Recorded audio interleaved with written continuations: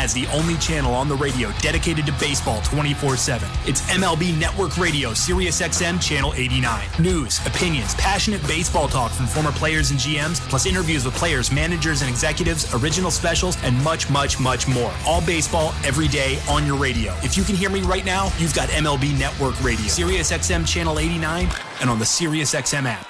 This is Bob Kendrick, president of the Negro Leagues Baseball Museum and host of the award-winning podcast, Black Diamonds. This week, we discuss the career of one of the greatest, if not the greatest, power hitter of all time, the legendary Josh Gibson. To receive the award with Josh Gibson's name on it, because all everybody ever talked about was Babe Ruth. It just hit different. Listen to Black Diamonds right now on the all-new Sirius XM app or wherever you get your podcasts. Fantasy football players, from start-sit decisions to waiver wire advice. Win your fantasy football league with Fantasy Sports Radio. Channel 87 and on the Sirius XM app. Slams the ball to right field. Way back. Way gone. Is Toronto Blue Jays baseball. Low rounding and heading for second to throw. In time. On the Sportsnet Radio Network. A marquee matchup on the mound. Bowden Francis returns to the Rogers Center Hill today, looking to continue his momentum from August. The Blue Jays bats try to do more damage today, too, against Phillies starter Christopher Sanchez. Hi, everyone. Thanks for joining us for the last of this mini homestand. I'm Ben Schulman alongside Chris LaRue. Show Ali is our host and producer, and our technical directors are Tom Young and Derek Brandeo. Toronto Blue Jays baseball is brought to you by the local family-owned Crown Rust Control Centers in Markham and Richmond Hill, Ontario. Protect your vehicle from rust today. Find your local family-owned Crown at crown.com, Canada's #1 rust protection. Bowden Francis comes back to Rogers Center today with some hardware, the AL Pitcher of the Month award for August. His opponent, Christopher Sanchez, was the NL Pitcher of the Month for June, but has mostly struggled since. We'll see who has the edge next. You're listening to Blue Jays Baseball, streaming at sportsnet.ca, the Sportsnet app, and across the Sportsnet Radio Network. Timber Mart is Canada's building center, a solid neighbor to call upon when you've got a job to do. Your dependable home improvement store that offers the added value of Air Miles reward miles with every purchase of $15 or more. Visit timbermart.ca. At Crown Rust Control, protection runs deep because every Crown Rust Control Center is owned by a local family who cares beyond business. Your Crown Rust Control is 100% committed to their product, to you, to their community, which is your community. Protecting you and what matters to you is equally important as protecting your vehicle. Did you know your vehicle rusts faster in warm weather? Protect your vehicle today. For a special summer offer, find your local family-owned Crown Rust Control Center at crown.com. We're twomenintruck.ca. We've got lots of men and lots of trucks, so get ready to be moved. Think twomenintruck.ca. So when you gotta move, all moving day. Think twomenintruck.ca. Cause all of us movers are not the same. So that's our company name, twomenintruck.ca. We're lots of men with lots of trucks, so give us a call today. Timber Mart always has plans to help you with your plans. Your home, your cottage, your garage, whatever needs your attention first, check the most visited spot on our website for ready-to-order plans to get the job done with Canada's building center. Visit timbermart.ca.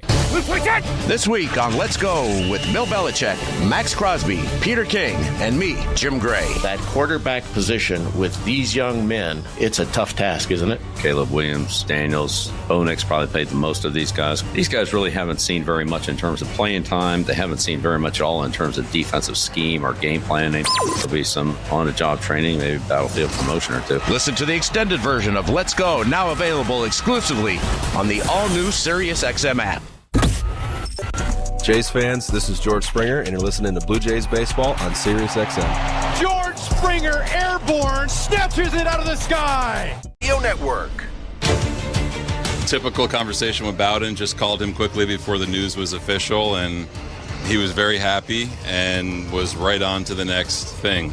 Just said thank you, and I told him congratulations. It's his own doing, and he deserves every single accolade that he's getting right now. So I love what he says, after his outings, where there's still things to get better at, there's still things to learn on, and as soon as you take your foot off the gas, the game will get you. The game will find a way to humble you, and he's staying ahead of that, at least from a mentality and preparation standpoint. So not only are his results good, he's really going about it the right way too.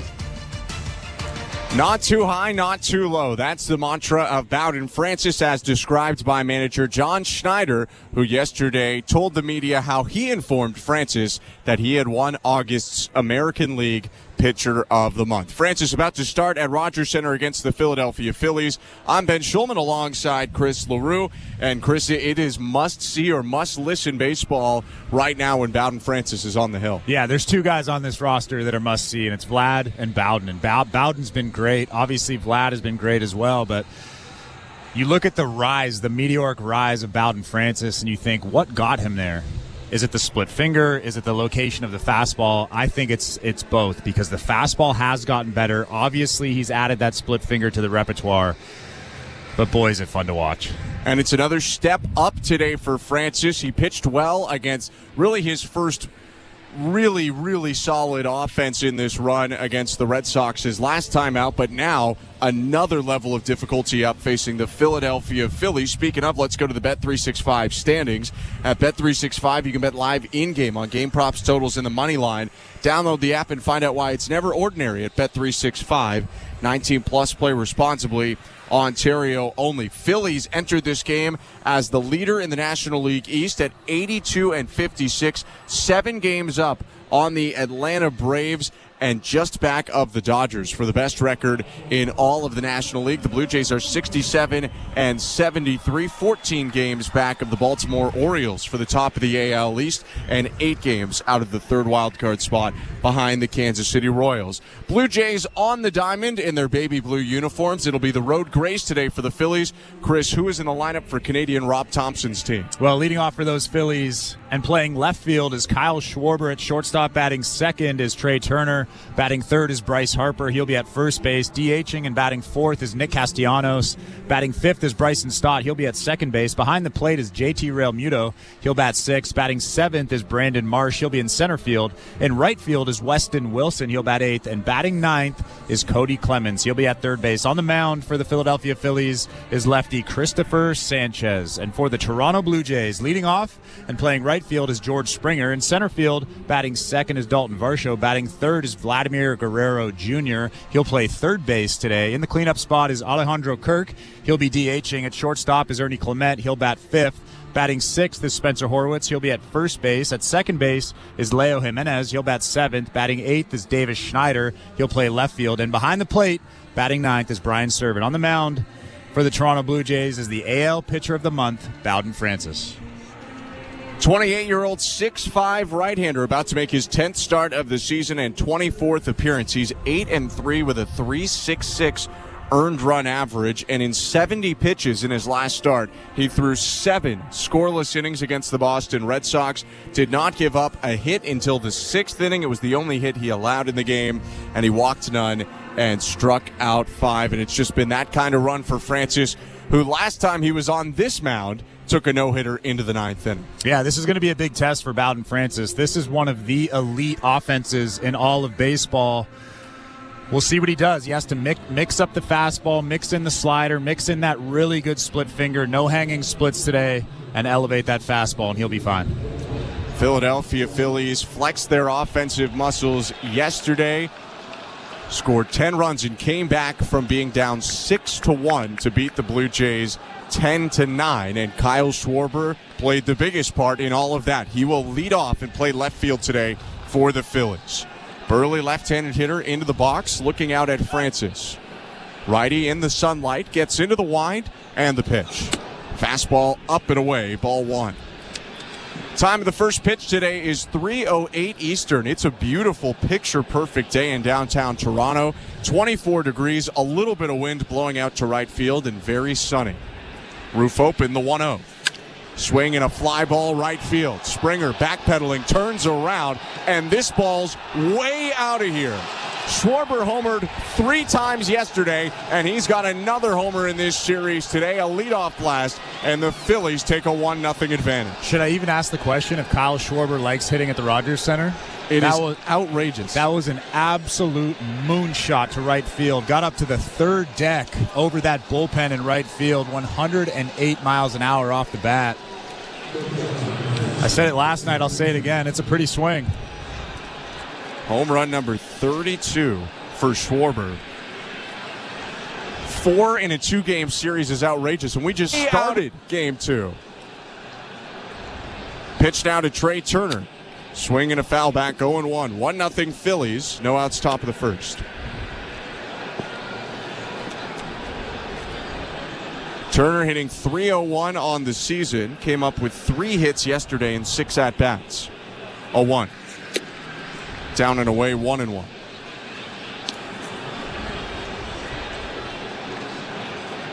Turner's a right-handed hitter, the shortstop for the Phillies, playing in his 98th game. Pitch from Francis. Swing and a miss. Got him leaning forward on the slider. It's 1-2. Am I the only one that thought as soon as Schwarber made contact with that baseball, no way, not again? I mean, it was so clearly out off the bat, though. 1-2. Swing and a foul ball in the barrel, or actually the whole bat slipping out of the hands of Turner. Foul ball goes to the right. Bat goes past the Blue Jays dugout, down the third baseline, all the way into the camera well, off to the left.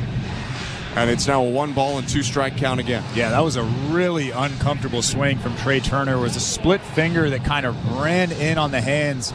You could see Trey kind of pulling the hands through, and obviously he lost control of that bat, but a pretty good job actually just fouling that ball off. That was the first splitter of the day deployed by Bowden Francis, who gave up the leadoff home run to Schwarber, trying to settle in.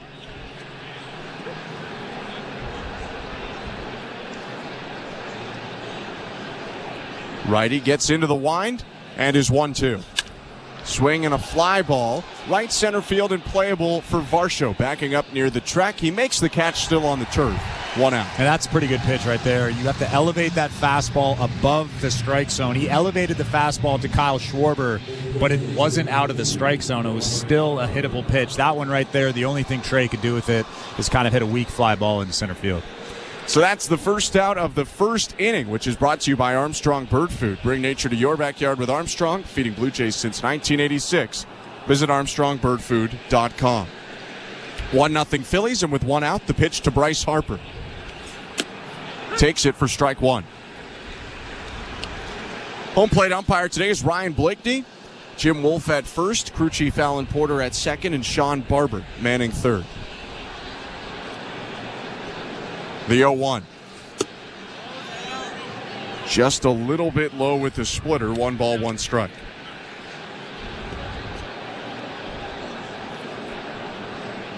Harper hitting .282 on the season, 34 doubles and 26 home runs. 1-1. And it runs in and hit him on the hand, I think, or actually right on the left elbow. Harper's been dealing with right elbow and right wrist soreness, and he started to walk down to first, but now he's hunched over a few feet up the first baseline, and this has got to be really concerning for Rob Thompson and the Phillies. Yeah, that either got him right in that forearm or in the funny bone on the left elbow. That can't be a good feeling. Harper doesn't wear any protection on the upper part of his body. He's wearing kind of a brace, but it's not one of those elbow guards that you see. He does wear the shin guard, but doesn't wear the foot guard. That gets him right in the elbow. That can't feel good. And the brace he has is on his right elbow, which is the one that's been nagging him. That one hit him on the left elbow, which is completely clear. We even saw yesterday his last at-bat, he had a swing and a miss where he uncomfortably dropped the bat out of his hand.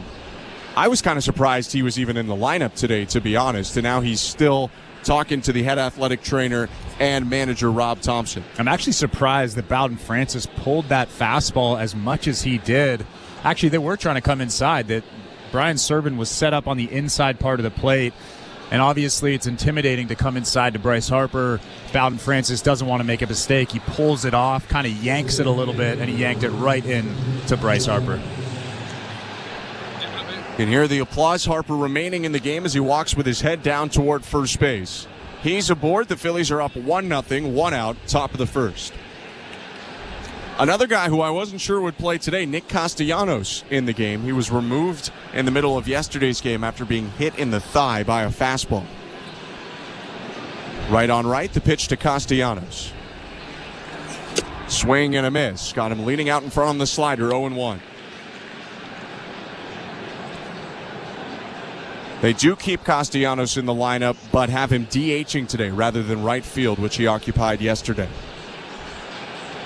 0-1. Swing and a foul ball hit down the right field line and into the deep 100 level seats, 0-2. Leo Jimenez is playing almost behind second base, shading towards second. Spencer Horwitz, of course, is holding on Bryce Harper at first base, so that leaves a huge hole on the right side.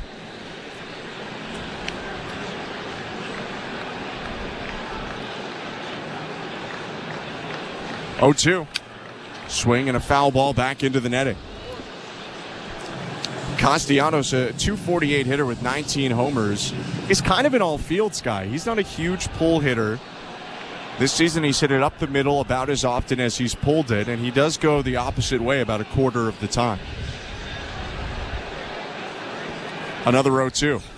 Swing and a bouncer up the middle into center field, a base hit. One hopped off the dirt and onto the turf. Harper up to second. It's a single for Castellanos and 2 aboard here for the Phillies with 1 out. And again, Brian Serven had that target above the strike zone, trying to elevate that fastball, but Bowden Francis leaves it in the strike zone, a very hittable pitch. Castellanos just absolutely smoked it up the middle. Actually almost hit Bowden in the back. He kind of ducked out of the way, but you have to start making your pitches to this kind of offense.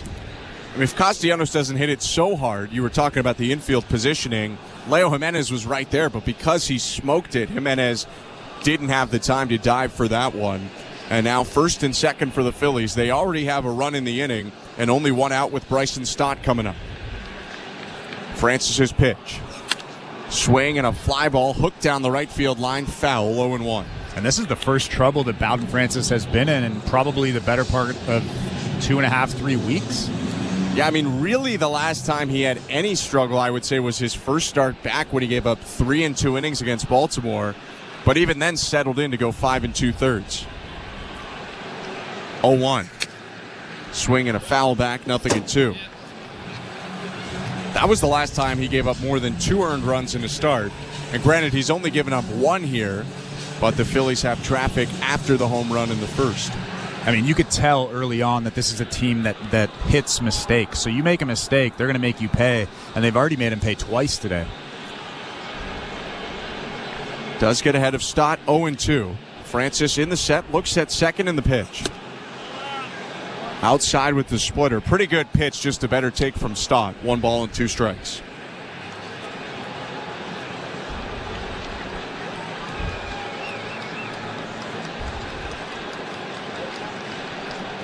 .6'5" righty is set. He kicks and delivers. Outside again, ball 2, went back to the splitter.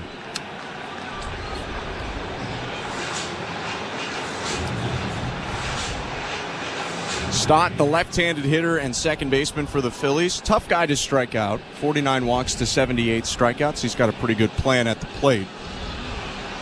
And it worked for him yesterday. A pair of doubles for Stott in a 2-hit day. 2-2.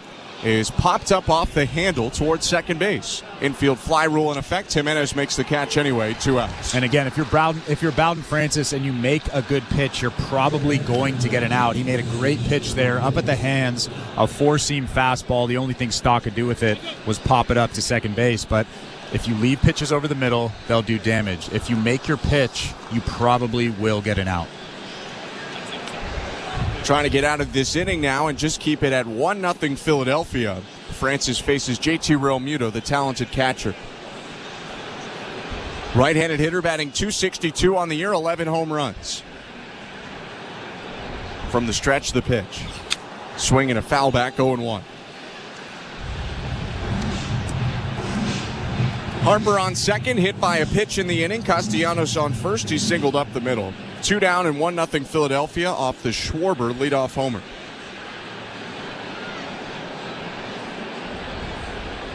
Francis rocks and deals. Foul back again, 0-2.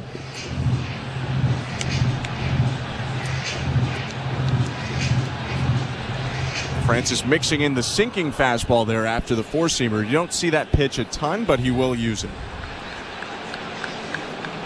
Sinker, four-seamer, slider, curve, splitter for Francis.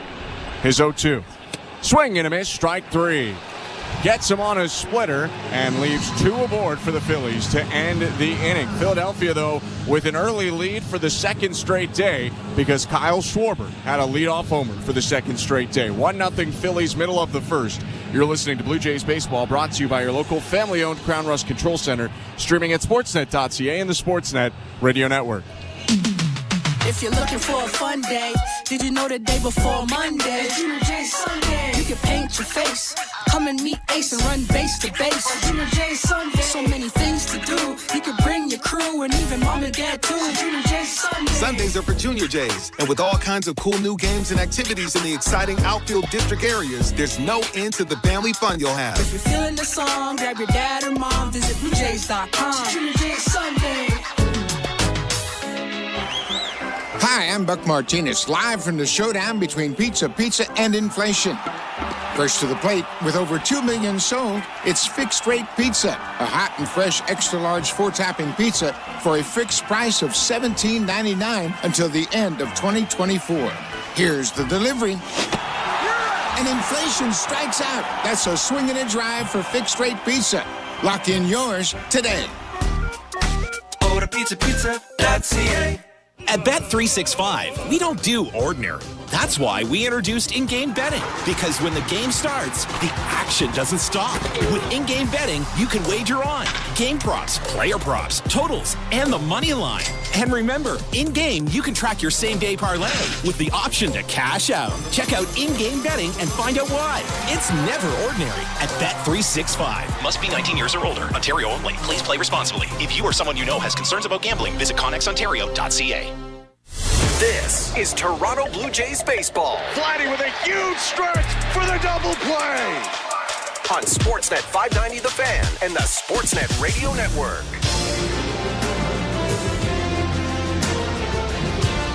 Welcome to the Timbermart broadcast booth. Ben Schulman and Chris LaRue on hand at Rogers Center. Philadelphia Phillies leading the Toronto Blue Jays 1-0. Lefty Christopher Sanchez on the mound delivers to George Springer, and it's a first pitch fastball for strike one. Sanchez possesses a mid-90s sinker, a changeup, and a slider. 3-pitch mix. 0-1. Springer takes down and in. And the lefty gets the benefit of a lead. Phillies getting a leadoff home run for the second straight day. Kyle Schwarber knocked in the run. 1-1. Springer lines it to right field. It's going to slice foul. 1-2. Now, yesterday, the Phillies took a 1-0 lead in the first, and the Blue Jays responded in a big way. Springer singled to start a 6-run, 8-hit first inning for Toronto. 1-2. In the dirt, 2-2. In fact, the 8 hits in the first inning tied a franchise record that the Blue Jays set back in 1986 against the Minnesota Twins. The 2-2. Swing and a high fly ball, medium depth right field. Weston Wilson jogs forward, makes the catch with one hand. 1 out.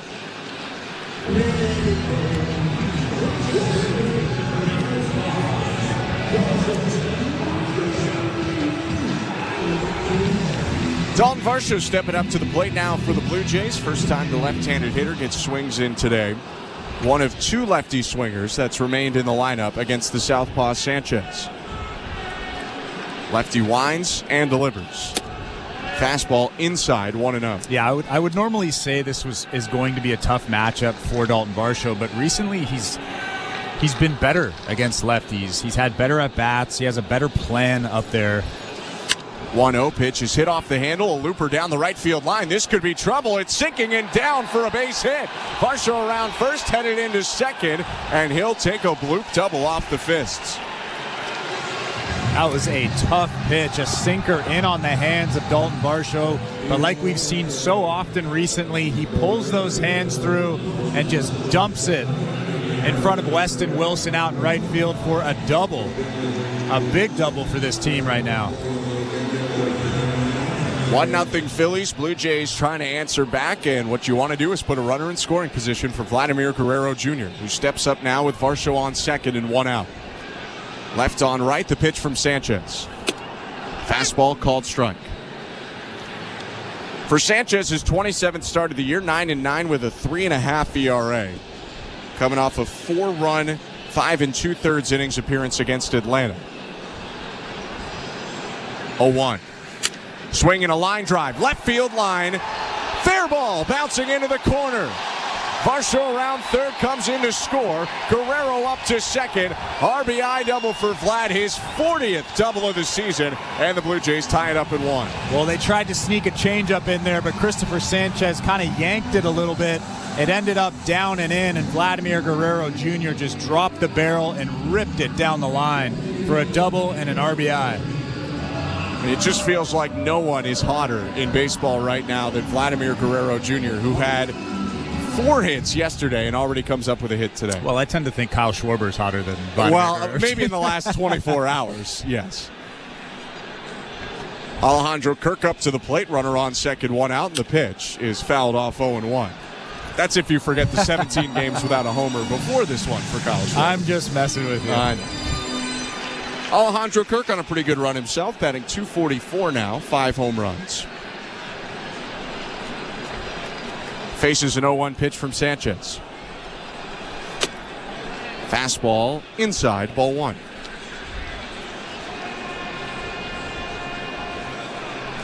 Kirk had a nice day yesterday. 2 singles, an RBI, a run scored.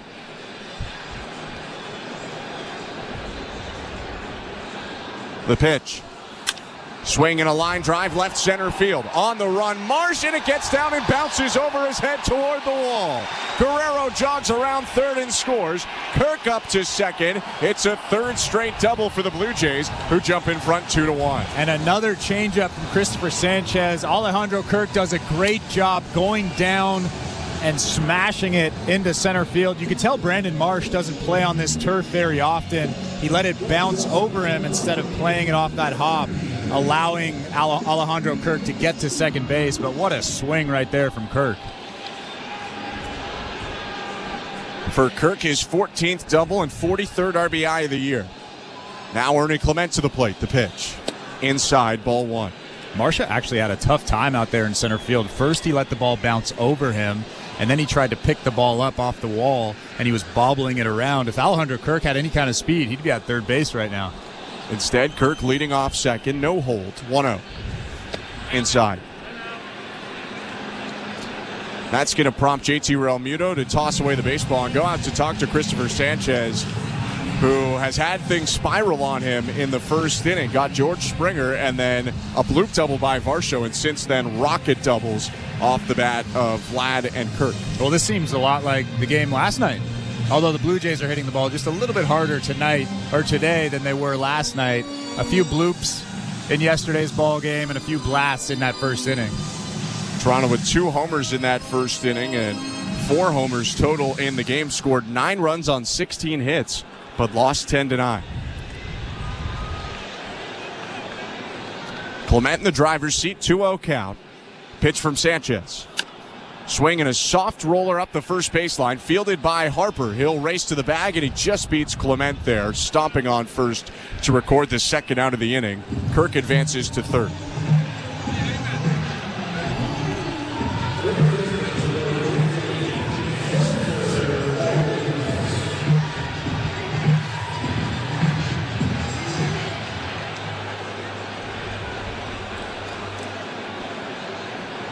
Spencer Horwitz now up to the plate for the Blue Jays. 2 outs, runner on third, the pitch. Swing and a miss, strike 1. 2-1 Toronto. Bowden Francis getting set to face the bottom of the Phillies order in the second. The 0-1. Called strike on the inside edge, 0-2 against Horwitz. Horwitz is the other lefty, besides Dalton Varsho, who's getting the start today for the Blue Jays against the southpaw Sanchez. Toronto has 4 left-handed hitters on the bench out of their 5 bench players.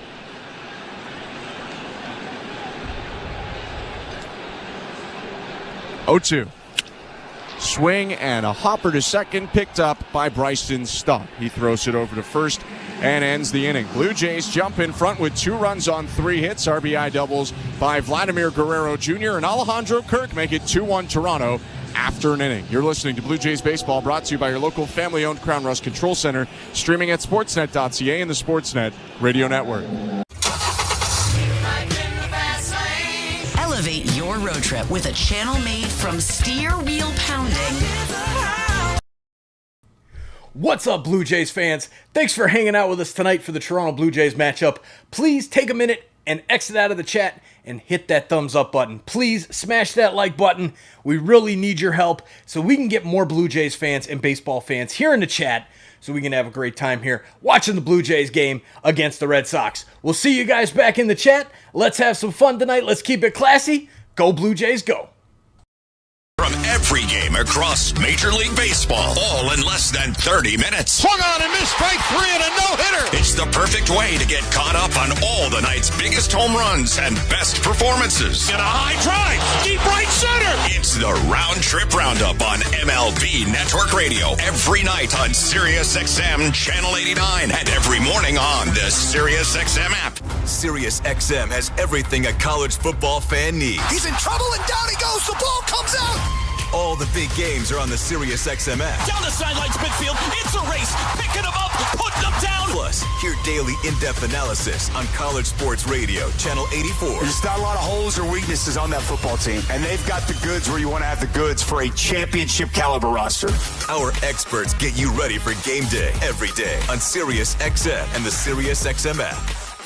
24/7, 365 coverage of all things NASCAR. All things NASCAR happens exclusively on SiriusXM NASCAR Radio, Channel 90. At Radio Network.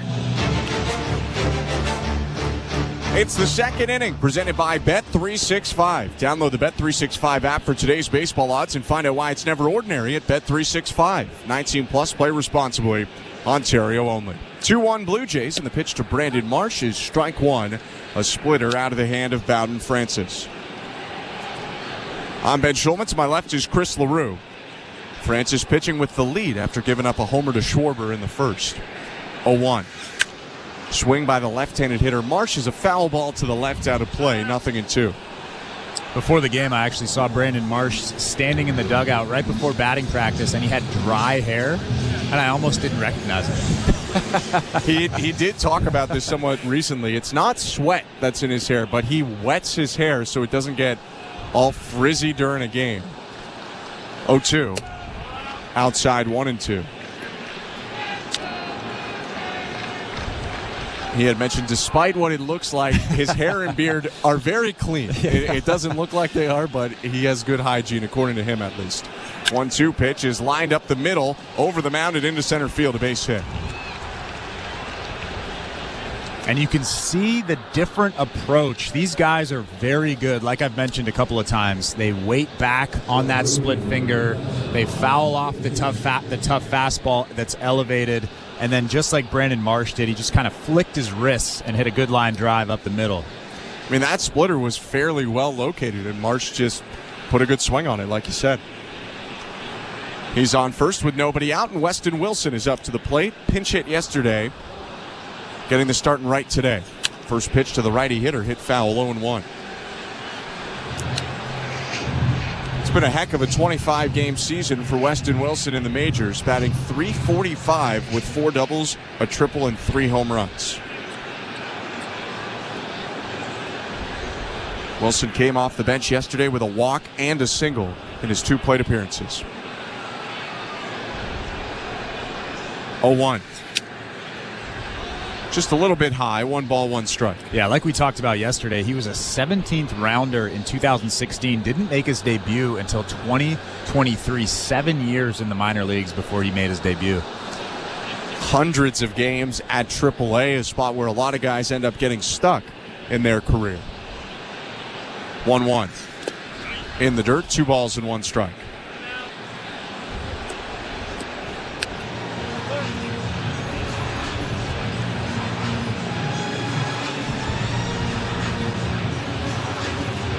New baseball for Bowden Francis, who's looking down at the rubber on the first base side, now steps on. Marsh on first, nobody out, 2-1 Blue Jays, top of the second.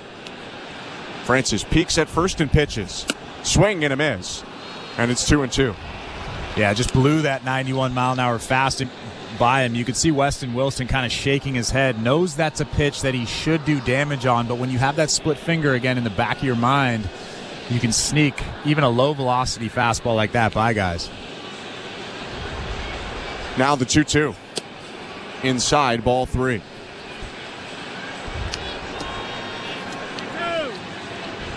"31 pitches already for Bowden Francis in the game. Threw over 20 in the first inning. Gave up the single to Marsh to start the second, and now full count. Francis against Wilson. Righty turns, throws to first. Marsh moved the wrong way, but dove back in time the right way. Perhaps he was looking to steal. Marsh does have 16 stolen bases this year. It's pretty incredible to think that he threw only 70 pitches in 7 innings in his last start. He's already at 31. It's been really efficient recently. Righty's 3-2. Swing and a miss, strike 3. Gets him on an elevated heater up and in. And for Francis, his second strikeout of the game. That is a well-located fastball up at the hands of Weston Wilson. You can't hit that baseball. The only thing you can do is try to foul it off. Weston Wilson didn't cut down that swing. Kind of a wild, big swing, and he goes down swinging. First out for Francis in the top of the second, and now Cody Clemens, the number 9 hitter and a left-handed hitter, steps in for Philadelphia. First pitch. Down and away, ball 1. Blocked out of the dirt by Brian Servant.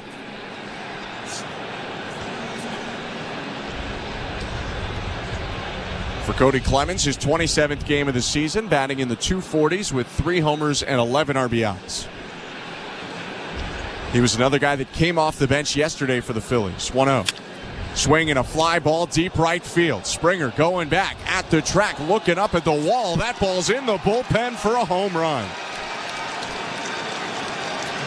4th long ball of the season for Clemens. Half of them have come against the Blue Jays, and he puts Philly back in front 3-2. Yeah, just like that, the Phillies are ahead again, but that was, again, a fastball on the inside part of the plate, not really well located, about thigh high, and Cody Clemens just flicks the bat at it and drills it into the bullpen in right field. You have to locate against this team. I can't stress that enough.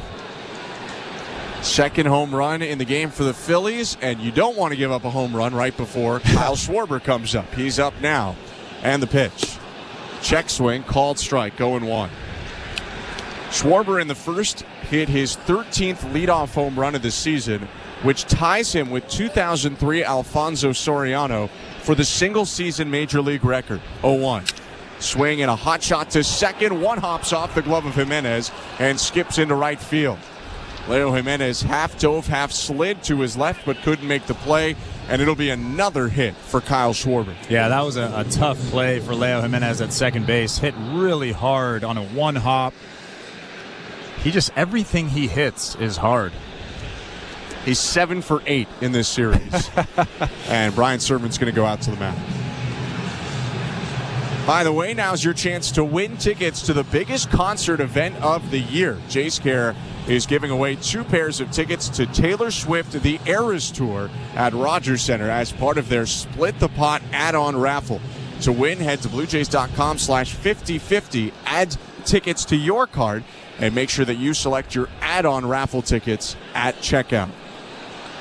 Right now, the Split the Pot raffle at $368,162.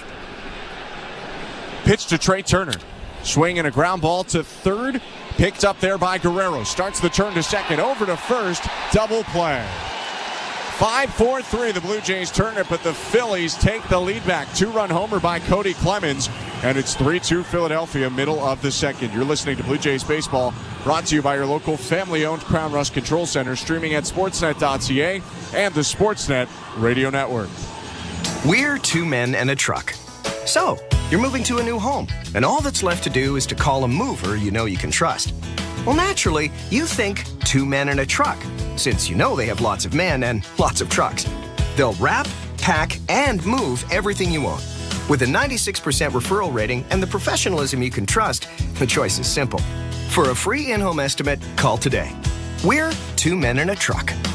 Two men and a truck, the movers who care. So, you want to be a Looney Dogger, eh? Every Tuesday Blue Jays home game is Looney Dogs Night, presented by Schneider's. Grab $1 hot dogs from various concession stands around Rogers Center. Plus, stop by the Schneider's Porch, your hot dog headquarters. The destination for a one-of-a-kind hot dog experience with excellent ballpark views. So, whether you're the relish ringleader or seventh-inning snacker, no Blue Jays game is complete without hot dogs. Don't miss out on this delicious deal. Looney Dogs Night, presented by Schneider's. For tickets, visit BlueJays.com. At Crown Rust Control Center, protection runs deep because every Crown Rust Control Center is owned by a local family who cares beyond business. Your Crown Rust Control Center is 100% committed to their product, to you, to their community, which is your community. Protecting you and what matters to you is equally important as protecting your vehicle. Did you know your vehicle rusts faster in warm weather? Protect your vehicle today. For a special summer offer, find your local family-owned Crown Rust Control Center at crown.com. This is Toronto Blue Jays baseball. 0-2 swing and a miss, strike three. On Sportsnet 590 The Fan and the Sportsnet Radio Network. Welcome to the Timber Mart broadcast booth, encouraging you to step up for the home team and shop local. Timber Mart stores are family owned and operated and know the value in giving back to the communities they serve. Now more than ever, it's important to shop local. 3-2 Phillies, bottom of the second. The pitch from Christopher Sanchez is strike one against Leo Jimenez. 0-1. I'm Ben Schulman alongside Chris LaRue. Jimenez, Schneider, Servin hitting this inning for the Blue Jays. 0-1. Inside. Sanchez has a really good arm. Those last two fastballs were 96 miles an hour. You really don't see that very often from left-handed starters. He kicks and delivers. Swing and a foul to the right, 1-2. That's part of what helped Sanchez race out to a great start this season. Culminated in him being named the National League Pitcher of the Month in June. But it has taken a bit of a turn since, an over 5 ERA in his last 10 starts, and now another foul ball from Jimenez keeps it 1-2. Although he does have 2 complete games this season. That's incredible. Yeah, he's just been a little up and down. But still on the whole a good season for a relatively young guy, 27 years old. 1-2. Swing and a miss, strike three. Gets Jimenez on a changeup, and there's one down on Sanchez's first strikeout of the game. And I think to be able to be given the chance to throw those complete games, I almost feel like you have to have an old school manager. And of course, Rob Thompson is one of those old school managers that'll probably allow a pitcher to go a little bit longer in ball games. The Phillies go deep constantly. It does help that they have great starting pitching, but that goes hand in hand as Davis Schneider takes down an in-ball one.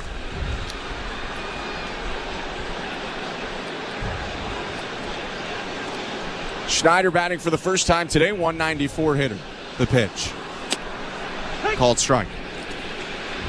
If you're looking at teams with multiple pitchers of the month this year, the Phillies are the only one in the National League. Ranger Suarez in April and Christopher Sanchez in June. Sanchez's pitch. Swing and a miss, 1-2. Only team in the American League, the Toronto Blue Jays. Jose Barrios in April, Bowden Francis in August. 1-2. Swing and a fly ball right field. Backing up Wilson in a sprint to the track, and that ball's off the top of the wall. Schneider around first, headed into second, and he's got a one-out double, much needed for Davis Schneider, his 19th double of the season. Oh, boy, I bet that feels great for him standing out at second base. He absolutely drilled that changeup from Christopher Sanchez. I don't know what the scouting report is that the Phillies have, but that was a 1-2 count. What are you doing throwing a changeup to Davis Schneider? You elevate that fastball, and he'll likely swing through it. But Davis Schneider, it's a big hit for his confidence. Schneider on second. Blue Jays down 3-2. Brian Servin at the plate with one out in the bottom of the second. Left on right pitch from Sanchez. Fastball in there, 0-1.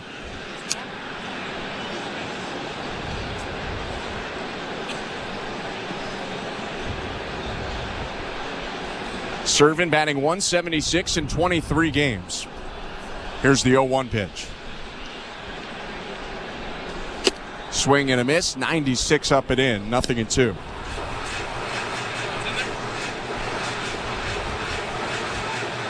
Pretty solid road trip for Brian Servin, not just behind the plate, but at the plate as well.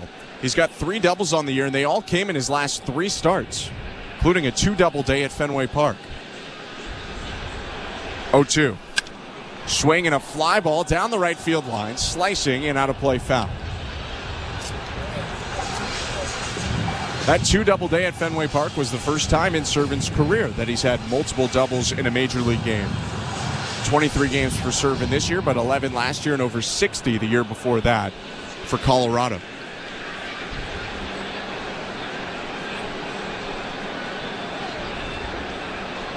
Another 0-2.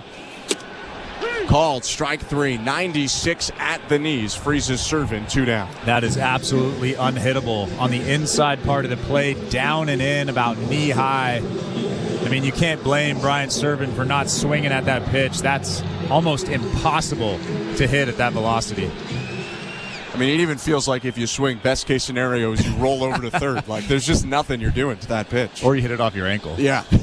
George Springer swings at the first pitch and hits it on a hop to short. Running stop by Turner, turns and throws to first, and it's picked on the forehand side by Bryce Harper to end the inning. No runs on a hit for the Blue Jays. They strand the Davis Schneider double, and it's still 3-2 Philadelphia going to the third. You're listening to Blue Jays Baseball, brought to you by your local family-owned Crown Rust Control Center, streaming at sportsnet.ca and the Sportsnet Radio Network.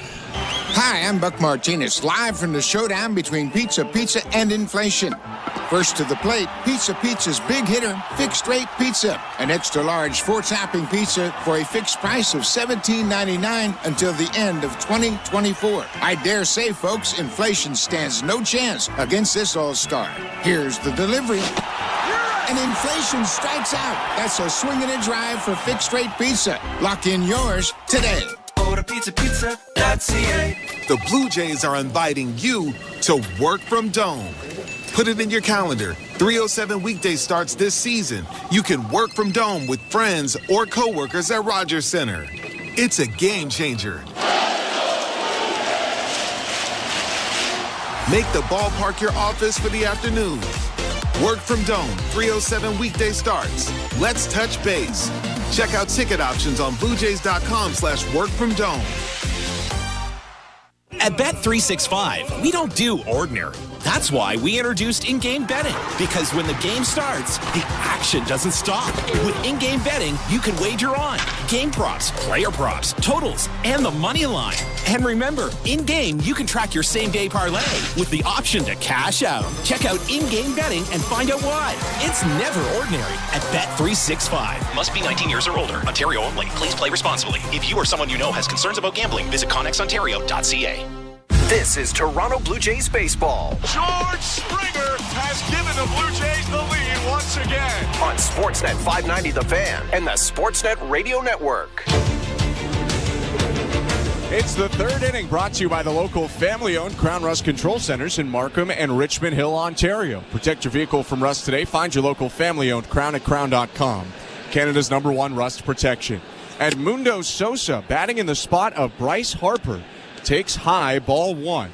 And this is an interesting development for the Phillies, pinch hitting to start the third. 3-2 Philadelphia. Bowden Francis winds and delivers to Sosa. Swing and a miss on a pitch in the dirt, 1-1. Bryce Harper was hit by a pitch in the left elbow in the first.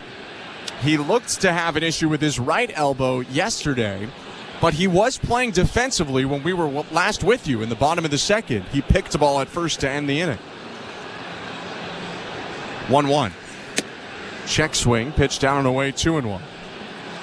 He was in some obvious pain after he was hit by that pitch from Bowden Francis, and the bruise was almost immediate right on that elbow. Maybe they were waiting to see if it would get better. 2-1. Swing and a ground ball to short. Backhanded by Clement. Long throw over to first on the money. 1 out. Pretty nice play over there from Ernie Clement. A long throw across the diamond right to the chest of Spencer Horwitz at first base.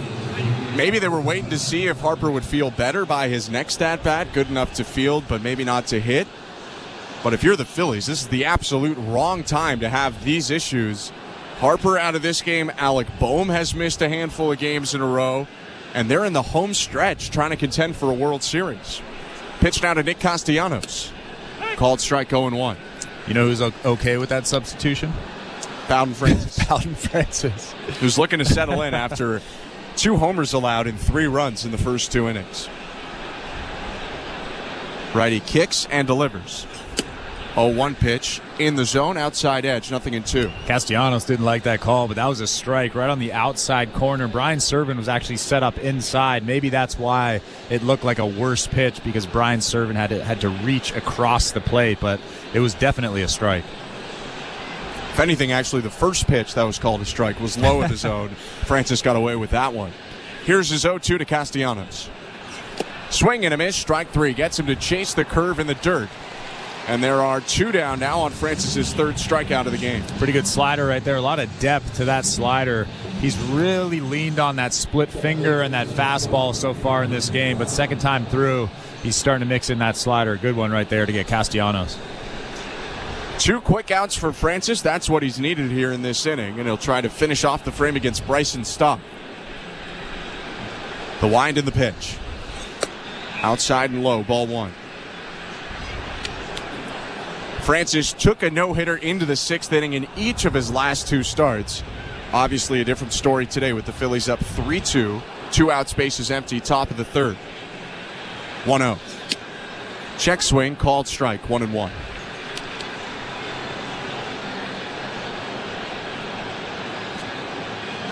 Blue Jays infield shifted to pull against the left-handed hitter. Ernie Clement, the shortstop, up the middle. Outfield shifts the opposite way. 1-1. Inside. 2-1.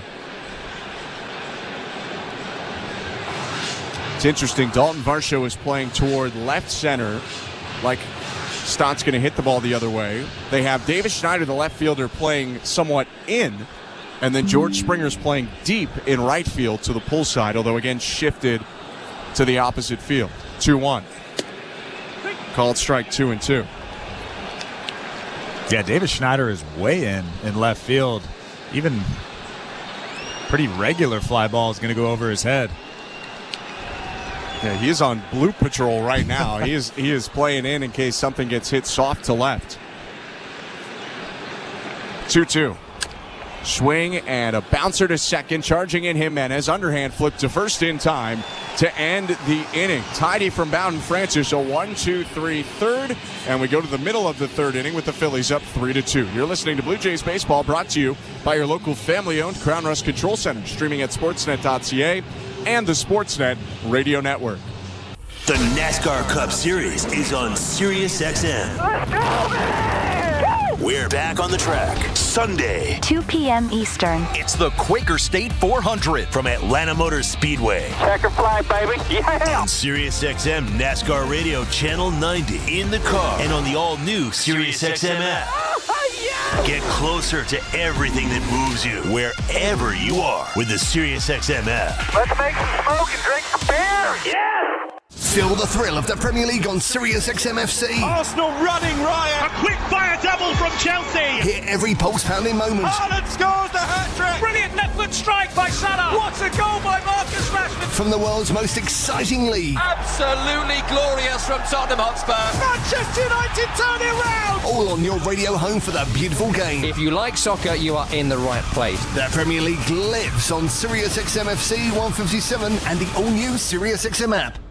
If you want to win your fantasy football league, you need to listen to Fantasy Sports Radio.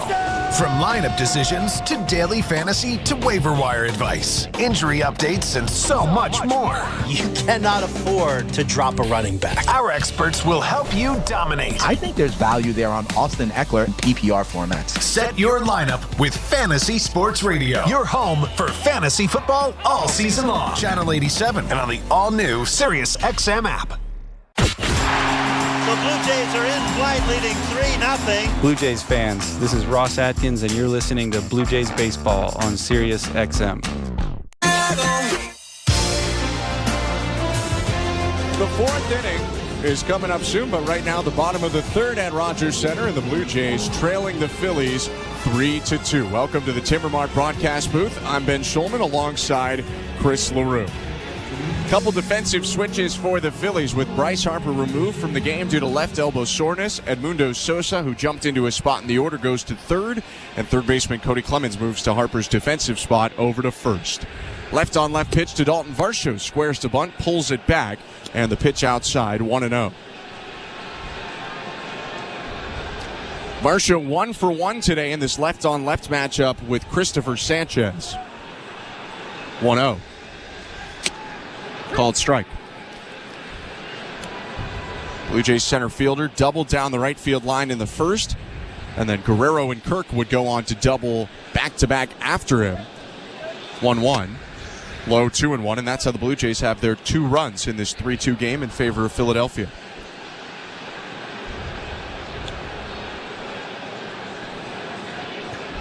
The 2-1. Down and away, ball 3. Good takes right now from Dalton Varsho. A fastball at 96 below the strike zone, then a changeup right there just below the strike zone. He's really seeing the ball well against Christopher Sanchez. 3-1. Swing and a pop-up. Foul territory, third base side. Long run, Sosa. Side warning track, reaches out and it goes off his glove and bounces down onto the turf. Sosa was a little bit concerned about where the railing was, had more space than I think he realized, and pulled up and couldn't make that play. Extra life for Varsho. Yeah, I think that's a catchable baseball. Obviously, you have to be concerned with that low railing over there in front of that dugout, but still a very catchable ball that probably should have been caught. 3-2. Swing and a miss, strike 3. And Sanchez makes sure that the Sosa drop does not hurt the Phillies as he gets Varsho swinging on a changeup for his third strikeout of the start. So up to the plate is Vladimir Guerrero Jr., now a .330 hitter after his RBI double in the first. The wind and pitch. Fastball in there, strike 1. What a season. Just unbelievable since the start of May, really. 0-1. Swing and a foul off, 0-2. If you erase April, and I don't know if you can in your little computer thing there.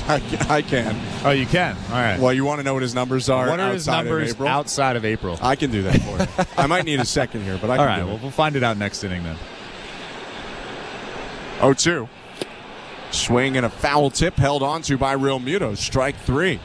Sanchez with back-to-back punch-outs, and there are 2 down in the bottom of the third. Well, he gassed up on that at-bat to Vladimir Guerrero Jr. The first fastball was 97 miles an hour, and then he kind of pulled the string with that last changeup there. Looked like a fastball, and then just dove off the table. You could see how frustrated Vladimir Guerrero Jr. is walking into that dugout. Pitch down to Alejandro Kirk. Strike 1. You want the Vlad numbers post-April? I do. They're pretty good. First the 0-1 to Kirk. Swing and a foul off, 0-2. So starting from May 1st until yesterday, not counting the double today, Guerrero hitting .357, OPS of 1.047, 25 homers and 80 RBIs in 106 games.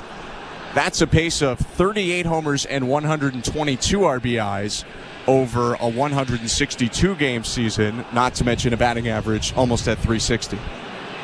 0-2.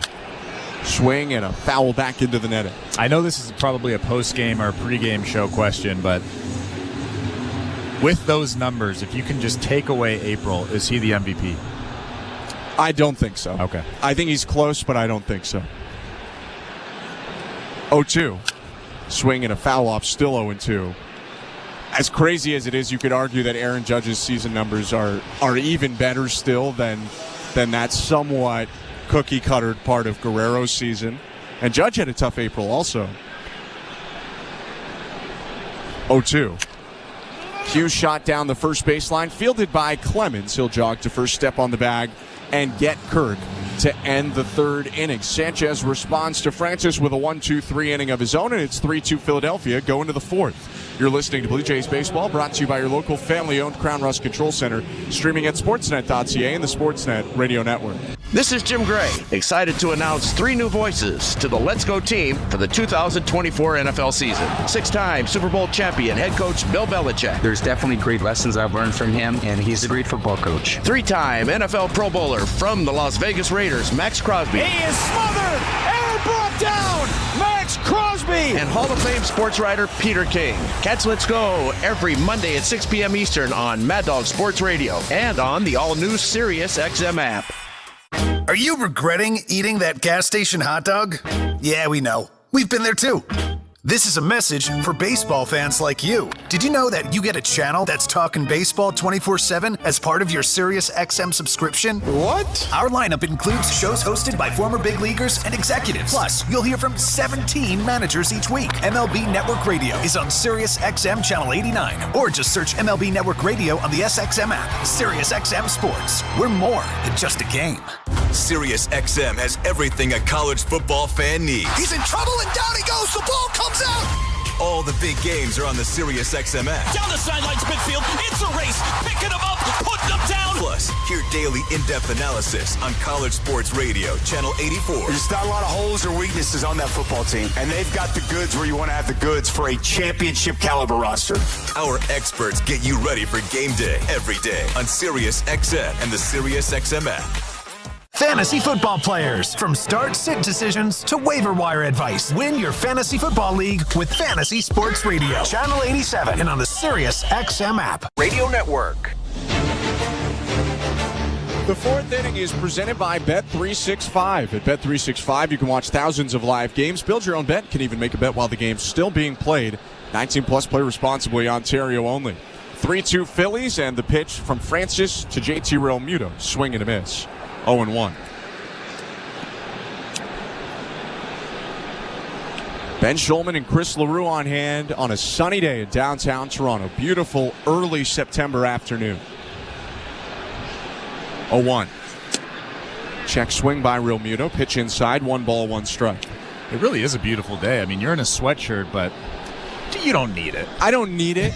It's one of those days down on the field before the game. No need at all for a sweater in the sun. In the shade, a little bit chillier. 1-1. Downstairs 2-1, or more chilly. I don't know if that chillier is a word at all. I don't know. But it is a great day. Not a cloud in the sky in downtown Toronto. It's just 25 degrees now. It's kind of perfect weather. 2-1. Swing and a foul off, 2-2. Bowden Francis got lucky right there. Brian Servant wanted that fastball up above the strike zone, and he just left that 91-mile-an-hour fastball right down the middle. JT Realmuto just fouling it back. Servant setting up away, 2-2. Bounces the curveball down and away, 3 balls and 2 strikes. In a regular year, too, Realmuto might have hammered that fastball, but he is having a down season. Lowest slugging percentage for Realmuto since 2015. 3-2. Swing and a fly ball hit high and slicing down the right field line toward the seats. It's out of play. He missed that fastball, too. That one not much harder at 92 miles an hour, about middle, and he kind of just fouls it off. You can see him huffing and puffing, a big breath, walking away from home plate. Knows he missed that fastball. 33-year-old Realmuto has been one of the great catchers in the game over the last 7-8 years, but maybe just starting to get into a little bit of a decline in the back half of his career. 6th season in Philadelphia for Realmuto, more than the 5 he played with Miami. 3-2 pitch. Swing and a ground ball to the left side. Backhanded at short by Clement. Long throw to first, and he delivers a strike to Horwitz for the first out. Another long throw across the diamond. We've seen him vacuum up ground ball after ground ball, but now he's starting to show off that arm that he has. Pretty accurate, too. Ernie Clement, as many are trying out for different spots this year, doing a pretty good job, I think, of trying out for a utility backup shortstop position. Not too different than one that Santiago Espinal might have had the last couple years. Clement playing up the middle now as Francis delivers to Brandon Marsh. Swing and a line drive, headed out to right field and down for a base hit. One hops into the glove of Springer. 2 for 2 day for Marsh, who's only been retired once so far in the series. He's 3 for 3 with 3 walks, or 3 for 4 with 3 walks here in Toronto. Yeah, again, another four-seamer right down the middle. Brandon Marsh is really good at hitting mistakes. He hit a mistake earlier on in the game with a split finger, and then he just hits that four-seam fastball from Bowden Francis into right field, right in front of George Springer. So Marsh on first, 1 out, 3-2 Phillies top of the 4th. And Weston Wilson about to step up, but first, Bowden Francis steps off.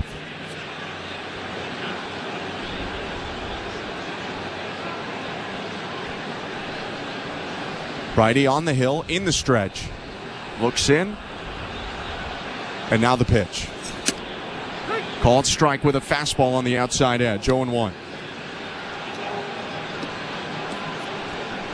Wilson 0 for 1 today, struck out on a four-seamer from Francis in the second.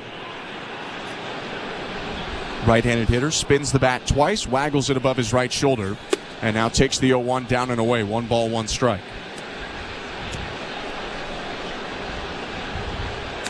Brandon Marsh does have 16 stolen bases this season, so you have to keep an eye on him as well. It looked like a couple times when he was on in the second, he was at least thinking about stealing, but never got an opportunity. Francis looks over at first, now sets. 1-1. Swing and a miss. Wilson behind 92, elevated. It's 1-2. Well, they struck him out in his first at-bat on a fastball up at the top of the strike zone. I'm sure they'll try to do that again here. Ahead in the count, 1-2.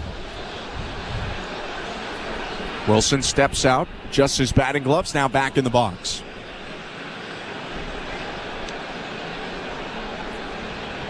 One-two pitch. Inside with the splitter. 2 balls and 2 strikes. Or you can throw that. Change of pace. Not a bad pitch either.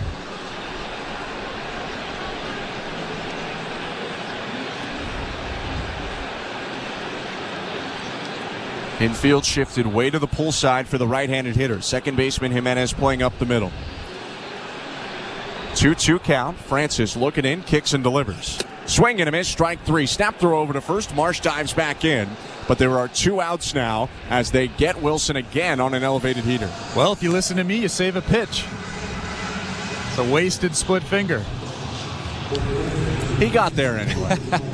No, that was a great pitch. Brian Serven was almost standing up, just like Alejandro Kirk does so often, and Bowden Francis just dotted that fastball. Then Serven checked on Marsh, who had a big secondary lead, but Marsh got back in before the throw. 2 down now. Cody Clemens up the pitch. Fastball, strike 1. Clemens took a middle-in fastball over the wall in right field for a home run in the second. That's the reason the Phillies are up 3-2.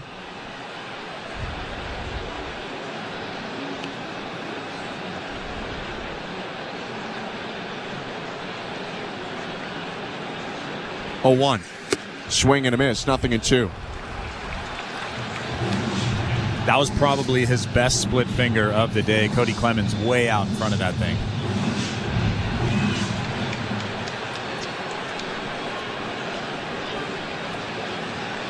Four strikeouts for Francis today, only one of them so far on the splitter. Runner on first in the 0-2. Bounce the splitter to the plate, 1 ball and 2 strikes.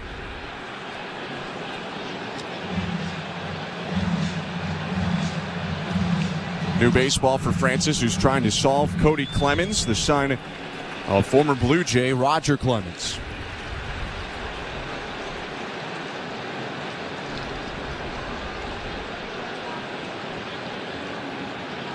Turn and throw to first. Marsh dives back in head first.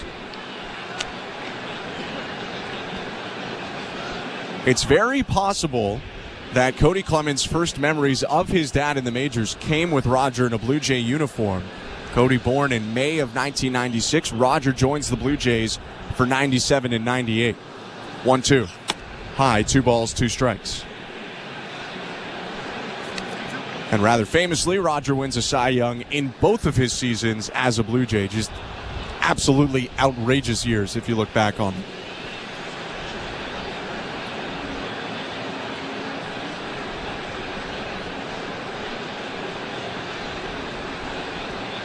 Marsh takes off from first, and the pitch is hit in the air center field. Varsho moving in, now backpedals a little and makes the catch to end the inning. 2 scoreless frames in a row for Bowden Francis. Blue Jays still trailing the Phillies, though, 3-2, middle of the 4th. You're listening to Blue Jays Baseball, brought to you by your local family-owned Crown Rust Control Center, streaming at sportsnet.ca and the Sportsnet Radio Network. Hey, Blue Jays fans, are you ready to hit a home run with your next roof? Hey everybody, thanks for hanging out with us tonight for this Toronto Blue Jays matchup. Are you an insider yet? Have you hit that subscribe button? Please join our awesome community of Toronto sports fans right here on Toronto Sports Insider, where we go live every single Toronto sports game. Blue Jays, we've got Leaf season coming up, Argos games, Raptors season in the fall. It's all here on Toronto Sports Insider. Thanks for joining our team, and we'll see you guys back in the chat. For Monday, Junior J Sunday, we can paint your face. Come and meet Ace and run base to base. Junior J Sunday, so many things to do. You can bring your crew and even mom and dad too. Junior J Sunday. Sundays are for Junior Jays, and with all kinds of cool new games and activities in the exciting outfield district areas, there's no end to the family fun you'll have. If you're feeling the song, grab your dad or mom, visit BlueJays.com. Junior J Sunday. At Bet365, we don't do ordinary. That's why we introduced in-game betting. Because when the game starts, the action doesn't stop. With in-game betting, you can wager on game props, player props, totals, and the money line. And remember, in-game, you can track your same-day parlay with the option to cash out. Check out in-game betting and find out why. It's never ordinary at Bet365. Must be 19 years or older. Ontario only. Please play responsibly. If you or someone you know has concerns about gambling, visit connexontario.ca. This is Toronto Blue Jays baseball. A drive to deep center field. Trout at the wall and watches it sail. On Sportsnet 590 The Fan and the Sportsnet Radio Network. Ernie Clement leading off for the Blue Jays, bottom of the 4th inning at Rogers Center, and the Phillies up 3-2. Thanks for joining us today. I'm Ben Schulman alongside Chris LaRue. It's a work from Dome Day at Rogers Center. Second and final game of this series against Philly. The pitch. Called strike 1. The lefty Christopher Sanchez coming off a 1-2-3 third. Starts off Clement with a strike. And a lot like yesterday, we have ourselves a ball game. Yesterday was a weird one. Here's the 0-1. Swing and a grounder. Hook to third. Charging in. Sosa gloves it. Throws over to first. Tough play for the first out. Well, even though the Blue Jays were up 6-1 in that first inning, it always felt like the Phillies could come back at any moment. And I don't know why I felt that way, but it always felt like a ball game, even though it was 6-1 in the first inning. It was ominous. It was a little bit. Because the Blue Jays go up 6-1, but only 2 innings later, the Phillies cut into that lead. And then when Toronto extended their lead to 8-4, immediately the Phillies made it 8-7. Spencer Horwitz takes strike 1. It just, other than maybe the second inning when they're up 6-1 throughout that whole inning, it was never comfortable for a long period. 0-1. Horwitz leans back, takes ball 1 inside. For the Phillies, though, it's a pretty rare occurrence to give up, for anyone, to give up 6 runs in the first inning and win a game. Last time the Phillies did it was 1994. 1-1. Down and away 2-1. Coincidentally, it was also in Canada that they did that. It was against Montreal, not against the Blue Jays. Former division rival of the Phillies. 2-1. Swing and a miss, 2-2. And actually, a Canadian got the win for the Phillies that day. Paul Quantrill got the win in relief for Philadelphia. All right. As they came back to beat the Expos. 2-2.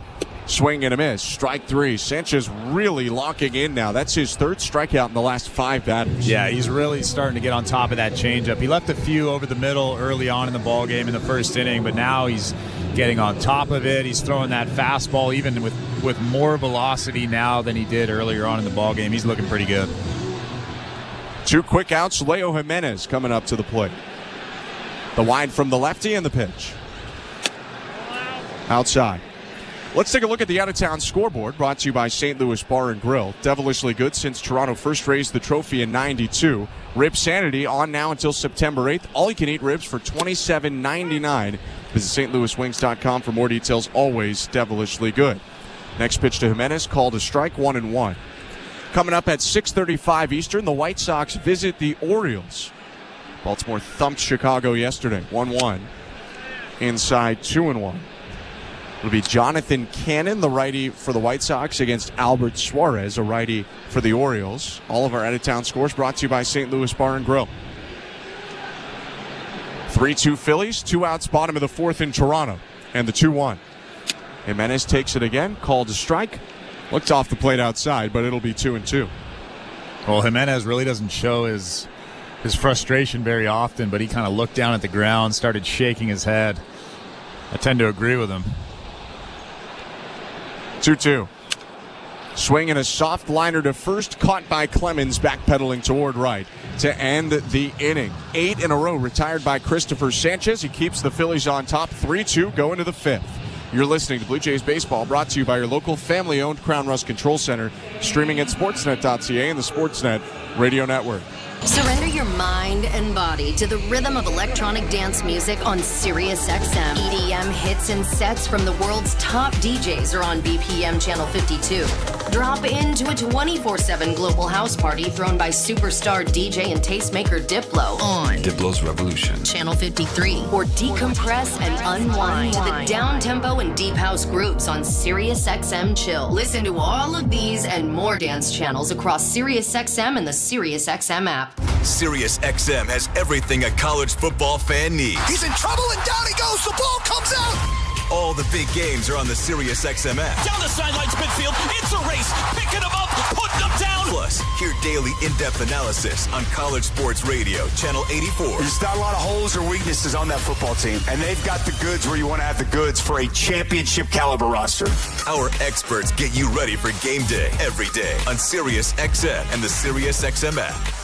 This is Dave LaGreca, creator of the biggest pro wrestling show on the planet, Busted Open. Don't miss myself and my Hall of Fame cast and crew as we break down every story in and out of the ring and talk to the top names in the business, like the legend himself, The Undertaker. I'm actually glad to be on a real show. Catch Busted Open live every day from 9 to noon Eastern on SiriusXM Fight Nation, channel 156, and on the SiriusXM app. Fantasy football players, from start-sit decisions to waiver wire advice. Win your fantasy football league with Fantasy Sports Radio. Channel 87 and on the SiriusXM app. Radio Network. Kyle Schwarber up for the Phillies to start the 5th inning at Rogers Center. 3-2 Philadelphia. Schwarber with 2 hits, including a homer today. I'm Ben Schulman alongside Chris LaRue. Bowden Francis' pitch to Schwarber is outside, ball 1. What a series it's been for Schwarber, who had 5 hits and 3 homers yesterday and is 2 for 2 with a home run today. 1-0. Called strike. In the last 11 innings, well, 14 innings. Yeah. He has 4 home runs. 7 hits and 4 homers. It's unbelievable. 1-1. Foul tip 1-2. I mentioned already today that he tied the Major League record with 13 home runs, 13 leadoff home runs this season. He also picked up 2 pieces of Phillies history yesterday. He became the first Philly ever to have 2 3-homer games in the same season, and he became one of 2 Phillies ever to have 5 hits and 3 homers in a game. Only Schwarber and Mike Schmidt have done it. 1-2. Down and away, 2-2. And the Phillies have been around for a long time. So to be the only one or one of 2 to do anything in Phillies history is pretty impressive.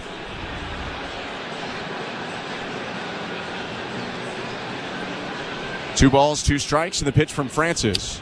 Swing and a foul back into the netting. Again, Bowden Francis missed his spot. Brian Serven was set up down and away, a pitch that Schwarber struggles with, but he kind of pulled that fastball, yanked it a little bit, and left it up over the middle. Luckily, Schwarber just fouled it back. 2-2. Swing and a miss, strike 3. Gets him down to a knee on a splitter low, and Schwarber finally retired today, only set down for the second time in the series for Francis, his 5th strikeout. Well, Bowden's really settling in. He's locating the fastball just a little bit better, but I think the biggest thing is he's getting on top of that split finger. That one right there was very, very deep. It had good depth to it. And to get Kyle Schwarber swinging on something, that means it's a good pitch. Schwarber down. Here's Trey Turner. Francis pitch. Check swing. Pitch was high. Appeal down to first. No swing, says Jim Wolf. It's 1-0.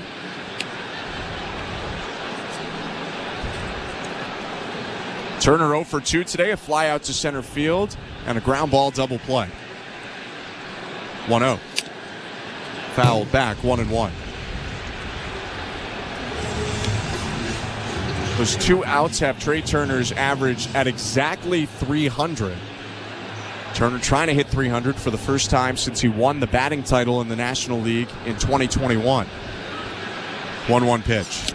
Swing and a miss, 1-2. 21 was the year he was traded with Max Scherzer from the Nationals to the Dodgers and had a huge year. Hit 328 that season.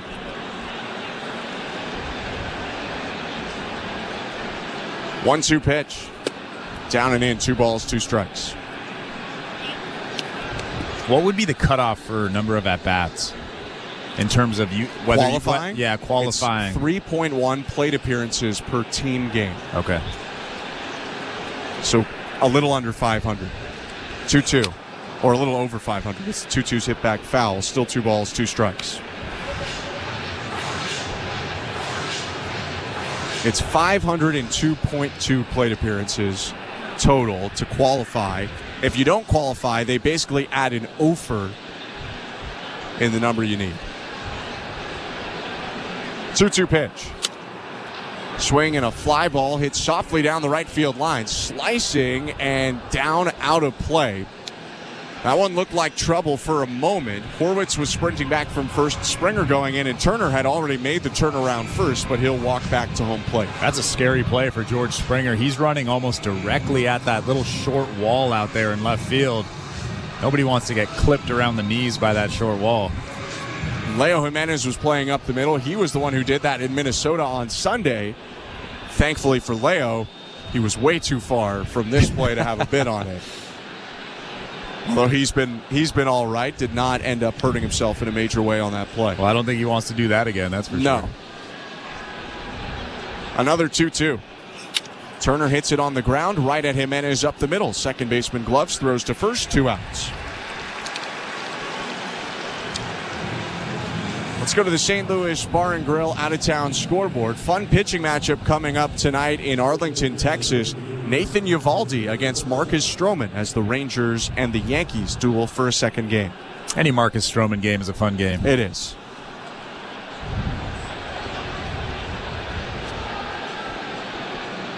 Out-of-town scores brought to you by St. Louis Bar and Grill. Pitch now to Edmundo Sosa with 2 outs is a front door curve for strike 1.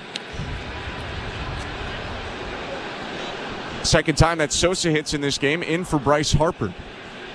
Harper pulled with left elbow soreness, 0-1. Swinging a foul ball to the right, 0-2. I'm surprised Sosa actually made contact with that fastball. That fastball was way off the plate outside. Kind of wondering why he even offered at that pitch. Yeah, I don't know how he gets that ball. Hit right off the absolute end of the bat. 0-2. Swing and a miss, strike 3. 93, upper middle part of the zone, beats Sosa for Francis' 6th strikeout of the day. Another 1-2-3 inning, and that will send us to the bottom of the 5th with the Blue Jays trailing the Phillies 3-2. You're listening to Blue Jays Baseball, brought to you by your local family-owned Crown Rust Control Center, streaming at sportsnet.ca and the Sportsnet Radio Network. This is Bob Kendrick, president of the Negro Leagues Baseball Museum and host of the award-winning podcast, Black Diamonds. This week, we discuss the career of one of the greatest, if not the greatest, power hitter of all time, the legendary Josh Gibson. To receive the award with Josh Gibson's name on it, because all everybody ever talked about was Babe Ruth. It just hit different. Listen to Black Diamonds right now on the all-new SiriusXM app or wherever you get your podcasts. If you want to win your fantasy football league, you need to listen to Fantasy Sports Radio. From lineup decisions to daily fantasy to waiver wire advice, injury updates, and so much more. You cannot afford to drop a running back. Our experts will help you dominate. I think there's value there on Austin Eckler in PPR formats. Set your lineup with Fantasy Sports Radio. Your home for fantasy football all season long. Channel 87 and on the all-new SiriusXM app. The NASCAR Cup Series is on SiriusXM. Let's go, man! We're back on the track Sunday, 2 p.m. Eastern. It's the Quaker State 400 from Atlanta Motor Speedway. Checker flag, baby. Yeah! And SiriusXM NASCAR Radio Channel 90 in the car and on the all-new SiriusXM app. Get closer to everything that moves you wherever you are with the SiriusXM app. Let's make some smoke and drink some beer. Yes! 24/7, 365 coverage of all things NASCAR. All things NASCAR happens exclusively on SiriusXM NASCAR Radio, Channel 90. Davis Schneider leading off for the Blue Jays in the bottom of the fifth inning. Phillies 3, Blue Jays 2 at Rogers Center. Pitch from Christopher Sanchez, called strike. Welcome to the Timbermart broadcast booth. Ben Schulman and Chris LaRue on hand. Show Ali, our host and producer. Our technical directors are Derek Brandeo and Tom Young. 0-1. Swing and a miss, 0-2. Davis Schneider, the only Blue Jays base runner since the first inning. He doubled in the second, his only other time up today.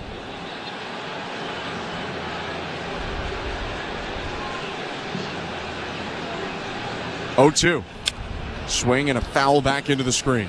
Well, you can tell Christopher Sanchez learned his lesson. The last at-bat against Davis Schneider, they got ahead 1-2, and they threw him a changeup down in the zone. Davis Schneider went down and got it, hit a double off the wall in right field. That time, an 0-2 count. They tried to come up and in with a fastball. Another 0-2, and a miss down and away with the slider.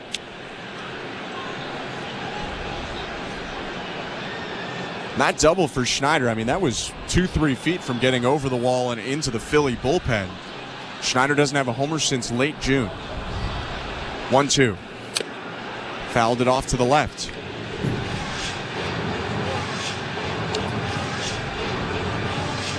A lot of talk about Davis Schneider from John Schneider before the game. Blue Jays manager mentioning they still have a lot of faith in Davis Schneider. 1-2 pitch up and away, 2-2, especially because they've seen it click more than once at the major league level, both last year and early on this year.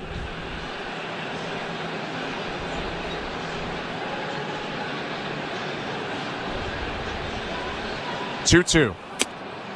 Called strike 3. Perfectly placed fastball in the upper and inner corner, 1 down. And Davis Schneider knew it. As soon as that ball crossed home plate, he started to turn and walk back to that dugout. Such a good pitch. 96 up and in that strike zone. JT Realmuto does a good job framing that pitch. Everybody knew it. Schneider down for the first out. Base is empty, and the pitch to Brian Serven. Outside, ball 1. But the problem with Davis Schneider, it's not the swing, it's not the pitch selection, it's finding a way to get out of the rut. He's in such a deep rut. 1-0 pitch is hammered by Serven to left. Going back, Schwarber, and that ball's off the wall. Serven trying for second. Throw coming in, bounces, and it's late. It'll be a 4th double in the last 4 starts for Brian Serven. Well, he absolutely drilled that ball. I thought it was going to get out of here. Hits the top of that wall right in front of the Blue Jays bullpen out in left field. Brian Serven with the perfect swing on an elevated fastball.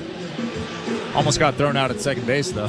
It was a pretty close play at second, but for Serven, double number 4 on the year. And the top of the order coming up for the Blue Jays as they try and tie this 3-2 game up. Springer at the plate, 0 for 2 today. Pitch from Christopher Sanchez. Fouled off of the left leg of the catcher, Realmuto. Springer goes over to check on the catcher and taps him on the back, 0-1.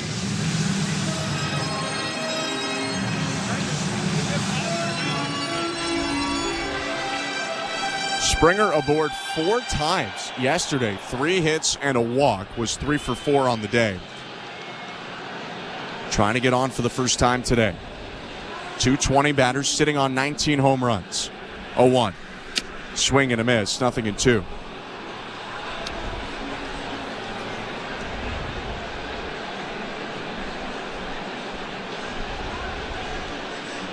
Springer never left the box, straight up in his stance, knees barely bent at all. 0-2.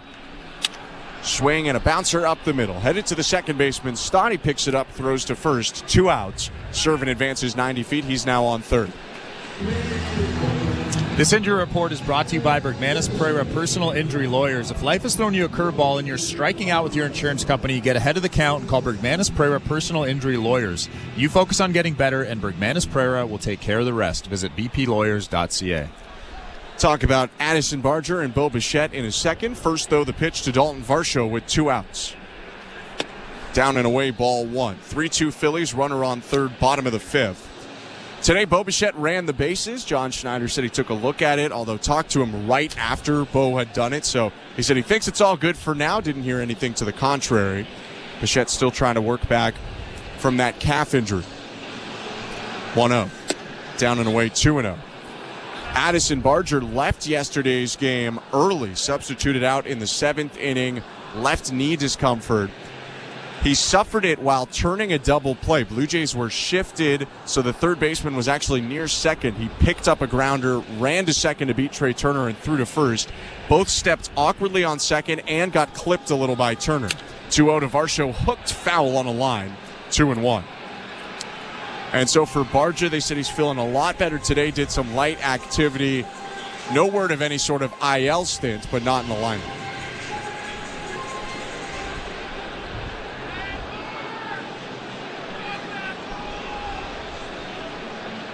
Left on left, the 2-1 pitch to Varsho. Swing and a line drive, left center field. Schwarber backing up, curls in, slides and makes the catch. A circuitous route from Kyle Schwarber, but he makes the play and ends the inning. Blue Jays get 1 hit, the Brian Servin double, but they leave him on, and they still trail 3-2 going to the 6th. You're listening to Blue Jays Baseball, brought to you by your local family-owned Crown Rust Control Center, streaming at sportsnet.ca and the Sportsnet Radio Network. Timber Mart is Canada's building center, a solid neighbor to call upon when you've got a job to do. Your dependable home improvement store that offers the added value of Air Miles reward miles with every purchase of $15 or more. Visit timbermart.ca. At Crown Rust Control, protection runs deep because every Crown Rust Control Center is owned by a local family who cares beyond business. Your Crown Rust Control is 100% committed to their product, to you, to their community, which is your community. Protecting you and what matters to you is equally important as protecting your vehicle.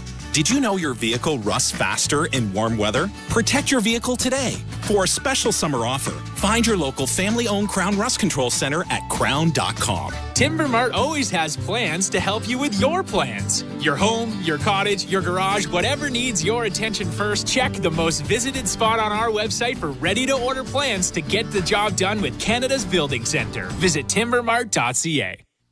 October 3rd on City TV. You're safe. I got you. Law & Order Thursday returns with all new seasons of Law & Order. I love this job, and I love trying cases. And Olivia Benson is back with Law & Order SVU. I've dedicated my life to helping victims. So you're not giving up on us? Giving up? I'm just getting started. Law & Order Thursday premieres October 3rd on City TV, or stream it on City TV Plus. This is Toronto Blue Jays baseball. Bases loaded. The 0-2 swung on and missed. Strike 3. On Sportsnet 590 The Fan and the Sportsnet Radio Network. 6th inning at Rogers Center. Phillies 3, Blue Jays 2. I'm Ben Schulman alongside Chris LaRue. Bowden Francis into the wind and his pitch to Nick Castellanos. Inside, ball 1. After struggling the first 2 innings, Francis has really settled in. 3 scoreless frames in a row. Phillies still on top, though, 3-2. 1-0. Castellanos hits it on the ground at third. Fumbled by Guerrero. Barehands it off the dirt and throws hard over to first to get Castellanos one down. Well, Vladimir Guerrero Jr. is frustrated with himself for even bobbling that baseball, slamming that bare right hand into his glove, but he made a nice play. Didn't overreact when that ball came out of his glove, picked it up with the bare hand and made a strike throw across the diamond to Spencer Horwitz.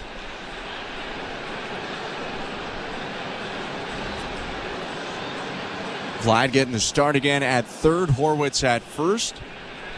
Pitch now to the Phillies second baseman, Bryson Stott. Strike one.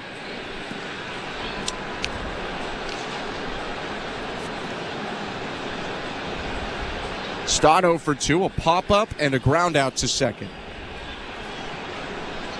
0-1. Low, 1 ball, 1 strike.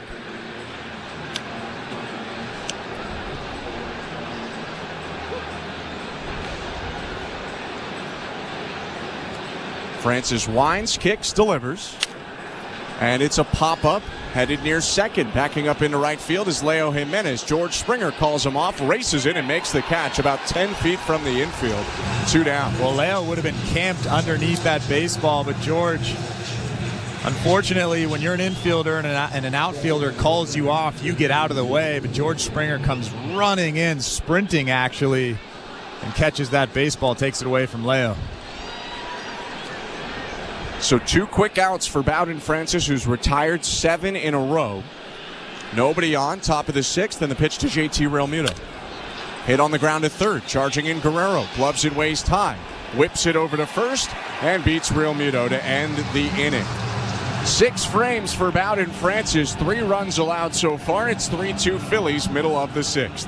You're listening to Blue Jays Baseball, brought to you by your local family-owned Crown Rust Control Center, streaming at sportsnet.ca and the Sportsnet Radio Network. It's the sound of where you've been and who you are. And SiriusXM has channels for every era of classic country. New Millennium hits are on Y2 Country, Channel 57. The 80s and 90s play all day, every day on Prime Country, Channel 58. And Willie's Roadhouse, Channel 61 is honky tonk heaven. On the road, classic country curated by the legend Willie Nelson. Listen to all these and more across SiriusXM and the SiriusXM app. Are you regretting eating that gas station hot dog? Yeah, we know. We've been there too. This is a message for baseball fans like you. Did you know that you get a channel that's talking baseball 24/7 as part of your SiriusXM subscription? What? Our lineup includes shows hosted by former big leaguers and executives. Plus, you'll hear from 17 managers each week. MLB Network Radio is on SiriusXM Channel 89, or just search MLB Network Radio on the SXM app. SiriusXM Sports. We're more than just a game. You love listening to baseball. You love talking about baseball. You love yelling at your buddies about baseball because they love baseball, and so do we. That's why SiriusXM has the only channel on the radio dedicated to baseball 24/7. It's MLB Network Radio, SiriusXM Channel 89. News, opinions, passionate baseball talk from former players and GMs, plus interviews with players, managers, and executives, and much, much, much more. If you can hear me right now, you've got MLB Network Radio, SiriusXM Channel 89, and on the SiriusXM app. Hey everyone, it's Justin Turbin at your 24/7 home for hoops all year long is SiriusXM NBA Radio Channel 86 and the SiriusXM app. Just search NBA Radio Network. Welcome to the Timbermart broadcast booth. I'm Ben Schulman alongside Chris LaRue. Show Ali, our host and producer today, Derek Brandeo, and Tom Young, our technical directors. Bottom of the 6th inning, and the Blue Jays trying to break through for the first time since the first. They're down 3-2 to the Philadelphia Phillies. Vladimir Guerrero Jr., Alejandro Kirk, and Ernie Clement will bat this inning for Toronto. 3-4-5 in the Blue Jay order. Yeah, Christopher Sanchez has really settled in. He's throwing the fastball for strikes. He's throwing the changeup for strikes. Blue Jays have their work cut out for them. Toronto scored 2 in the first, have not scored since. Sanchez winds and delivers. Guerrero takes strike 1.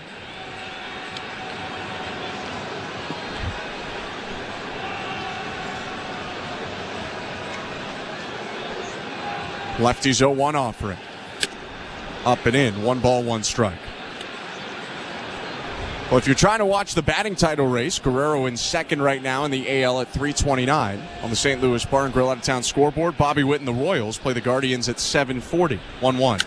Swing and a foul off, 1-2. Witt currently sitting at a 340 average. Guerrero's been great, but so has Witt. He helped his average yesterday, going 2 for 3.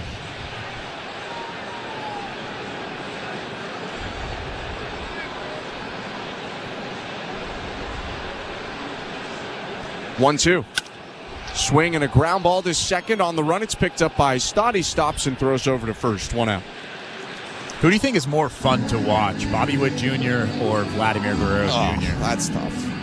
It's kind of pick your guy. I mean, I think with Vlad, with respect to the Gold Glove he won in 2022, a lot of what you're watching for is the bat. Bobby Witt's kind of a combo, defense, space running. Alejandro Kirk takes strike 1 from Christopher Sanchez with 1 out, but I really don't think you can go wrong with either. How about you? Oh, I love when guys steal bases. 0-1 to Kirk. Swing and a ground ball. Diving stop at third by Sosa. Gets up, has time, throws to first, and beats Kirk by half a step for the second out. I love Bobby Witt Jr. I love Ellie De La Cruz. Anybody that can steal a base, I just find that so exciting. It's kind of a lost art in today's baseball, but I mean, obviously Vlad doesn't have the speed that those guys have, so you can't really blame him for that, but I tend to lean Bobby Witt Jr. just because of that. Is it a lost art anymore, though? A guy stole 70 bases last year, and Ellie's going to steal 70 this year. I think it's back.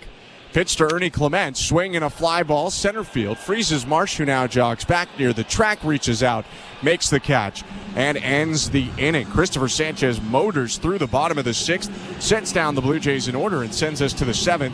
Philadelphia up 3-2. You're listening to Blue Jays Baseball, brought to you by your local family-owned Crown Rust Control Center, streaming at sportsnet.ca and the Sportsnet Radio Network. Hey, Jays fans, ready to hit a home run with your next roofing project? Step up to the plate with GAF Timberline HDZ shingles, the official roofing shingle of the Toronto Blue Jays. Just like our Jays, GAF Timberline HDZ shingles deliver top performance with unmatched durability and protection. So, when it's time to cover your bases, choose the winning team. Visit your local Home Depot or shop online at homedepot.ca for all your roofing shingles and accessories. GAF. We protect what matters most. At Crown Rust Control Center, protection runs deep because every Crown Rust Control Center is owned by a local family who cares beyond business. Your Crown Rust Control Center is 100% committed to their product, to you, to their community, which is your community. Protecting you and what matters to you is equally important as protecting your vehicle. Did you know your vehicle rusts faster in warm weather? Protect your vehicle today. For a special summer offer, find your local family-owned Crown Rust Control Center at crown.com. So, you want to be a Looney Dogger, eh? Every Tuesday Blue Jays home game is Looney Dogs Night, presented by Schneider's. Grab $1 hot dogs from various concession stands around Rogers Center. Plus, stop by the Schneider's Porch, your hot dog headquarters. The destination for a one-of-a-kind hot dog experience with excellent ballpark views. So, whether you're the relish ringleader or 7th-inning snacker, no Blue Jays game is complete without hot dogs. Don't miss out on this delicious deal. Looney Dogs Night, presented by Schneider's. For tickets, visit BlueJays.com. This is Toronto Blue Jays baseball. Green kicks and delivers. Swing and a miss! They defeat the Mariners. On Sportsnet 590 The Fan and the Sportsnet Radio Network. 7th inning at Rogers Center in downtown Toronto. The Blue Jays trailing the Philadelphia Phillies 3-2 on the back of early runs from both sides. Thank you so much for tuning in on this Wednesday afternoon. I'm Ben Schulman alongside Chris LaRue. New pitcher for the Blue Jays, the left-hander Brendan Little, is into the game now. First arm out of either pen. Little making his 40th appearance of the season, a .365 earned run average. He goes left on left with Brandon Marsh, Little's pitch. And he nailed him on the ribs. Marsh up quickly, but that was 94 to his midsection, and he is gripping his right side as he tries to jog down to first. And you could actually hear Marsh kind of moaning and making some comments. I mean, you can't blame him getting hit right in the ribs. I don't know if that hit his elbow first and then hit his ribs, but either way, it can't feel good.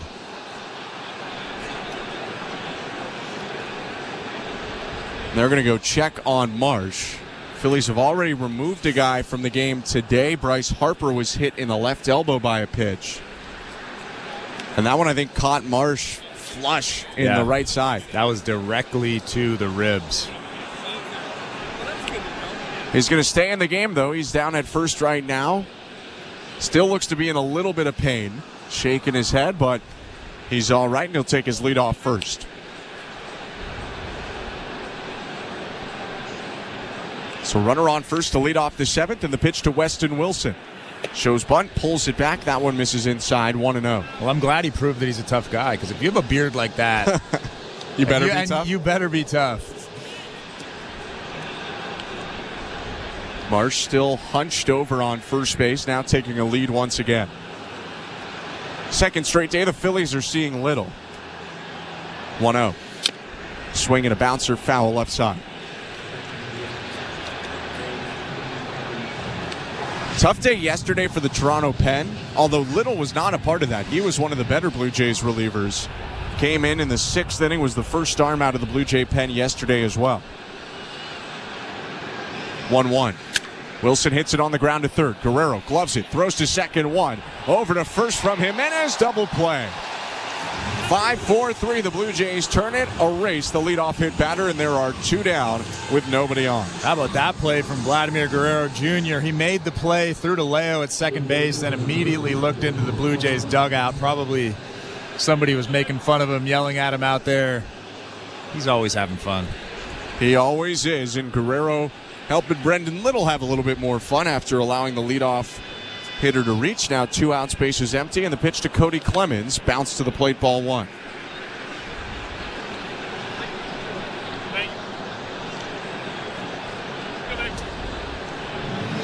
Little yesterday in his outing in the 6th inning was the only Blue Jay pitcher to get Kyle Schwarber. He struck him out, got 2 outs, and 3 batters faced that frame. Against the top third of the order, today he's facing the bottom third. 1-0. Swing and a foul back, 1-1. As guys try to carve out roles going forward, how confident are you that Brendan Little is part of this Blue Jays pen next year? Very confident. I think that he has some of the best stuff, if not on this team, on a lot of teams, especially as a lefty. You don't see the sink, you don't see the velocity from left-handed pitchers really all that often.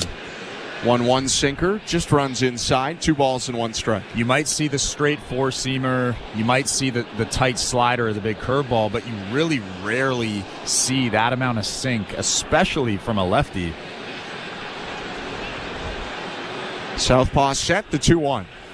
Swing and a ground ball just past the mound is short. Picked up by Clement. Quick transfer and throw to first, and that'll end the inning. After hitting the leadoff batter, Little faces the minimum with a ground ball double play and a ground out to end a scoreless top of the 7th. We go to the stretch. The Blue Jays still trailing 3-2 to the Phillies. You're listening to Blue Jays Baseball, brought to you by your local family-owned Crown Rust Control Center. Streaming at sportsnet.ca and the Sportsnet Radio Network. We're 2 men in a truck, the movers who care. You never know when cardiac arrest can happen. That's why each and every one of our trucks carries a life-saving Mikey defibrillator as part of our Mikey on Board program. Whether we're on the highway or in front of your house, we're prepared to help anyone whose heart may skip a beat. The Mikey Network has saved many lives, making Mikeys accessible to the public. And now they're on board our trucks. We're 2 men in a truck. 2 men and a truck, the movers who care. The Blue Jays are inviting you to work from Dome. Put it in your calendar. 307 weekday starts this season. You can work from Dome with friends or coworkers at Rogers Center. It's a game changer. Make the ballpark your office for the afternoon. Work from Dome, 307 weekday starts. Let's touch base. Check out ticket options on BlueJays.com/workfromdome. We have a plan that's connecting Ontario. We're building new roads and highways like the Bradford Bypass and Highway 413 to shorten your daily commute by up to an hour. And adding more lanes to reduce gridlock on some of North America's busiest routes to keep you. What's up, Blue Jays fans? Thanks for hanging out with us tonight for the Toronto Blue Jays matchup. Please take a minute and exit out of the chat and hit that thumbs up button. Please smash that like button. We really need your help so we can get more Blue Jays fans and baseball fans here in the chat so we can have a great time here watching the Blue Jays game against the Red Sox. We'll see you guys back in the chat. Let's have some fun tonight. Let's keep it classy. Go Blue Jays, go. Christopher Sanchez back out on the hill for the Phillies. Bottom of the 7th inning, and the Phillies starter in cruise control. He has Philadelphia up 3-2 after allowing 2 in the first inning. His pitch now left on left to Spencer Horwitz. Strike 1. I'm Ben Schulman alongside Chris LaRue. Blue Jays have 5 base runners against Sanchez all day. All 5 of them doubles. 0-1. Swing and a miss, 0-2. And keep in mind, Christopher Sanchez does have 2 complete games this season, so there is an outside chance, even though he's at 83 pitches now, that he does go CG in this game. Last time he did it was also the last time he got through 7 innings, if you go back to August 17th against the Washington Nationals. 0-2. Swinging a hot shot, diving block at first by Clemens, but it bounces off his glove and rolls to the side into foul territory. That'll be a single for Horwitz. Could have been a double if not for a great play by Clemens, and it's a leadoff base runner for the Blue Jays. Yeah, that was an incredible play from Cody Clemens, diving to his left. I think that ball actually went in his glove and came out, kind of trickled over into foul territory, but you're right, he saved a double. Spencer Horwitz standing on first base very well could have been standing on second base. JT Realmuto is going to go out to the mound right now and talk to Sanchez, who is showing today why the Phillies extended him this year. When he was amid his great June that netted him NL Pitcher of the Month, Phillies gave him a 4-year, $22.5 million extension that keeps him with the club until 2028, with club options each of the next 2 years after that, too. This is a 27-year-old guy that's really throwing his first full season as a starter. He's been one of the best starters on a World Series contender. Well, he has one of the most impressive arms from the left side as a starter. I mean, 96 to 98 miles an hour. He's got a good feel for pitching, too. That's one of the most impressive things about him. He knows what to do. He has feel for that changeup, and that's pretty rare, especially from a left-handed pitcher. Lefty's pitch to Leo Jimenez. Called strike, 0-1. Rob Thompson is readying the bullpen. Jeff Hoffman, an all-star reliever for the Phillies, getting loose right now. Horwitz on first, no outs, 3-2 Philadelphia in the 7th. The 0-1. Foul tip, 0-2.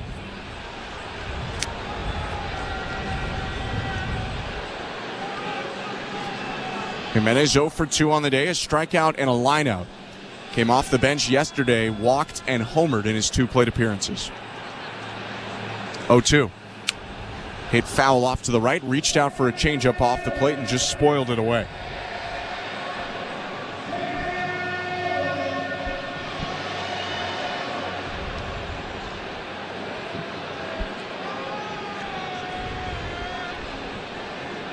Rookie middle infielder back in the righty box. Open stance. And the 0-2 pitch. Down and in, ball 1.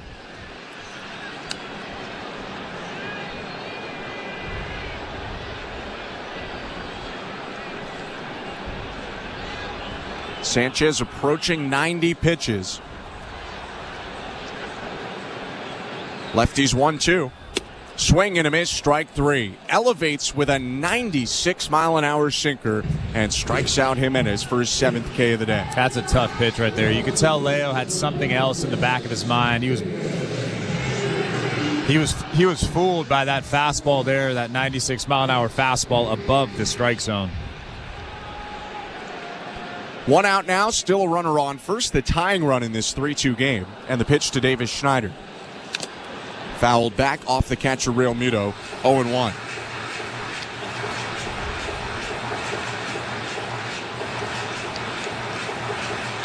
Schneider with a double in the 2nd inning and a strikeout in the 5th inning is 1 for 2.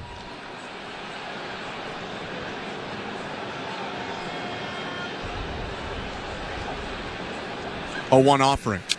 Swing and a line drive into the netting behind home plate, 0-2. And you have to imagine that Christopher Sanchez has seen enough of Davis Schneider today that he knows to elevate right here with 2 strikes. I mean, He probably could bury a changeup, but I mean, I would be shocked if he throws anything other than an elevated fastball here. Lefty rocks and deals. Did go low with the changeup, and Schneider laid off of it. 1 ball and 2 strikes. I'm shocked. There you go. Schneider doubled off a low changeup and struck out on a high fastball today.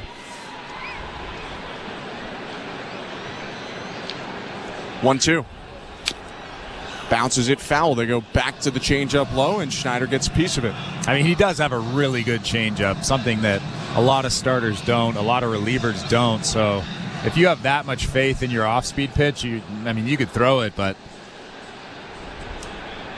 the sinker has been hit around this year, but it is the go-to pitch against Schneider. 1-2. Swing and a high fly ball, slicing down the right field line, moving toward foul territory, just inside fair territory. Wilson stops and makes the catch. 2 outs. Weston Wilson was really fighting the sun. That sun is right in his face as he was trying to make that catch. You could see the shadow behind him. He was shading the sun with his glove, fighting it with his sunglasses on. That's a good play right there. Baton pass now to Brian Servin, catcher today for the Blue Jays. 1 for 2 with a double, trying to knock in Horwitz, the runner on first. 2 outs, 3-2 Phillies in the 7th, and the pitch. Outside, ball 1. On the St. Louis Bar and Grill out-of-town scoreboard, Red Sox visiting the Mets tonight. Francisco Lindor for the Mets trying to improve upon his Major League Baseball best active on-base streak of 32 games and active hit streak of 14. 1-0 pitch to Servin, hit high in the air left center field. Schwarber moving into the gap, makes the catch, and ends the inning. Leadoff single for the Blue Jays, but that's all. No runs, 1 left on base, and 3-2 Philadelphia at the end of 7. We go to the 8th at Rogers Center. You're listening to Blue Jays Baseball, brought to you by your local family-owned Crown Rust Control Center, streaming at sportsnet.ca and the Sportsnet Radio Network. Sports Grid Radio on Sirius XM has you covered this NFL season. Week 1 of the NFL is finally here, and it gets underway this Thursday with the defending champion Chiefs taking on the Ravens in Arrowhead. The line opened up with the Chiefs as a 2.5-point favorite and a total at 46.5. Make sure you tune into Sports Grid Radio to stay up to date on all the latest. The place to get the winning edge over the sports books this football season is Sports Grid Radio, channel 159 in the car and on the Sirius XM app. Wake up!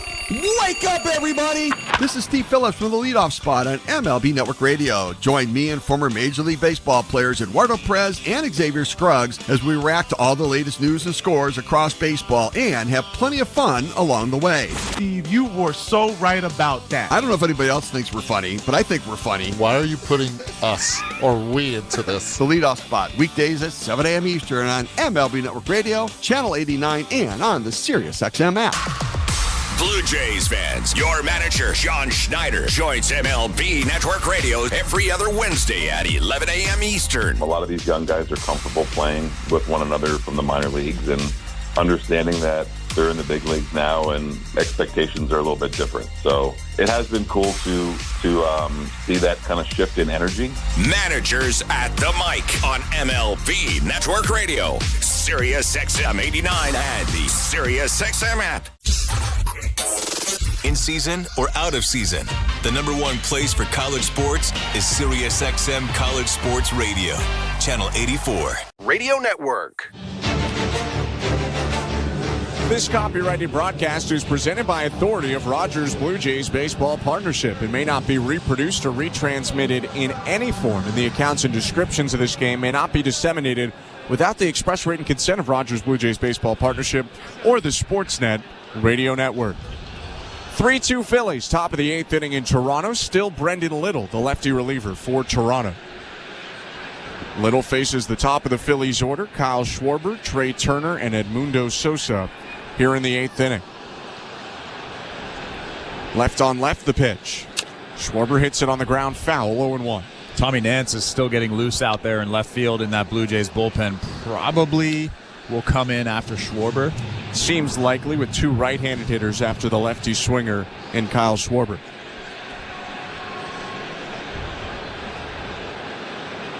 Oh, 1. In the dirt, 1 ball and 1 strike.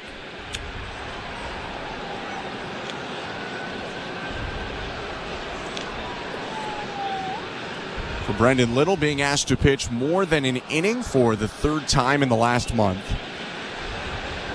Went an inning and a third on the 30th of August. Misses outside with the 1-1, 2 balls and 1 strike. Also an inning and a third on the 26th at Boston.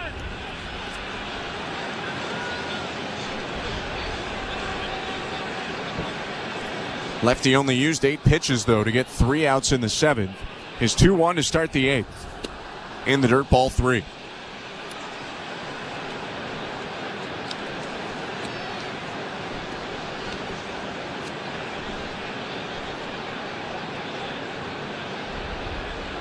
Trying to get Schwarber for his second day in a row. 3-1. Called strike on the outside corner, full count. Good pitch right there. Almost unhittable. Down and away, 93 miles an hour. Still with a lot of sink on it. Lefty sets at the bell. His payoff pitch. Swing and a foul ball back behind the plate and into the backstop. Through the cutter that started on the outside corner and broke off the plate. Schwarber just tipped a piece of it. Yeah, it's tough to make Schwarber swing like that awkward kind of out in front swing, but that kind of tells you how good Brendan Little's stuff really is. 3-2. In the dirt, ball 4. Bounces away from serve into the backstop. Schwarber jogs down to first with a leadoff walk.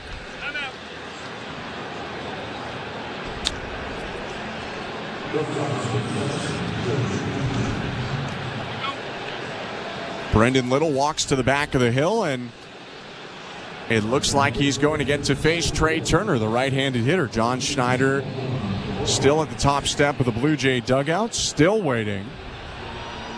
And now he will emerge from the Blue Jays dugout and walk out to the mound to make the pitching change for Tommy Nance. Little stays in to face the lefty and Schwarber to start the 8th inning, but that's all he'll get as Tommy Nance is about to come in to face Trey Turner and try and keep the Blue Jays down just a run. 3-2 Phillies. Runner on first, no outs, top of the 8th. Let's go back to baseball control for the first time today. Here's today's host, Show Ali.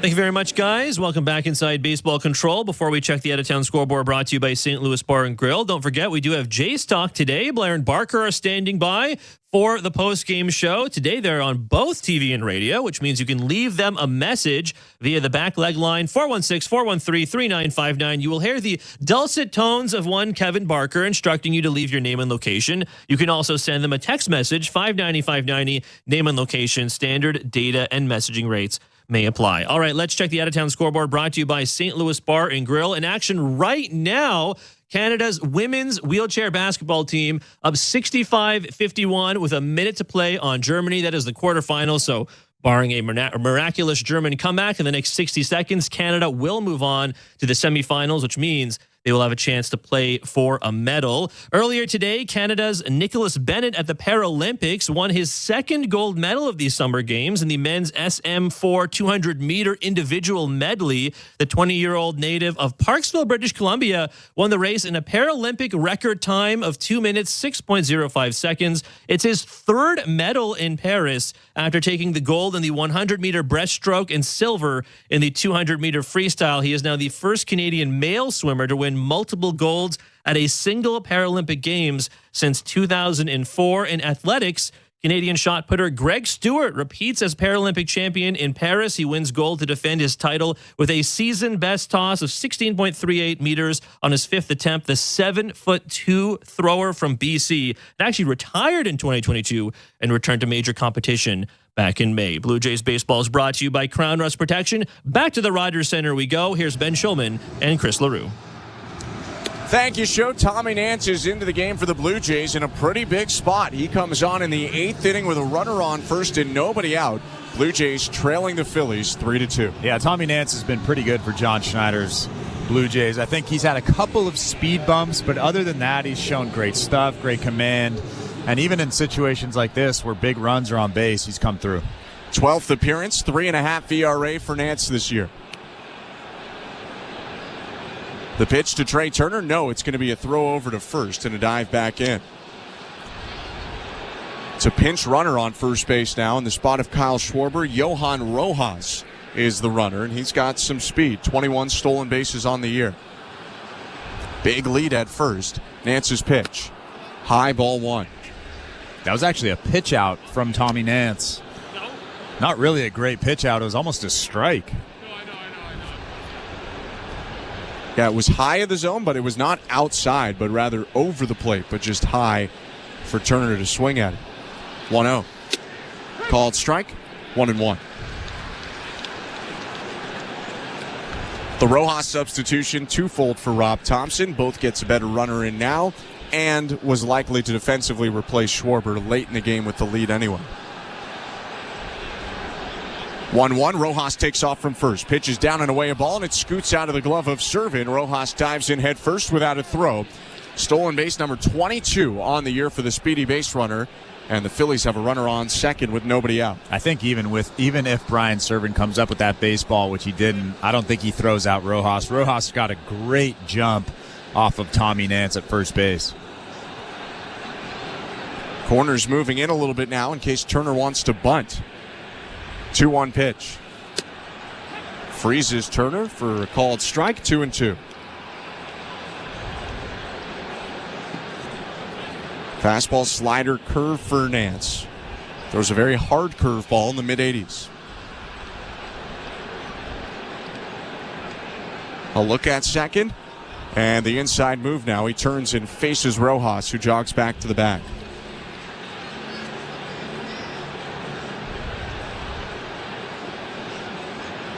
Two-two count, nobody out, runner on second. Righty's pitch. High, ball 3.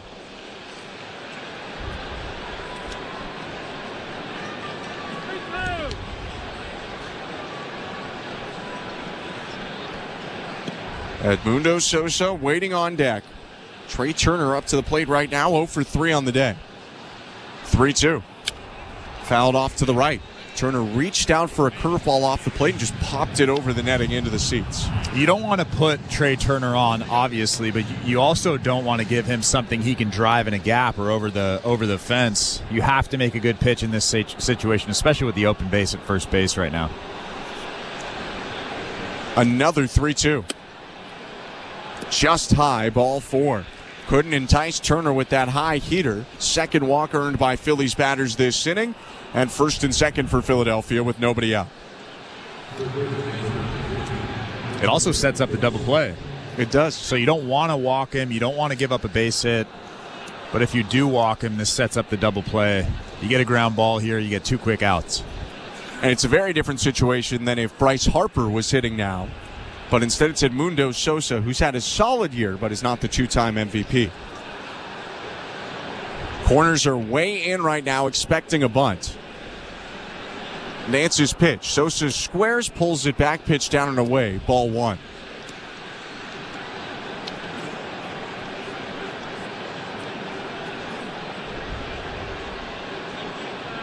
And now Pete Walker's going to jog out to the mound before Nance throws his next pitch.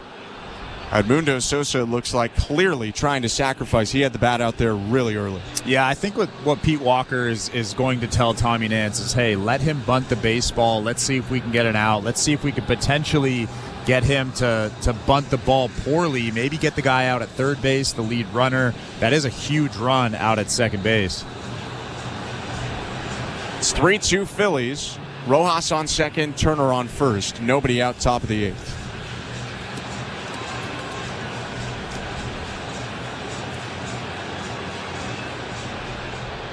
Phillies have led since the second inning. Took a top of the first lead. Blue Jays scored 2 in the bottom of the first. And then Cody Clemens with a 2-run homer for Philadelphia in the top of the second. And it's still 3-2. Next pitch to Sosa. He squares and bunts it foul, third base side. Well, Sosa's doing a good job of trying to bunt that ball to third base. With the runner on second base, you want to bunt the ball to the left side of the infield, force the third baseman to field that baseball so there's no play at third base. Sosa, though, not super used to this situation, has not sacrificed at all this year. 4 sacrifices in his career. 1-1, he squares again. And puts this one down to third. Guerrero charging, gloves it, throw on to first in time. 1 out, but it is a clean sacrifice by Sosa, who moves Rojas up to third and Turner up to second. Yeah, that was an absolutely perfect bunt from Sosa. You made the third baseman field the baseball. Nobody was covering third base, so there's no play at third base. What you want to do is make him bunt the ball poorly, bunt it to the first baseman. Spencer Horwitz fields that ball and gets the force out at third base. Unfortunately, that didn't happen for the Blue Jays. So 2 in scoring position now, 1 out, and Nick Castellanos is up. He's 1 for 3. The pitch. Swing and a line drive to left field. Moving in, it's caught underhanded by Schneider, and the runners will hold at second and third. Rojas was a little bit in between, and also Schneider was shallow when he caught it. Tough catch for the Blue Jays left fielder. Nice play, and there are 2 down. Yeah, that was a great play from David Schneider. I thought he would have to slide for that catch initially, but he catches it about at the knee and then makes a rocket throw to home right to the chest of Brian Serven. Great play. Rojas did break the wrong way initially, but he got back to tag in time and decided not to advance. 2 outs now, second and third, and the pitch to Bryson Stott. Inside, backs him off the plate, 1-0. Keep in mind, you do have that open base, so you don't have to throw Stott something good here.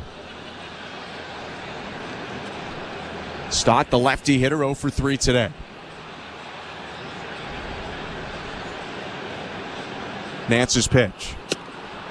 Down the heart of the plate with a breaking ball, strike 1. That breaking ball is nasty. 85 miles an hour, almost a 12-6 break to it. That's the pitch that really popped for the Blue Jays, John Schneider said when they signed Nance, or acquired Nance. 1-1. Just outside, 2-1.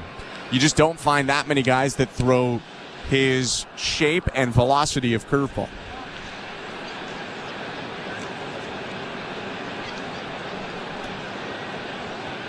6-6 righty set, brings the glove up to his chin. He kicks and delivers. Swing and a miss. Got Stott down to a knee and skipping over the plate after the whiff on that curveball. It's 2-2. It's almost like Stott knew that ball was coming, knew that pitch was coming, and still swung and missed.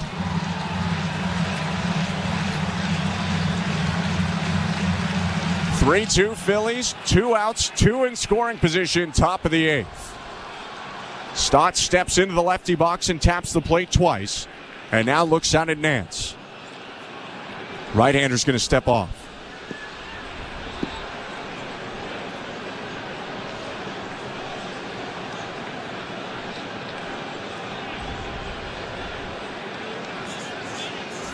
And I think they're having a pitch comm issue now, as Nance has not stepped back on the rubber. He's been off of the rubber for 4 or 5 seconds and was motioning that he couldn't hear anything from Brian Serven. Guerrero just gave Nance his pitch comm in his ear, but it looks like they're going to run a new one out to Vlad as well to make sure everyone has a working piece of technology. Yeah, you have to be set here. This is a big pitch. You can see the umpire saying no violation, no violation. 2-2 count in the 8th inning, 3-2 ball game. Yeah, this is a big pitch.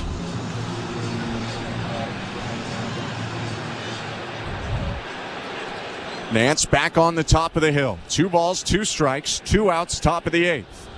Turner on second and Rojas on third. And now time is called again. This time it's Stott, the batter, who asked for time. Now we're ready to go. Nance in the set. Looks in, and the 2-2.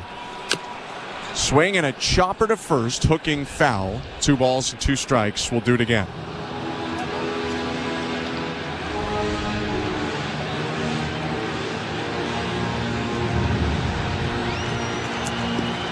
When the Blue Jays bat in the bottom of the 8th, it'll be the top of the Toronto order. Springer, Varsho, Guerrero, and they want it at this 1-run game. Score 3-2 Philadelphia right now. Another 2-2 pitch. And another ground ball foul to the right. And another curveball.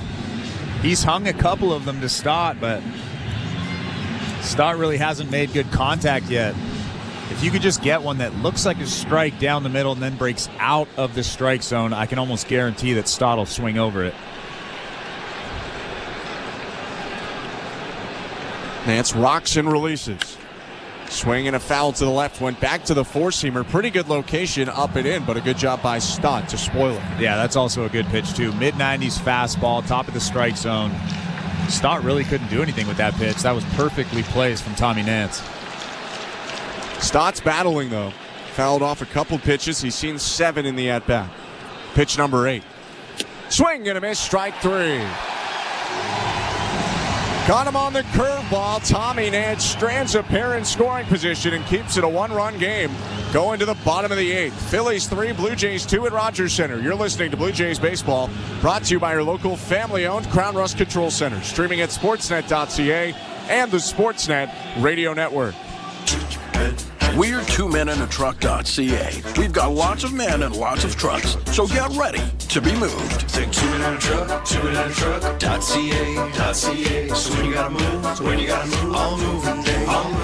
Think 2menintruck.ca. Cause all of us movers are not the same.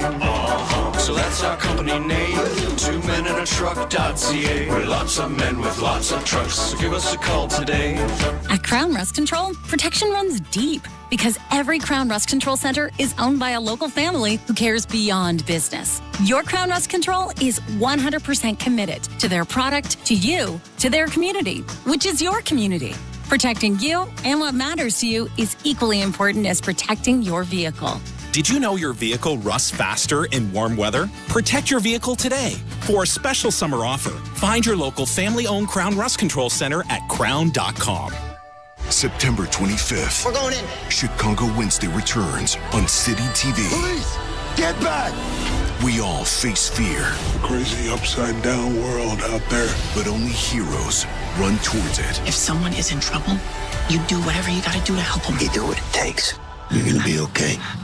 We got you now. Chicago Med, Fire, and PD. New season's premiere September 25th on City TV. Or stream it on City TV Plus. This is Toronto Blue Jays baseball. Swing and a miss, strike 3. He gets Verdugo for his 7th strikeout. On Sportsnet 590 The Fan and the Sportsnet Radio Network. Welcome to the Timber Mart broadcast booth. I'm Ben Schulman. To my left is Chris LaRue. Show Ali, our host and producer, Derek Brandeo, and Tom Young, our technical directors. Phillies 3, Blue Jays 2, bottom of the 8th inning. And former Blue Jays 9th overall pick, Jeff Hoffman, the Blue Jays 2014 first-rounder, is in the game in the 8th inning for the Phillies. Hoffman faces the top of the Toronto order. Righty's pitch to George Springer. Low ball 1. Hoffman selected by the Blue Jays out of East Carolina, traded about a year later at the deadline to the Rockies in the Troy Tulowitzki deal. 1-0. Called strike 1-1. It's taken him a while to get settled in the majors, but he has been great this year. Made the All-Star game, has double-digit saves and a 1.85 ERA. 1-1. Swing and a soft liner to second, caught off to the left by Stott. 1 out. Hoffman's pitched in 60 games already this season. Like you said, 10 saves, a 1.85 ERA, but still has that big fastball, still has the good off-speed stuff. He's really put it all together. Slider is the lead pitch for Hoffman, but he throws a high 90s fastball, a splitter as well. Faces Dalton Varsho now with 1 out. 3-2 Phillies in the 8th. Right on left pitch. Strike 1. Change in the defensive alignment for the Phillies after Kyle Schwarber was lifted for a pinch runner in the 8th. Johan Rojas, the pinch runner, is now in center. Marsh moves into left where Schwarber was. 0-1. Outside, 1 ball, 1 strike.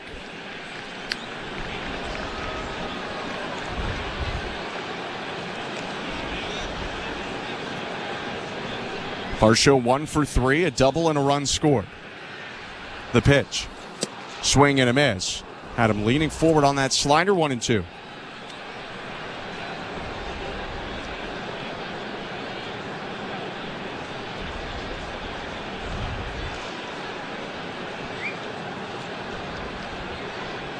Varsho had asked for time, now steps back into the box. Spotlight, just a little bit of sun on Hoffman and Varsho. 1-2. Swing and a miss, strike 3. Gets him to chase 97 upstairs, and there are 2 down. Pretty tough fastball right at the top of the strike zone. Maybe a little bit above it. A lot of life through the zone. That's why you see Hoffman get swings and misses on that fastball. A lot of life through the strike zone. Not a lot of sink, but a lot of horizontal life, and it's a pretty good fastball. 2 quick outs for Hoffman. Bases empty. The pitch to Vladimir Guerrero Jr. is outside, ball 1. 3-2 for the Phillies. All 5 runs combined in this game coming in the first 2 innings. Guerrero drove in 1 for the Blue Jays with an RBI double. He's 1 for 3. 1-0 pitch. Big swing and a miss. Went after 96 at the top of the zone, and he'll take a walk. It's 1 ball, 1 strike.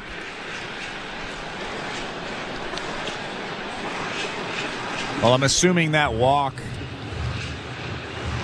is because he missed that pitch. Maybe something's going on. He's kind of bending over at the hip. John Schneider is out to take a look. Here comes Boone Chung. I think he did something to his left hand. He kind of lost it off the bat on the swing and was shaking it out. He's now showing that left hand to Schneider. Still holding the bat. It looks like he's intent to stay in. But maybe just swung a little bit too hard and rolled the wrist over. Yeah, when a batter's looking at the hand like that after a swing, you hope it's not the hamate bone. Kind of hard to break the bone unless a pitch hits you in the hand. Possible, but difficult. Guerrero back in, though, and it's now a 1-1 count. 2 outs, bases empty. Pitch from Hoffman. Outside and low, 2-1.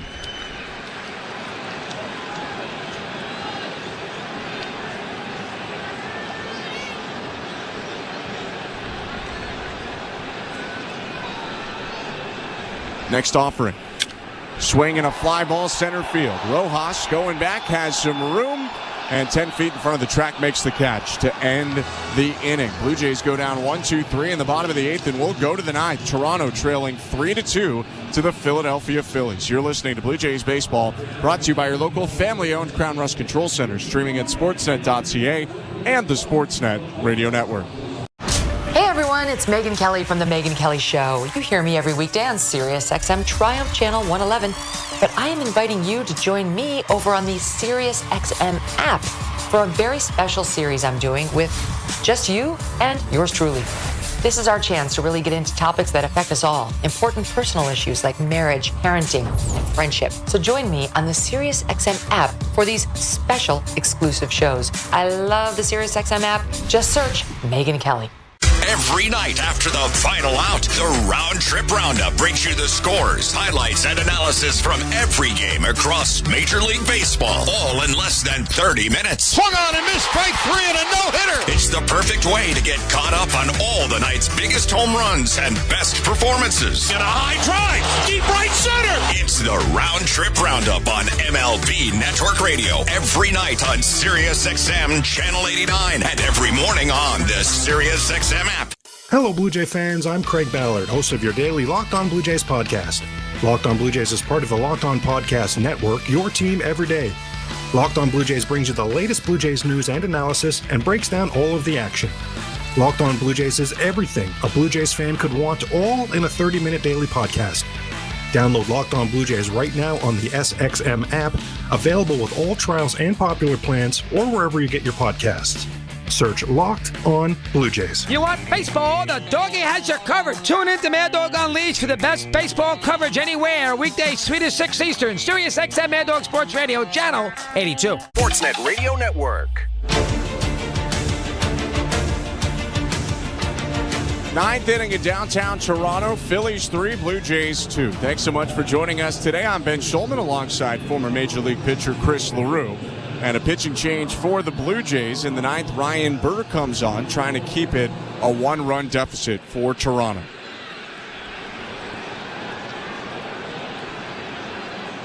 Burr starts with JT Realmuto, the catcher. Here's the pitch.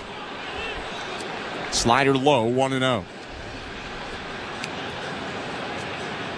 Second appearance in as many nights for Burr, and 25th game of the season. 4.43 ERA, 1-0. Swinging a fly ball deep left field. Schneider into a jog, looking up. See you later. Deep home run into the bullpen for JT Realmuto. his 12th of the season, and the Phillies double their advantage. It goes to 4-2. Just a hung slider from Burr there. JT Realmuto isn't the guy that he used to be, isn't having a season like he used to, but when you hang a slider like that, he'll put some... Oh, man, what a nice swing from JT. He wishes he could do that more often. He'll take it, though, in a pretty big spot.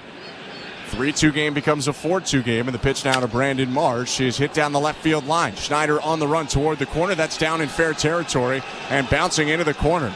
Marsh around first, heads into second, and he's got a double. Quietly in this series, because Kyle Schwarber has been so loud, Brandon Marsh has been retired fewer times than Schwarber has. The Blue Jays have only gotten Marsh once. He was on 4 out of 5 times yesterday, and he's been aboard all 4 times today, including 3 hits. Yeah, and he did a good job going the other way with that pitch there. A tough pitch on the outside part of the plate, and he just smacked it down the left field line. So the Phillies continue to threaten here and look to stretch out their lead even more. 4-2, the pitch to Weston Wilson. Check swing, pitch was high, appeal to first, no swing. 1-0.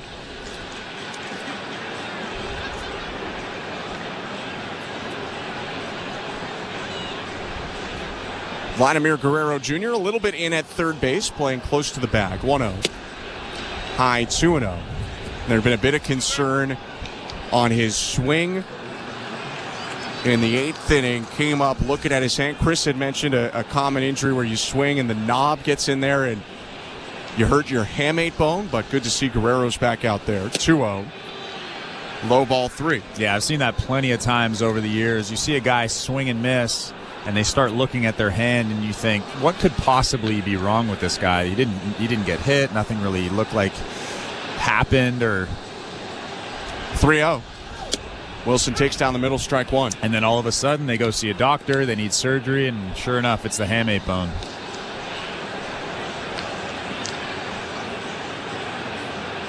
Runner on second, nobody out. The 3-1. Swing and a miss. Beat him with the slider, 3-2.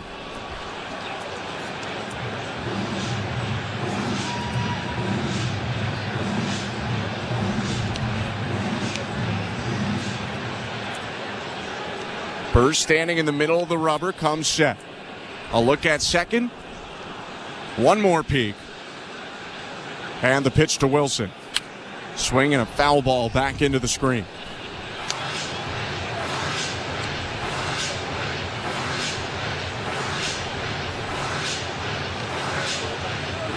Phillies up 4-2 with a runner in scoring position and nobody out in the top of the 9th.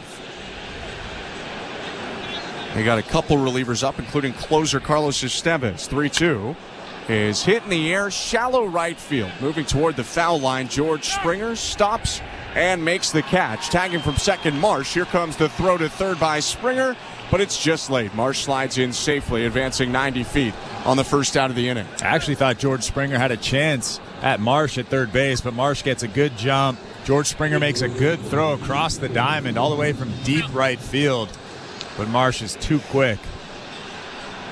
I mean, pretty decent from Springer, who was right beside the foul line.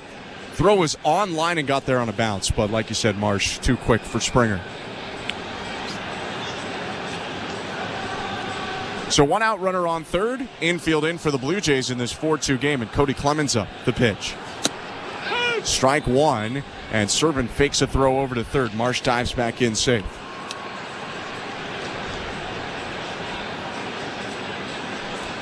Clemens with a 2-run shot in the second, a fly out in the 4th, and a ground out in the 7th. The 0-1. High and outside, 1 ball, 1 strike.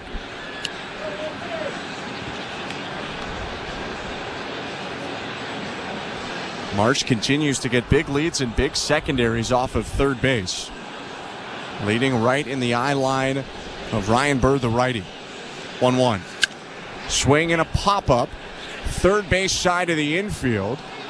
Clement calling for it, makes the catch. Marsh has to hold at third. Big second out. Yeah, big pitch right there from Ryan Burr. Fastball, 94 miles an hour.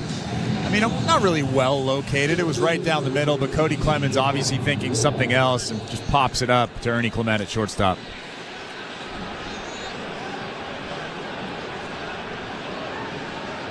2 down now, and Johan Rojas is going to bat for the Phillies. This is the spot that Kyle Schwarber started in. First pitch down and away, ball 1. Schwarber lifted last inning after walking. The Phillies trying to protect the lead, getting their best defensive lineup in the game. 1-0. Check swing. He went around, says home plate umpire Ryan Blakeney. It's 1-1.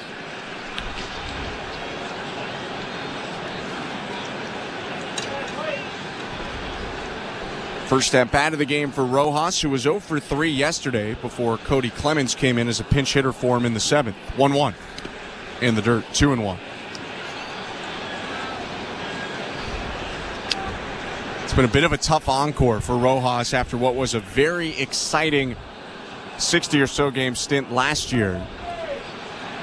Batting in the 230s, not very much power, and a little bit of diminished defensive production as well. 2-1. Down and away, 3-1.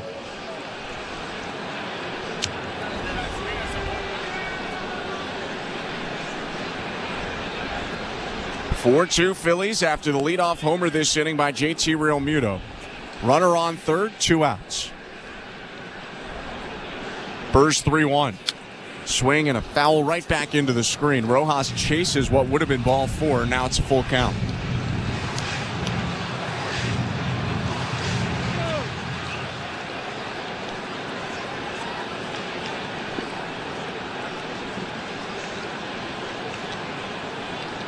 Burrs set. Kicks, delivers. Called strike 3. Slider at the knees, freezes Rojas to end the top of the 9th. The Phillies, though, add to their lead. 1 run on 2 hits. It's the solo shot by JT Realmuto. That makes it 4-2 Philadelphia, middle of the 9th. 2 to tie, 3 to win it for the Blue Jays. Alejandro Kirk leading off next. You're listening to Blue Jays Baseball, brought to you by your local family-owned Crown Rust Control Center, streaming at sportsnet.ca and the Sportsnet Radio Network. If you're looking for a fun day, did you know the day before Monday? Junior J Sunday. You can paint your face, come and meet Ace and run base to base. Junior J Sunday. So many things to do. You can bring your crew and even mom and dad too. Junior J Sunday. Sundays are for Junior Jays, and with all kinds of cool new games and activities in the exciting outfield district areas, there's no end to the family fun you'll have. If you're feeling the song, grab your dad or mom, visit BlueJays.com. Junior J Sunday. Hi, I'm Buck Martinez, live from the showdown between pizza and inflation. First to the plate, with over 2 million sold, it's Fixed Rate Pizza, a hot and fresh extra-large 4-topping pizza for a fixed price of $17.99 until the end of 2024. Here's the delivery. And inflation strikes out. That's a swing and a drive for Fixed Rate Pizza. Lock in yours today. Order pizza.ca. This is Toronto Blue Jays baseball. Roddy rocks the ball to left field. The Blue Jays have gone back-to-back. On Sportsnet 590 The Fan and the Sportsnet Radio Network. Welcome back to Blue Jays Baseball. Show Ali with you. The Jays trail the Phillies 4-2 as we head to the bottom of the 9th inning at the Rogers Center. Don't forget, we do have Jays Talk today. Blair and Barker have you covered this week as always. Today, they are on both TV and radio, which means you can leave them a message via the back leg line, 416-413-3959. You will hear Kevin Barker instructing you to leave your name and location. You can also send them a text message, 590-590, name and location. That is the People's Text Line. Standard data and messaging rates may apply. Blue Jays Baseball, as always, is brought to you by Crown Rust Protection. The Jays again trail the Phillies 4-2. We're headed to the bottom of the 9th inning at the Rogers Center with the call at the Dome. Here's Ben Schulman and Chris LaRue. Thank you, show. Bottom of the 9th, and Carlos Estevez is on the mound for the Phillies, looking for the save.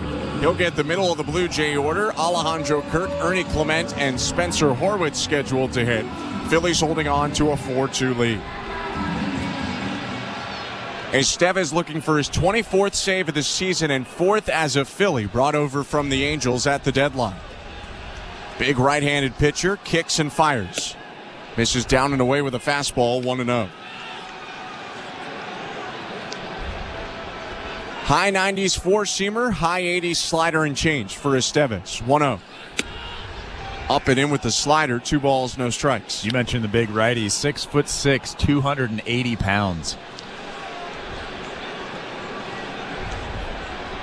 Stands pretty tall on the rubber as well. 2-0. Fastball in there, strike 1. Gets really good extension, so that 97 might seem like 98, 99, even 100. The 2-1. Swing and a miss, 2-2. Kirk goes down to a knee, trying to catch up to 96. It's a pretty big deal by the Phillies to get Estevez at the deadline. Traded prospects George Clausen and Samuel Aldeguerri. 2-2. Fouled off to the right. Clausen now the number 3 Angels prospect. Aldeguerri number 8 and has made his major league debut.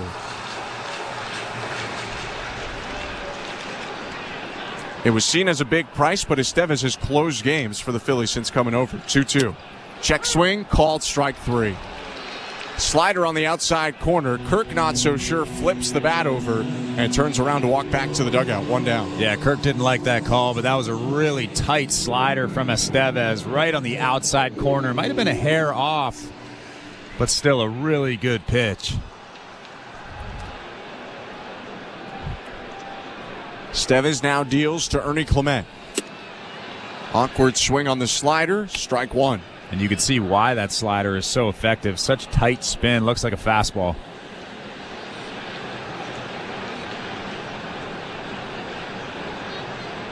Oh-1. Swing and a soft ground ball to second. On the run, picked up by Stott. Throw to first beats Clement by his step. And there are 2 down in the bottom of the 9th. Blue Jays still down 4-2. 15th time that the Philadelphia Phillies have played a series in Toronto, and although it's only a 2-game series, so take this with an asterisk if you want to, they have never swept the Blue Jays in a series in Toronto.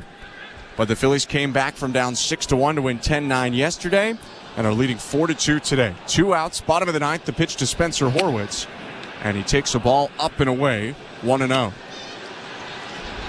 And if the Phillies win today, it officially counts as a sweep. It does. 1-0. High 2-0. Maybe more impressive because a 2-game sweep is what it is. It would be the Phillies' 4th series win in a row after taking down the Braves, the Astros, and the Royals coming into this series. 3 really good baseball teams. Object on the field in left center right now, so time is called. Someone's baseball slipped out of their hands. Johan Rojas scampers over, picks it up, and tosses it back into the seats. Carlos Estevez was actually the one pointing to center field, letting the guys know where that was, what that was out there. He's back on the rubber now, the Phillies closer, and it's 2-0 to Horwitz. Outside ball 3. Leo Jimenez is scheduled to hit next, but it looks like it'll be a pinch hitter for the Blue Jays if the game continues. It's Will Wagner taking swings on deck. 3-0. High and away ball 4. A 4-pitch walk to Horwitz.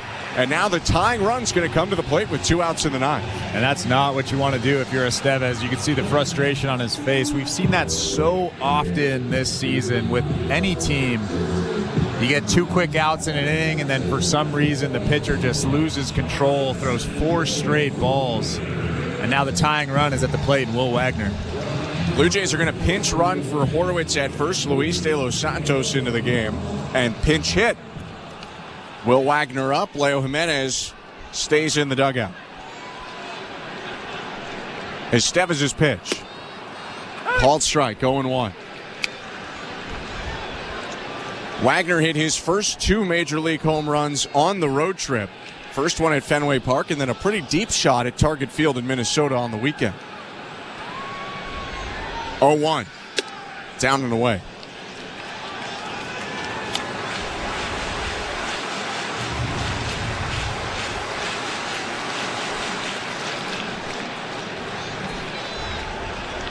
Wagner batting .333 on this season. Takes the 1-1. It's a called strike. That one looked to be off the plate outside by a decent bit, but it's 1-2. Rogers Center crowd responding accordingly, and now the Blue Jays down to their final strike. Estevez set at the belt. Kicks and delivers. Swing and a foul back into the netting. Pretty good job staying alive by Will Wagner. 97 right at the hands. The only thing he could do with that pitch is foul it off, and he did just that.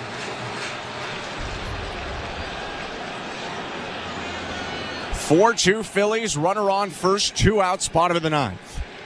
And the 1-2 again to Will Wagner. Runner takes off from first, pitches outside, no throw. So De Los Santos moves up to second on defensive indifference, and it's a 2-2 count to Wagner.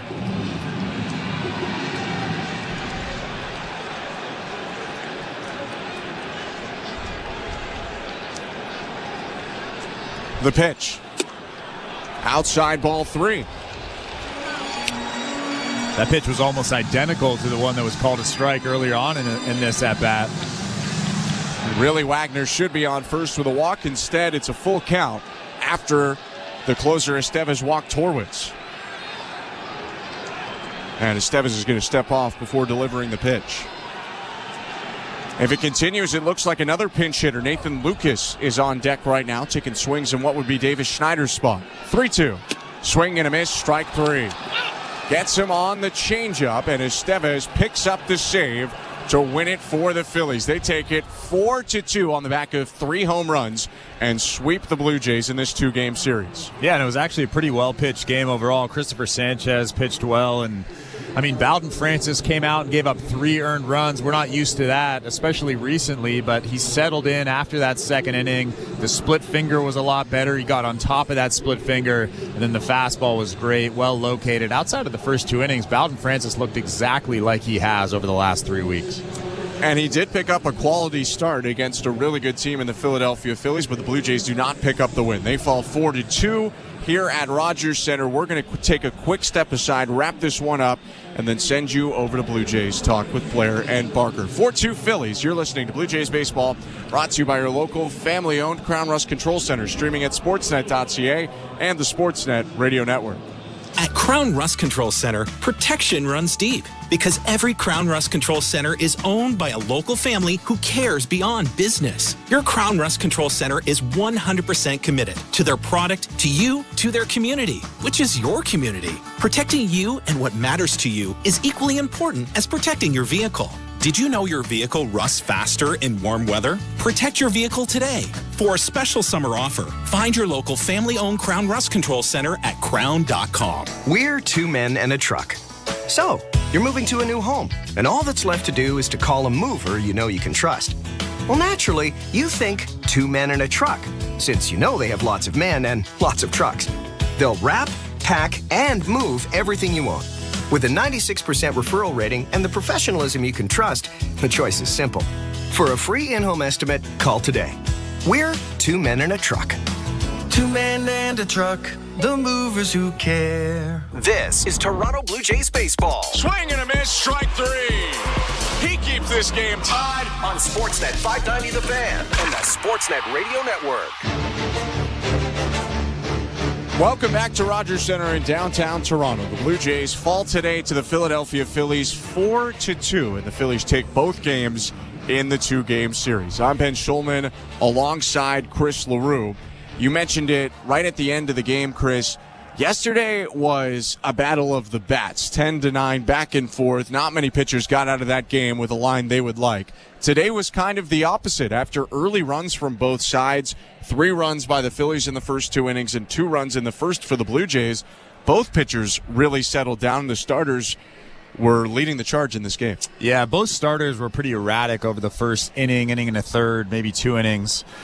Christopher Sanchez looked really good after that first inning. The fastball was better. Even the velocity started to increase as the game went on. I thought that there was an outside chance that he could potentially throw another CG, his 3rd of the year, but he got up to 95 pitches, 98 pitches, and Rob Thompson decided to take him out of the ball game. But again, I was impressed with Bowden Francis. I know that coming into this game, there were a lot of questions. Can he replicate his success against a top-tier offense like the Philadelphia Phillies? And outside of the first 2 innings, he was great. Francis still ends the day 6 innings, 6 hits, 3 earned runs, no walks, 6 strikeouts. You're going to take a quality start against a team like the Philadelphia Phillies. Sanchez even better, 7 innings, 6 hits, 2 earned runs, no walks, 7 strikeouts.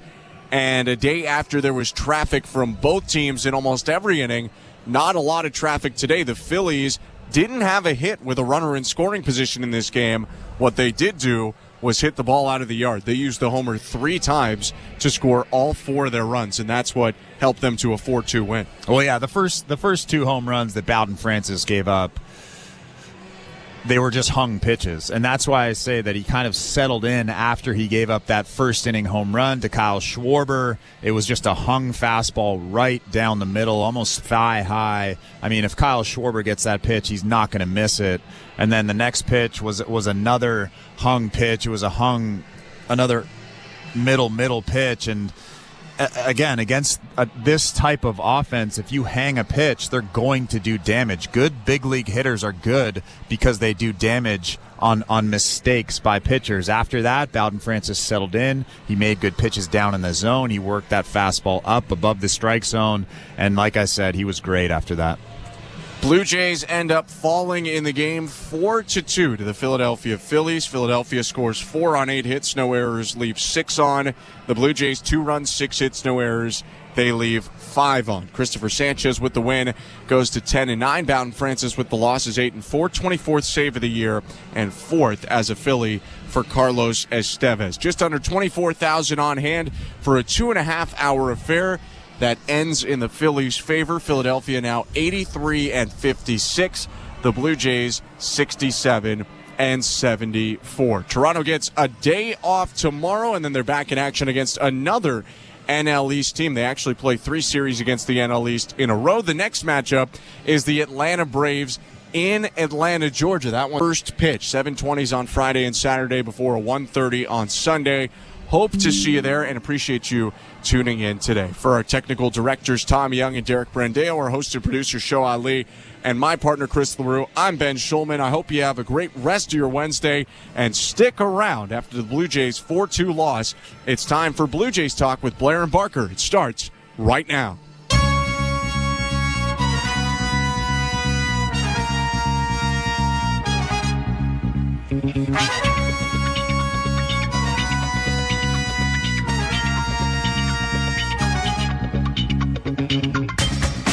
All right, it is Blue Jays Talk with Jeff Blair and Kevin Barker. 4-2, the Philadelphia Phillies beating the Blue Jays. Blue Jays are now 7 games under 500. We'll go to Blue Jays manager John Schneider as soon as he's available. As always, we'll take your text and calls. 416-413-3959 is the back leg line. Leave a voicemail message.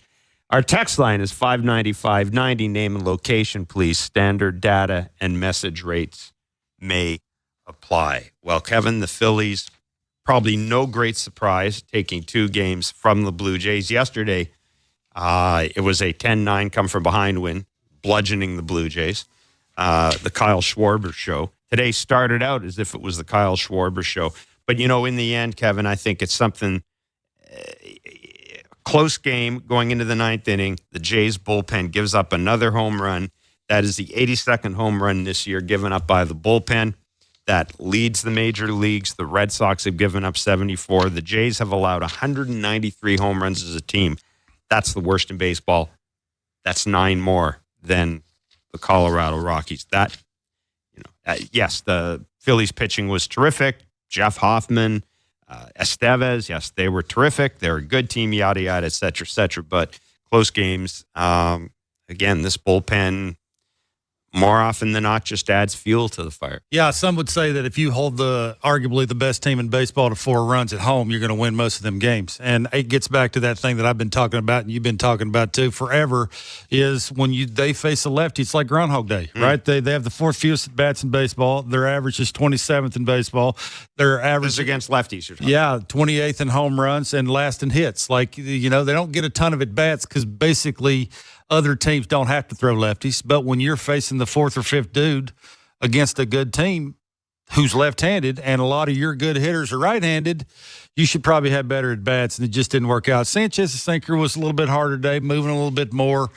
You know, that hitting the fastball and taking what the pitcher gives you is sort of what you have to do against lefties. Right? What do most lefties do? They want to establish into righties. They want to get you looking in there so they can add and subtract, get you out of way, right? It's get you looking in there, speed you up, get you out of way with some moving sinker or the changeup or the slider. You know, he's going to back foot the slider, throw the changeup down and away. It's just the lack of adjustments in game has sort of been the theme all year against those lefties. It is Jeff Blair and Kevin Barker with Blue Jays Talk. We're welcoming our friends on the Sportsnet television network, 416-413-3959, the back leg line.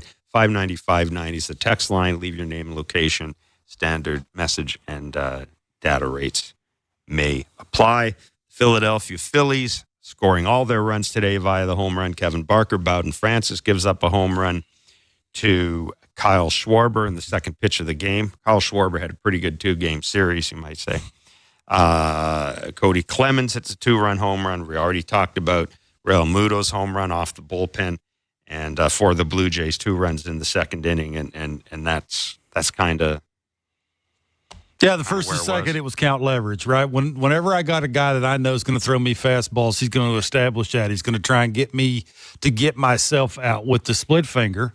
I want to get count leverage. I fall behind, or I'm ahead in the count 1-0, which was exactly what happened when Bowden gave up the 2 home runs. Now I don't want to say cheat, but you can... You know, we talk about that educated guessing thing. Like it's the elevated fine line at the top of the zone with the fastball is what Bowden's trying to do. If I'm ahead in the count, I want to speed that up a little bit and think, okay, I know where he's going to throw the heater. I'm going to sell out for that thing. And when I get it, I can't miss it. And when you miss location by inches, and it is the game of inches, you tend to not get those baseballs back. And that's exactly what happened. After that, he retired from the third inning on. He retired 13-14. Like it was... You know, the tale of just sort of 2 games, right? The first 2 innings, and then after that, he sort of settled in. The location of the fastball was better. You know, it's action with the four-seamer, right? It's all the collection of what you need to do with the swings, the whiffs, and the called strikes. He's getting all those things with the fastball. Then he can throw the slider. He can throw the split finger. He can do all those little things he wants to do. And, you know, after the third inning, he was really, really good. Yeah, Bowden Francis making his first start since being named American League Pitcher of the Month. Last month, he was the first pitcher since 1901 to allow 10 hits and less than 5 walks in the calendar month, which was something. Today, yes, you know, probably not the result he wanted. But, Kevin, he did set a career high with 16 whiffs, which gets to your point about just about the fastball command. It is. Well, we can talk about the splitter all we want, and it's a good pitch, but it starts with fastball command. Yeah, it's about count leverage. I mean, that's a big deal. I mean, basically, he's a 2-pitch guy. He'll sprinkle in the other stuff, the slider and those kind of things, but he's basically a 2-pitch guy. He's locating the heater. He's got a chance. John Schneider, the manager of the Blue Jays, is addressing the media. What does it say about where he's at right now that he was able to limit the damage and get the start kind of back under control? I think it's kind of just the headspace he's in, really. You know, it's a tough lineup, and he pitched really well. You know, Schwarber, glad we don't see him again, you know, with the series he had. But the Clemens homer, you know, didn't know if that was going to get out. But for him to kind of just continue to attack, no walks, 6 strikeouts, kept us in the game. This speaks volumes to kind of where he is, you know. Really, really, I mean, it's just a couple homers is the only real blemish, but I thought he was really, really, really good again, and another kind of stepping stone, I think, for him as a starter. I think he retired 12 of the last 13. He faced 2. What does that tell you kind of where he's at physically right now to be able to finish like that? Yeah, I think we trust that he's pretty strong still. You know, his velo was a little bit down early, and then it kind of crept back up as he went on, which was good to see. But I think, you know, he's checking some boxes. You know, he's checking some boxes for sure in terms of, you know, this time of year. I know he doesn't have the innings as the rest of the starters, but he's doing a damn good job. John, do you look at this start a little bit different in terms of just because of the quality of opponent and the way that he had to especially grind at the beginning? We talked about stepping stone. Is this a start that maybe tells you some things about him in a different way than some of the performances last month? I think it's kind of more of the same, really. When you talk to him every day and you kind of see him every day, you know, you hope that that's the outcome, albeit on the losing side, you know. So yeah, it's really about as positive as you can get from a loss, you know, and you know, hopefully he can kind of continue to just stay right where he's at. You had Kirk at DH today, and he has that RBI double, and he's had a pretty nice offensive month since the Jansen trade, really.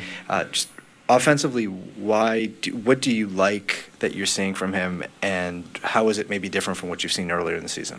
I think, at bats are more consistent, which I think helps for anyone, and he's controlling the zone better. That's kind of what I see, just, thinking about it quickly. When he's really good, he's controlling the zone, and he's got a pretty simple swing. So I think kind of, that's what it comes down to with him. If he's swinging at good pitches, he's usually pretty good. He's got elite bat to ball skills. So I think it's strike zone command and not really budging. And the offensive performance for the past month has come with him carrying more of a load behind the plate. And I'm just wondering, how do you see the additional workload there, maybe tying in, factoring in, not factoring in? How does that maybe impact what he's doing at the plate? I think he's doing a really good job. He's catching a lot, and this is a time where we want to see what he can do, not just at the plate but behind the plate. And how he holds up physically, how he's holding up mentally. It's a tough spot to be in, and it's been nice that he's kind of been right in the middle of what we've been doing offensively the last few weeks, and hopefully he can finish strong. But I think it comes with playing, and knowing that you're going to be playing most days. You kind of get into a little bit better rhythm. What was bothering Vlad on that swing when you went out to see him? He kind of just stretched his finger. He took a big swing and it kind of slipped off of his bat a little bit. It's happened to him plenty of times before. He's fine. And considering how things have been going for Davis over the second half of the season, how good was it to see him put a drive in a ball, hit a ball off the top of the wall? I thought he got it actually. Ball was kind of flying to right field. To get an extra base hit, but I think just going that way. I think we've been talking about him being a little quick and pulling off. I thought that was a really good at bat. His at bats he's taken some good swings. Like I've been saying, he just hasn't been ending the at bat when he should. And hopefully he can continue to listen to Vladdy and turn things around. Just to the offense, we've talked a lot this year about not adding on after you score a bunch early. Is there any way to keep that moving, or what happened today that didn't allow it? Yeah, you have to continue. It's like a chess match, right? We come out, we score 2. I thought Sanchez did a really good job using his changeup more, which is his best pitch, but he was locating it better as he went on. And that's kind of, part of the process of, older and younger guys seeing what's going on in the game and having to pivot a little bit. So there's times where you give credit, and he's having a good year. He's a good pitcher. And, our game plan was to try to get him in the air, and he made some good pitches. So we talk about that not only with him but with everyone. If you have a big inning, especially when you're playing a team like this, you got to continue to add on. You got to continue to grind and figure out ways to score in multiple innings. Does it mean, that the hitters stop grinding, or when you say continue to grind? No, that's just kind of a baseball term that I throw out. Everyone throws out all the time. They're working at it. You know what I mean? But I think it just comes with just watching the game and understanding, how a pitcher may be deviating or changing his game plan based on what he has, any given night. And with Varsho, we were actually talking before the game that we haven't seen him drop too many bunts for hits against lefties, and then he tried it in his second at bat. Is it something that he's moving away from? Is it because he's hit lefties so well this year, or is it just... I don't think he's moving. I thought he was going to do it with the runner at third when 2 outs against Sanchez, but I don't think it's something he's moving away from. I think he's more comfortable at the plate against lefties for sure. I know he's hitting them well, and I think it's a tool that he has that I don't think he's ever going to give up on. And, I think some adjustments that he's made mechanically with his posture may prevent him from getting a really good bunt down at times. So it's kind of give and take. But I think with the way he's swinging the bat against lefties is fine by me. John, just wanted to follow up on Barger. He mentioned he was going to test himself out before the game. Was he available to you, or how do you? And do you for Friday? He was available, kind of in an emergency. We were going to try to stay away from him if we could, but he was feeling better today. He did some running stuff and hit a little bit. So I think the off day is good for him, and see how he is Friday. Thanks, everyone. Thank you. Now it's a long post-game session with that? John Schneider. 4-2, the Jays losing to Philadelphia. Got a lot Phillies to say. 416-413-3959, the back leg line. 590-590 is a text line. Standard message and data rates apply. Please leave a name and location. We'll get to the board, and we'll get to the calls in a minute. Kevin, Bowden Francis, the 3, 4, 5, and 6 hitters for the Phillies. Harper, Castellanos, Stott, Real Muto. They're pretty good. 1 for 11 against Bowden Francis. Of course, Bowden Francis hitting Bryce Harper on the left elbow. And for those of you who, you couldn't see Barker's reaction to it, to him getting hit in the left elbow. You just went, that's... Take a hammer. If you don't know what it feels like, take a hammer and hit your elbow with it. That's exactly how it feels. So Bryce Harper left the game, but as a result Don't of that... do that. I'm just kidding. Go ahead. Don't do it. But again, no walks, 6 strikeouts. John Schneider's point, I think, is well made. I mean, he did attack. He attacked a very good lineup, even after giving up a couple of home runs. Yeah, look, I think this is what we're going to hear for the next 20 games. It's nice to see this, and against good teams next year, we're not going to hear this. Like, it's about winning next year. We are in silver lining mode absolutely. right now. I mean, it's all fine and dandy that you're talking about. He gave up, the 2 homers, and, he sort of put you behind the 8 ball, and you had the lead, and he'd been pitching the way he'd been pitching. Like, it was, it's like he's talking about the velocity, the more you pitch, the routine, how do you consistently go out and have your good stuff, when the bell rings. Like, it's all the things it takes to, again, we got to remember where he's at in the rotation. He's not a top 3 guy. He's the bottom of the end rotation guy. And what you're seeing from him is a breath of fresh air, especially what Yariel Rodriguez is not doing. Yeah. What the expectations were around him.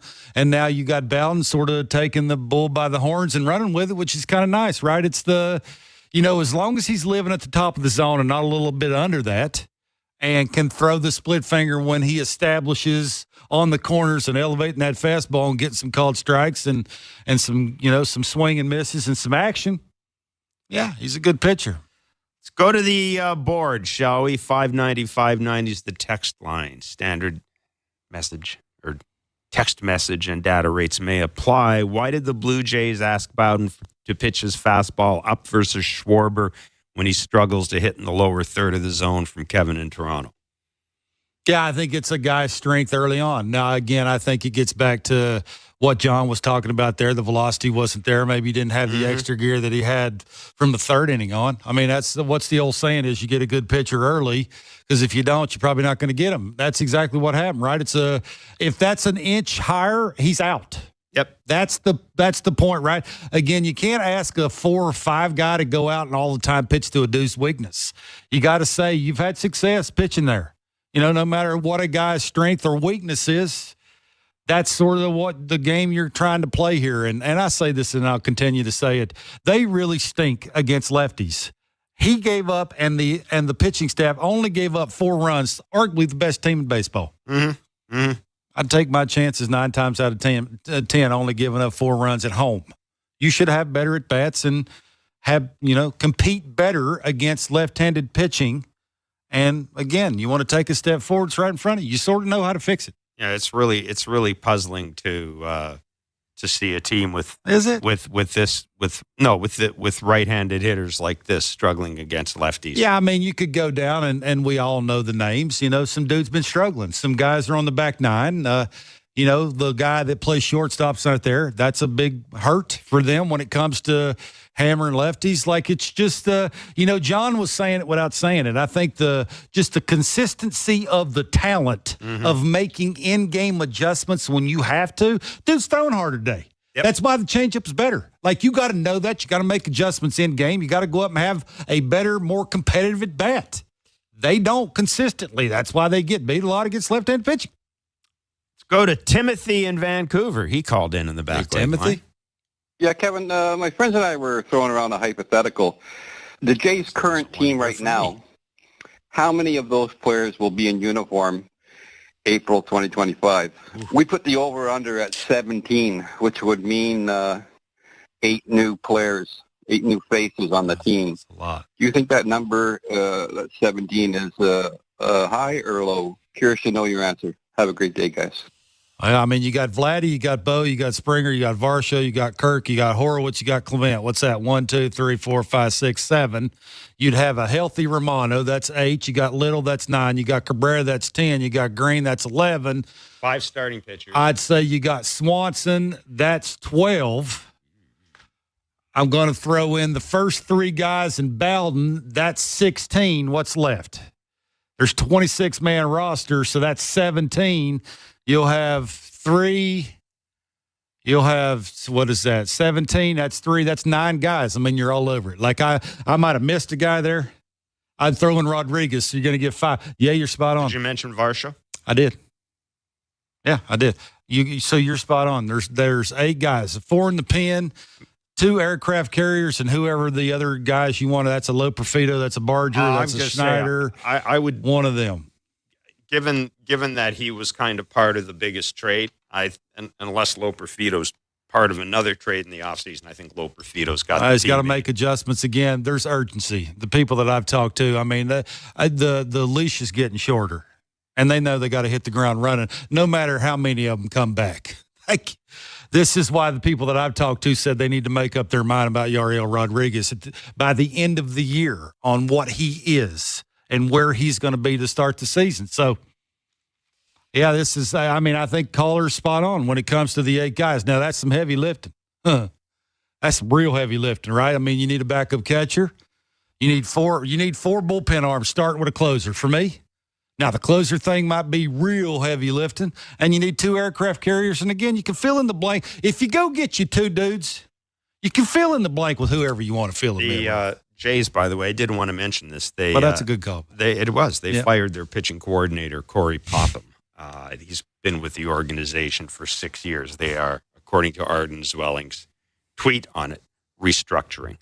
So, I think we're expecting to see changes. I've talked about this in the past, just how many layers there are to this particular organization. Now, we did, I think, kind of hear this, get hints of this, I think, from Ross Atkins earlier this year when he talked about the organization taking a look at why so many of their pitching prospects are getting hurt. So there you go. I just mentioned that because I think it's a sign that, just because we haven't heard anything involving the big league staff, and I don't imagine we will until the end of the year, or the front office, there's stuff going on underneath that, probably. Yeah, I'm that guy that likes to blame the player. Stop blaming the organization. Stop pointing the finger at the guy that nobody's ever heard of.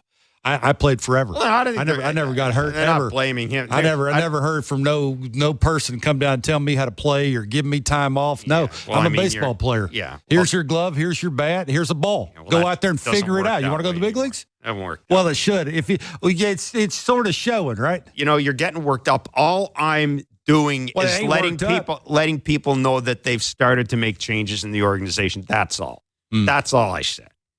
They've started to make some changes in the organization. They're restructuring. I'm just putting that out there. Don't go getting upset. I don't think Ross Atkins is going to come out and say, well, we got rid of Corey Popham, so everything's good. I just threw that out there. God, if you're gonna take everything like that and misconstrue it. No, it ain't. You did. I did a little. Oh, you did. 416-413-3959. What did you expect? I'm not even going to say stuff. You knew that was happening. Well, 590 is the text line. Standard data and massage rates may apply. Trevor in Toronto, he called the back leg. Trevor. The second strike on Will Wagner in the 9th inning was so bad today. And my question for you is, do you think the challenge rule will come into play next year at the major league level? Thank you. I don't know about next year, but I think it's coming, and I hope it's coming. Yeah, I do. The umpiring's never been worse. I do like. That's not true. Absolutely, it's true. It's never been worse. The only reason that now we point the finger at it is because we actually have something to base it off of whenever you're watching the game. How simple I'm going to pull a Heisman on you. I see what you're doing. We got Bowden Francis. So. Good. Go. He's more important. Sure is. Just don't try to let the damage bleed into like my plan and my mindset. Just learn from those mistakes of leaving it over the plate and just keep attacking and kind of make adjustments throughout. I think they were just kind of seeing it up, and then I decided to kind of move the ball around more, and it kind of worked out those last 4 innings. How did watching Chris face them last night kind of help you formulating that game? Just seeing how they were taking swings with, like a lot of good hitters on that lineup, and some of the guys seem to kind of sit on a pitch, and that's what good hitters do. They have a plan to go all out on one pitch, and if you throw it, they'll be ready for it. So just trying to play the mind game a little bit, but it's one of those things that I didn't execute a couple pitches and paid for it. When you see what happened last night and Schwarber does what he did in his first at bat, is it difficult at that point to not give these hitters too much credit the way they've been swinging? Yeah, that guy's special. He's hot right now. It's just one of those.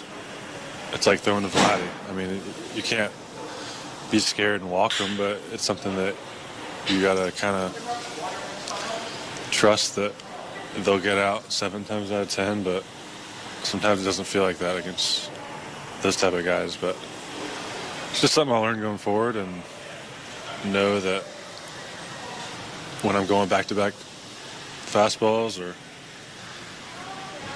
just to not, I guess not make that mistake of leaving it like that. Just I gotta maybe not be afraid to be 3-0 or 2-0. Just it's kind of one of those things. I don't know. Bevin, you seem to get stronger as the game went on too. You retired 13 of the last 14 batters. What does that say about where you're at physically right now, just at this point in the season? It's good, having the injury in the beginning of the year, being out for that month. There's always a positive to a negative, and I feel like that was kind of put me in a spot where I can feel pretty fresh where I'm at this late in the season, and just a lot of off-season work, I think, put me in a good spot to build off of just being, I think I'm at a good spot with the body to take on innings. I think I need to get to 150, 170 next year, so I can start putting up some numbers and kind of, I guess every starter, they have like a minimum of innings, and I'm trying to get to that. So, do you think that physically aside, the way you pitched last month and the things that you've learned over the last little while, did that help keep the game where it was for you? You mentioned not letting the damage go too deep in the first and second, but also finish off the way you did? Yeah, I think it's just going back to the mental game. I've been taught there's two parts of the game that will dictate the game. There's two parts, and you have to notice them, and you have to realize and step back, and that's when you can slow the game down. Because a lot of times when I was younger, you don't realize those type of things, and they kind of speed up. But when guys get on, and I kind of tell myself, all right, this is the moment where the game can change. So you have to lock it in and realize this is the spot where you slow down and make a good pitch. Is it easier to do that now after the way you've gone through the last month and change? Yeah, I think just getting into a routine of starting, and good or bad. I mean, I just think getting into a role where I can hone in every 5 days and kind of put all my eggs in one basket. It's been helping. Thanks, Doug. Thanks, man. That was Bowden Francis I think you get a sense of why Bowden Francis is so many people in that team get a kick out of him the way he is. He's pretty thinks things through a little bit, not just throwing words out there. Yeah, Kevin, I think he's got an opportunity. And he sees it. He sees it. Yeah. Yeah. You don't get too many of them. No. Not when your name's Bowden Francis. No offense. It's just that's fact. Remember how the Jays got Bowden Francis? How? Traded with the Milwaukee Brewers for Trevor Richardson, Bowden Francis, Rowdy Tellez. Perfect. Yeah, I mean it's working out. The 2-part thing, only he would know what the answer to that is. I'm assuming it's, pitching ahead, locating, and not being predictable. I would think that's 3, but I would think that has something to do with it. You can tell he's got a slow heart rate. I mean that's going to help too. Again, it's to each his own. I mean, everybody goes about it a different way. He seems to very methodically thinking it through. And, I think you fall behind to a hot hitter like Schwarber, you pay for it. It's cut and dry. I don't think there's overthinking that. I get away with that because he did. I mean, he made the same exact pitch in other at-bats and got away with it because he was ahead in the count. Like, that's the difference, right? I'm not cheating now. Count leverage, as a hitter. as you say. Absolutely. 1-0 is different than 0-1. I mean, your chances of having your A swing go dramatically down when you're behind in the count. I mean, it's real simple. So I think that's probably what he's talking about when he's going to learn from it, and he'll move forward and he'll be better for it next time. 416-413-3959. That's the back leg line. Your chance to leave a voice note for Kevin Barker and Jeff Blair. It is Blue Jays talk. The Blue Jays losing 4-2 to the Philadelphia Phillies this afternoon at the Rogers Center. The Jays getting both their runs in the first inning, 5 doubles on the day for the Blue Jays. The Phillies, all their runs coming via home runs. Kyle Schwarber, solo home run. A 2-run home run by Cody Clemens, and then an add-on run by JT Realmuto off the Blue Jays bullpen, off Ryan Burr. That was the 82nd home run allowed by the Blue Jays bullpen. That is 8 more than the Boston Red Sox. It is the most in baseball. The Jays, as a team, have allowed 193 home runs, which is the most in baseball, 9 more than the Colorado Rockies, and let that kind of... Well, you add to that the 29th in strikeouts. So they're not punching anybody out and they give up a bunch of homers. You do that, that's not going to help your team. A lot of balls in play. Yeah, it does. And it thank God for that. Thank God for that defense. Makes you pull your hair out as a manager, right? Again, I don't know how you grade the manager or all the coaches. Now, again, the hitting coaches have had some leash. Like, they've had their opportunity to turn whatever around. It's been the same guys, like saying it the same exact way. I mean, well, the answer seems to be, you guys didn't do the job. Let's bring a couple of more guys in. And that was basically the approach this year. I always was under the impression that every good player has their guy, not guys. Guys say the same thing in about 15 different ways. When I'm struggling, I don't want to hear that. I want to hear 1 or 2 or 4 or 5 words. I don't want to hear it in it's September 7 4th. languages and 15 different ways. I don't want to hear that. It's September 4th. They're 7 games under 500. I mean, that's for the offseason. The hitting coach. I would have thought their offseason started at the break when they traded everybody. Oh, I think the offseason did start at but I'm saying the hitting coaches thing. It's we can bang our head against the wall. I'll ask you this. What do you think the odds are next year that they have fewer hitting coaches? Answer: not great. Not the way they're talking.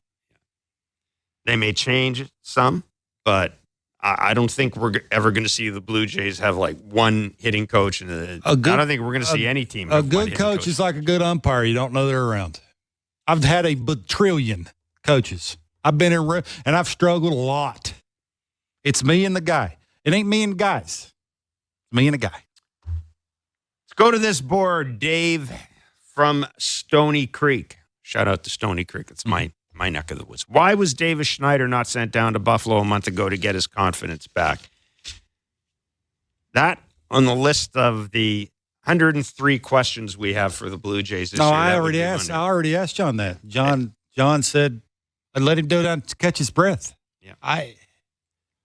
They don't think he needs to catch his breath. Again, like the slumps that these dudes go in are months long, and they just fester. Like you see them struggling, fighting through it. Like, and it's never been brighter here. The scoreboards have never been bigger. I mean, that Rogers Center scoreboard, you can't miss it. You peek up right above the pitcher's head, it says 194. Like, and then all of a sudden now I'm chasing hits. I got front side pull. I'm missing balls by this much, and my manager says I'm this close. I got 2 for 80. I don't know. Is he 2 for 80? He's close. I mean, I'm exaggerating, but I'm not far off. I mean, he was coming in today like 1 for 35 or something. I mean, I can look it up, Jeff. No, don't worry about it. We don't need to know. I mean, it's like I'm not good for Davis that he's in an organization that will allow him to go through this. Oh yeah, find you somebody that likes you as much as the Blue Jays like Davis Schneider. I mean, yeah, absolutely. I mean, good for them. I understand he's a good kid. He's 2 for his last 34. He's 10 for his last 82. Okay. He's punched out. That's not 2 for 82. He's 2 for 34 with 20 punches. Oh, that's not good. I hit 240 and got sent down to Double-A. He did mash a lefty tonight. I hit 240. Yeah, I know, but he got sent down to Double-A. But this is the point you always make about Davis Schneider. For Davis Schneider to have a job, he has to murder lefties, basically, right? That's his job.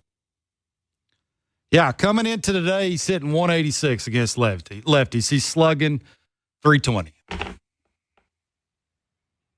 When I played, that's how he got sent down. I no offense, and I'm a fan too. He's one of the nicest kids you'll ever meet. But man alive. Let's go back to the back leg line. Andrew in Toronto. I know this year has been amazing, and it's like the 2021 season. My only thing is that in 2022 and 2023, he was just a solid player. I'm not saying this is the time to say it, but he has had 2 great years and 2 solid years. What is Vladdy in 2025? How do we know Vladdy is Vladdy 2024, 2021, and 2025? Another point is, I think, Kevin, you touched on this a little bit. Even though Vladdy has been good, let's look at it. In 2021, there was no pressure on the Jays. 2022, there was pressure, he wasn't good. 2023, there was pressure, he wasn't good either. In 2024, the first 2 months of the season, when there still was some little bit of hope somehow, whatever that was, but that the Jays were going to be good, he wasn't good. All of a sudden, when the pressure's off, this is when he started playing well. I'm just saying, like, am I reaching here? Is it something? What do you guys think about that? Thank you so much. No, I was the first one to say it. Expectations are a big deal. When you don't have them, you tend to go out and be free and easy and not worry about it. I mean, you just look at teams that are having decent seasons like the Red Sox. No, there's no expectations with the Red Sox. They got a decent chance of making the playoffs. Like, they're out there free and easy, running all over the place. Hitting is no different. Like, when front offices come out and say, we believe in the core and the coaches. The core's 2 people. It ain't nobody else. It was the shortstop and the first baseman. And I've heard conversations if we don't get it done, we ain't winning today. That's unfair. I will say this, and I've been saying this for the last 2 years. What do you got to lose? Now you know what if I surround those 2 guys? If I bring Bo back, don't trade him. And, Bo's got a legacy. Bo's got pride. He's going to want to come back and hit. Going to do everything he can possibly do. He's seeing there's party going on. Like, people are having fun or hitting homers. He wants to be a part of that, hitting in the middle of the order. Go out and get you a couple guys to surround him and find out if the caller is right or wrong. That, I think, is the only way you're going to know. Since the All-Star, help him. Since the All-Star break, Vladdy's, this is going into today. First in the majors in hits, first in the majors in extra base hits, first in the majors in average, first in the majors in slugging, first in the majors in OPS. A counter argument to your point is he's doing that with Alejandro Kirk, Ernie Clement, Spencer Horwitz, Addison Barger hitting behind him. Should we not be giving Vladdy more credit? Instead of saying that the pressure's off, should we not be giving him more credit for the fact that he's basically on an island? Like, there's some guys, don't get me wrong, Spencer, there's some guys that have had nice little runs, but Vladdy's on an island. June 1st, he had 5 homers and somewhere around 30 RBIs. June 1st. Mm-hmm. Since then, he's got like 25 homers and 70. I'm around the number. That's not the exact right number. I had it written down. I can't find it. Somewhere right there. So the first 2 months of the season, he had 5 homers and somewhere around that 30 RBI mark. So, no, I'm not in that camp. Vladdy and I've been tooting that. Vladdy hits balls that human beings are not supposed to be able to hit. And I've said this. Vladdy and Bo, for me, want to be a part of it. They don't always want to be the part. It's a big difference. That's what I've said, and I continue to say this. You got nothing to lose but to go out and say, we're going to make another run at this, and I got 2 dudes, and I don't want to sign either one of them back. Why not? I got nothing else to lose. Let's see if we can maximize those 2 guys to the fullest. And then if we don't, we'll trade everybody at the trade deadline. Every single one of them. The people that we signed to come in here, we trade them too. That's all you got to lose now, right? So, yeah,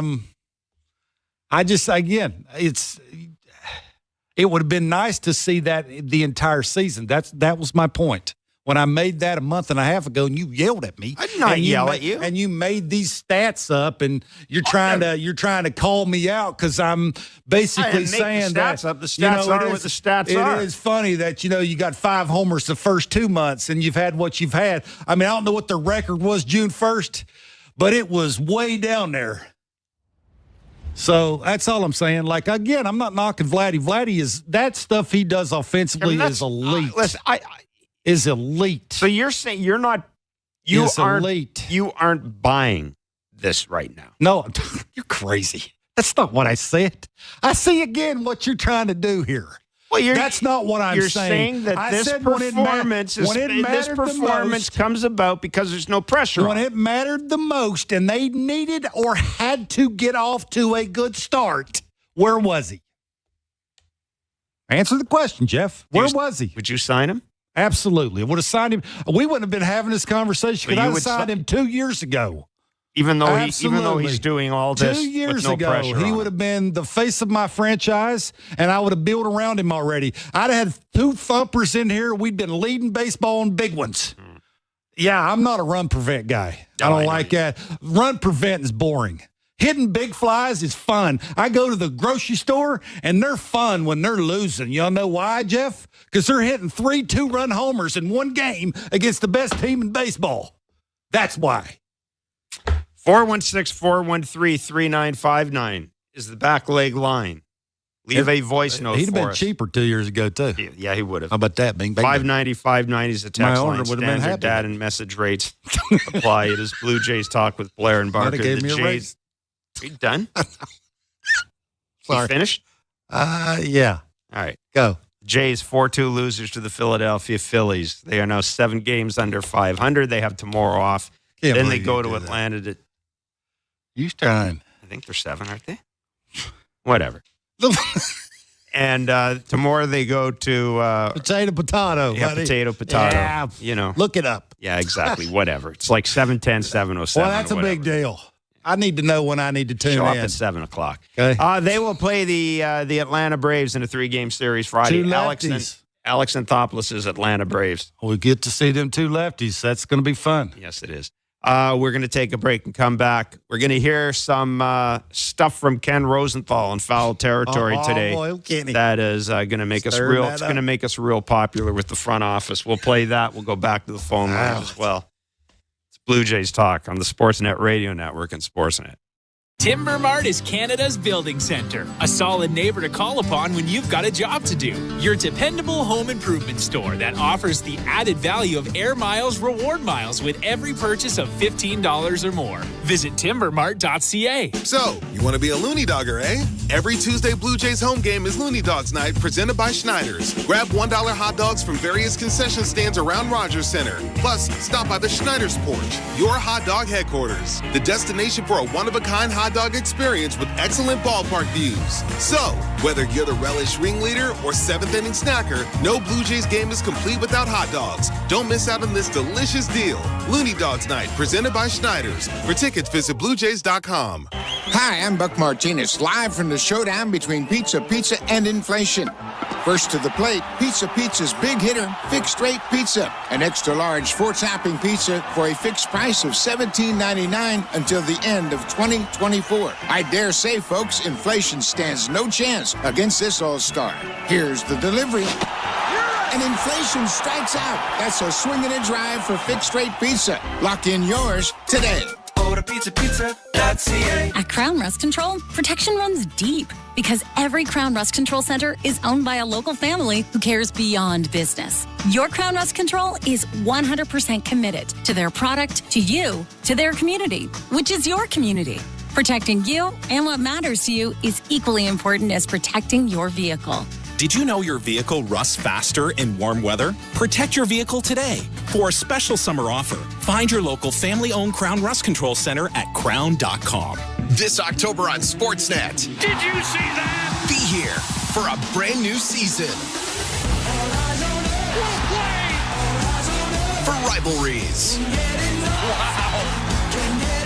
Be here for superstars. Because once the action starts, here we go. The excitement is here to stay. October 8th, the puck drops here. Are you ready? Sportsnet, here for hockey. We're two men in a truck, the movers who care. You never know when cardiac arrest can happen. That's why each and every one of our trucks carries a life-saving Mikey defibrillator as part of our Mikey on Board program. Whether we're on the highway or in front of your house, we're prepared to help anyone whose heart may skip a beat. The Mikey Network has saved many lives, making Mikey's accessible to the public. And now they're on board our trucks. We're two men in a truck. Two men and a truck, the movers who care. Timber Mart always has plans to help you with your plans. Your home, your cottage, your garage, whatever needs your attention first, check the most visited spot on our website for ready-to-order plans to get the job done with Canada's Building Centre. Visit timbermart.ca. Hey, this is Kevin Gosman. You're listening to Toronto Blue Jays Baseball on the Sportsnet Radio Network.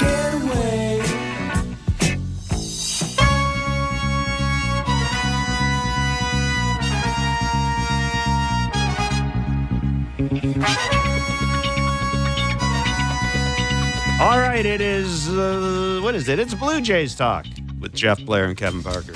They all run together on September. Run together. 4-2, the Blue Jays losing to the Philadelphia Phillies. Kyle Schwarber having himself a series. That's why you give him the big bucks. He do that in a 7-game series in the World Series. You're holding that trophy. Probably could make this team, though, because he's a subpar defender. Well, if I remember correctly, they wanted to sort of roll the DH around, right? They wanted a bunch of guys to roll through that one spot. Yeah. And how can he run preventing? And we only have one DH. We talked a little bit before the break about Kevin did, because Kevin's been on about the Jays running it back in 2025. I of course have taken the mature, calm, even-keeled approach to it, in that I don't believe anything anybody said up to this point, because stuff changes in the offseason. I mean, I'm not saying front offices lie, but you said that like well, six they times. do. They have to lie. They have to lie. No, that's not true. Absolutely, they do. They have to convince you lie people when you're that good. They have to convince. When you're bad, you tell the truth. They have to convince. They have to convince people they're going to do one thing and then do the other. It's good management. I don't want honesty from my front office. I want wins. Anyhow, Ken Rosenthal was on Foul Territory, a podcast hosted by several of our very good friends, several of Barker's former teammates, as a matter of fact. Mm-hmm. And he was asked about the Blue Jays running it back in 2025. Now, this is Ken Rosenthal, who has pretty good sources in this front office. Knows people. This was Ken Rosenthal talking about the Jays' intentions to run it back in 2025. It's curious to me that there is not more heat. And I can go through these clubs individually. I don't know that we have time for that. But just look at Toronto, for example. Haven't won a playoff game under this regime. And they've been in place, I believe, since 16. And they've had a really disappointing season. You would think that maybe change would be healthy for the organization. Maybe you just need a new voice at the top of the chain here. But that does not seem to be their inclination. And seems that they feel they can run the club back next year, essentially the same club, with some additions, of course, in the offseason, and try again. This group, to me, has not done it. I don't know why you would think they're going to do it. And if you don't make a move with Guerrero or Bichette in the offseason, and I don't expect them to, they didn't do it at the deadline when they could have traded them with 2 pennant races remaining. Well, then where are you? those guys most likely are going to walk. And then you're having a situation where you don't have even compensation for them other than draft picks. So Toronto has been very curious to me. I don't really understand their logic here. And I'm not talking about necessarily advocating for the firing of Atkins. I'm talking about the whole thing, where they seem to feel they're in a much better place than maybe the rest of the industry feels. Well, that is Ken Rosenthal. I don't have much to add to that. See, I'm not sure I agree. I don't think it's a hard fix. I think it's right in front of you. I think what they're doing in August and September, when you look at how they are pitching, other than giving up the homers, the dudes that matter, that are going to be here and are going to do the heavy lifting in the rotation, and I guess there's one or two guys down there that are going to do some things next year. When they're doing that, and you see the home runs they're hitting, they win games, and it's fun. I mean, it's again, they've tried what they've tried for quite some time. And Ken is exactly right. It hasn't worked. I mean, it's worked if all you want to do is make the playoffs. Well, it's worked half the time if all you want to do is make the playoffs. Yeah, I mean, you sort of oops and fall into the playoffs too. It's not like you're running into it, right? You're working pretty tough to get into it. You are. Yeah, but you're making it sound like I don't think they backed into the playoffs any of those years. So no, I disagree with that. Well, I disagree with that. The idea that they had to play well to get into the playoffs. You're making it sound like they just oops and fell into the playoffs. I don't think so. I think it's more the industry that Ken is talking about is how will the feeling be when Bo and Vladdy do leave, get traded? Did they waste them? That I think is what Ken's talking about. And to my point of, I don't think it's a hard fix. Now, again, it's all about what the owner's willing to spend, how you're going to, be creative. You're not going to go out and buy the three things that you need. Can I just jump in here? Yes. Because I'm running a $235 million payroll. I'm sorry. You know what? I don't need to be creative. I keep hearing this word, and it's not because you said it. It drives me nuts. You know who has to be creative? The Milwaukee Brewers have to be creative because they trade their ace, they lose their closer. The manager that walks on water leaves to go to a division rival. They have to be creative. You know who has to be creative? The Minnesota Twins have to be creative. They have to be creative. You know who has to be creative? The Cleveland Guardians have to be creative. The Detroit Tigers have to be creative. Heck, the Boston Red Sox. Blue Jays don't have to be creative. You've been given $235 million to assemble a team that can make a freaking playoff spot. Anyhow, so I'm sorry. I don't want to hear them being creative. You know what creative is? Creative is having 7 utility players play in 6 different positions. I don't want creative. Go out and get some players who can hit and stick them in one spot. I'm tired of creative. Creative is no more creative. Your payroll is big enough that you don't need creativity. Anyhow, that's the way I feel about it. I couldn't agree more, but it's how you spend it. I mean, they obviously want to use their $235 million in different directions. Well, they did. It's fact. They went out and signed a whole bunch of starting pitchers, veteran starting pitchers, which is good in the American League East. Absolutely. Well, they forgot about you got to score runs too. No, I will defend their signing of starting pitchers. That's one thing they've done well. Yeah, nobody argues that. But they have not done well. You forget there's 2 sides of the ball. But they have not. Yeah, what they have not done well is for 2 years is try to foist the Brandon Belts and the Kevin Kiermaiers of the world on us and try to make it sound like these are actual legit additions. I mean, they signed IKF to a 2-year deal, and he was here half a year. I know it's not the be-all, end-all, but... And mostly, and I get back to this, you've had this payroll now for 2 years. It's not like the payroll the year before last year when they weren't a luxury tax team. Yeah. It's not like it was $90 million. Yeah. You've had enough money. You've had enough money to sign Vladdy or Bo by now if you wanted to. You just have. So, screw being creative. I think I was the one that said the word creative. So I might take offense to the way you're using that. The GM uses that word. We have to be creative. No, you don't have to be creative. Does he? No, you don't. Yeah, they've used that word. I haven't. We have to be creative. No, you don't have to be creative. 416-413-3959 is the back leg line. Adnan from Toronto. He left us a voice note. I'm just wondering if Leo Jimenez will be a key piece in the roster next year, or will he start the season in Buffalo next year? Key's strong. Key is strong. Yeah. I think he starts the year in Buffalo next year. Do I see a chance of him being the opening day shortstop in 2026 if Bo isn't here and they've made some moves? Yeah. He's 23. That's a he's plus. 23. Yep. He's 23. And looks like he's got a clue. He's got a clue. Yeah. He's playing second base. Good defender. He's a good defender. He can play short good. He's got a strong arm. It's accurate.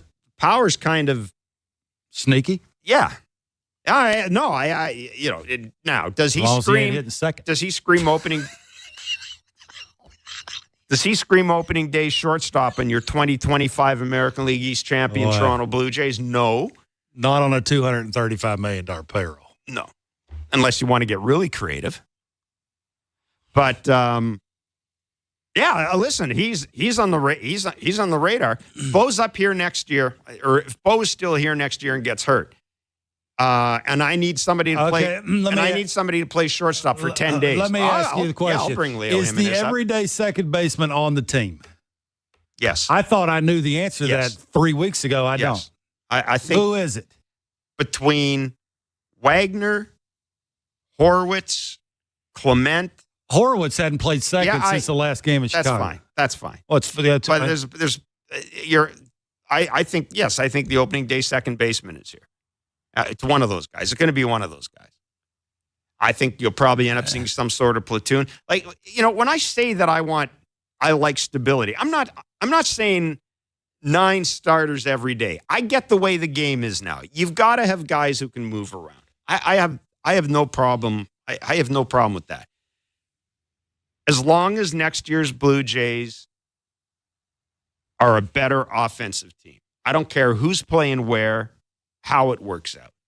But yeah, I think the second baseman on the team is here, and I think part of the reason is I can't do everything. And unless I get a power hitting second baseman to come in here in a trade or something like that, yeah, I think the second baseman's here.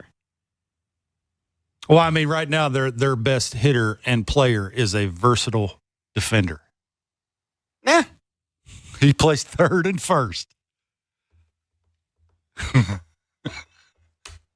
mean, he's bursting your bubble. He's not bursting my bubble. He is. Basically that, though. I mean, that's where it would start, right? You'd like to have an everyday shortstop, an everyday third baseman, an everyday first baseman, maybe an everyday center fielder, which you do have in Varsho. Yeah. Right fielder, I'm assuming that's going to be Springer. They ain't going to get rid of that, and I'm sure he'll be leading off. They don't have a left fielder. They don't have a second baseman, and maybe your catcher and your DH. I mean, you can if you're running a platoon at second base and you're asking the person to hit 8th or 9th, I have no problem with that. As long as you're not platoon in 4 or 5 different positions. Well, that would yes. There you go. Could be creative. Derek in Sault Ste. Marie, Ontario. He sent us all the time. A text. What? I'm going to use that word all the time. I hear a lot of talk about getting another catcher. What exactly would be the issue with keeping Servant as a backup catcher? If they get 2 thumpers, I don't care who catches. Yeah, I'm with Kevin. I could care less. I mean, that's where it's at. You guys really care if Kirk's here, Servant's here? They go out and get some guy that's older who can get Yari right now. I would like that. I would like a veteran, older guy who, every once in a while is going to take his mask off, run out there, and just basically lambaste the dude for just not looking like he's a big leaguer. Like I would like every once in a while, you got to have that. And I think Yariel might be in that camp where he might need occasionally. I mean, I'll say this. So I don't care though. I'm with Kevin in this. I mean, if they I have used to, but I don't. if they have to, yeah, if they have Because to, that's only because I was getting yelled at from the two catchers on the TV if side. they have to move Alejandro Kirk to whatever, I'm fine. Yeah. If they want to bring Brian Servin back, I'm okay with that. If they want to bring Martin Maldonado, I mean, whatever. I will say this. For the first time in maybe for the first time since he's been here, I'm okay with Alejandro Kirk being number one cat, doing what he's doing. Right yeah, now. I think I'm okay. I think with the expectations have went off Kirky. I think that's solely on the first five guys in the lineup. That is a great point. We're no longer throwing things off on an 800 OPS from Alejandro Kirk. Yeah, no, we ain't doing that. That's a real good point. And I will say that he has looked. You talked about it, and John Schneider's agreed with you. For whatever reason, and I don't think anybody can say they saw this coming. For whatever reason, since Danny Jansen's been gone and Kirk's been given the job, he just looks quicker. Okay, Jeff, he looks quicker to me. You know, John did say that the more he plays, the quicker he looks. Maybe the organization and the khakis and the high-performance people just need to get out of the way and say, you're playing 5 days a week. Figure it out. Maybe. Because it sure is proof in the pudding. I mean, right there with Alejandro Kirk. He's a prime example. If you just run him out there and stop trying to baby him and figure out ways to work him through because conditioning or whatever, you're making up something, that's not your problem. That's the player's problem. That was my point earlier, and you yelled at me. I didn't yell at you for that. That's the point, is let the player figure it out. I didn't yell at you about Alejandro It's his Kirk. career. Like, that thing of, yeah, but that's not the way baseball is. Yeah, it is. You figure it out. They seem to want to figure it out. So baseball must have not have ran off and forgot about, conditioning and the player figuring themselves out. So I'm just going by what John said. It's not my words, it's his words. How does it feel? Terry in Everett. Terry. Send us a text. Do you think Alek Manoah is part of the plan for next year? It seems no one's talking about him looking at 2025. Well, Terry, that's because he's had surgery. And I'm not being a smartass. It's because he's had surgery, and I don't know when he's going to be back. Just like I kept hearing 2 months ago that Jordan Romano was probably, close. Close. Well, now he's throwing off flat ground or something like that. Or is he on a mound yet? I mean, I don't know. I just if Alek Manoah shows up next year, that's gravy, tremendous. But I'm not counting on him at all next year. I'm not counting on Alek Manoah anymore. The more depth they have for the number 5 spot, the better off they'll be. I'm not, and I'm sure he'll be in the mix. Yeah, and I'm not saying that I'm down on Alek Manoah. He's been passed by Bowden Francis. Jake Bloss is intriguing. You heard Arden Zwelling during the show today say Jake Bloss had a really bad start 2 starts ago, had a better start this time. The Jays are going to let him. They want to bring him up here. They want to see Jake Bloss and see what he has. Maybe they run a 6-man rotation the rest of the year because they do want to. That would, coupled with off days, would sort of manage some of the pitchers' workload. So Jake Bloss is in the equation. I mean, they're going to bring some raggedy-ass 39-year-old veteran in. Well, they are every year. They're going to bring some. They're going to bring a couple of guys in, and to me, Alek Manoah is after whoever raggedy-ass 36-year-old, 35-year-old veteran is. Right? Am I right? I don't know what a raggedy ass is, but and not a raggedy ass. I don't know what that is. Yeah, I don't. I don't know what that is. I mean, like who would have been. I mean, they've always had these guys. Well, I wouldn't say the name. Paolo Espino. I wouldn't say his name Paolo out Espino. loud. Like he's competing and he was in the big leagues, and I see how you do that. Like you're good at poo-pooing dudes' careers and then making it to the big league and careers. saying they're raggedy ass and. Well, yeah, maybe raggedy ass. I can't imagine how you talked about me whenever you said you had conversations with me when I was in the big leagues with the Blue Jays. I said I came up and said hi to you and introduced myself to you. I know you. I did that. I did that. Who's that? I'm sure it was on the Brunt and Blair show. I don't even know what the hell show I was doing back then when you played. Yeah, I don't even know if I had a show back then when you played.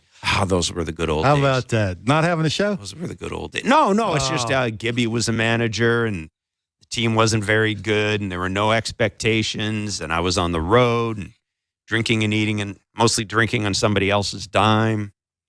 Yeah. Living the dream. Living the dream. Man. Sunday nights Now in look at Cincinnati.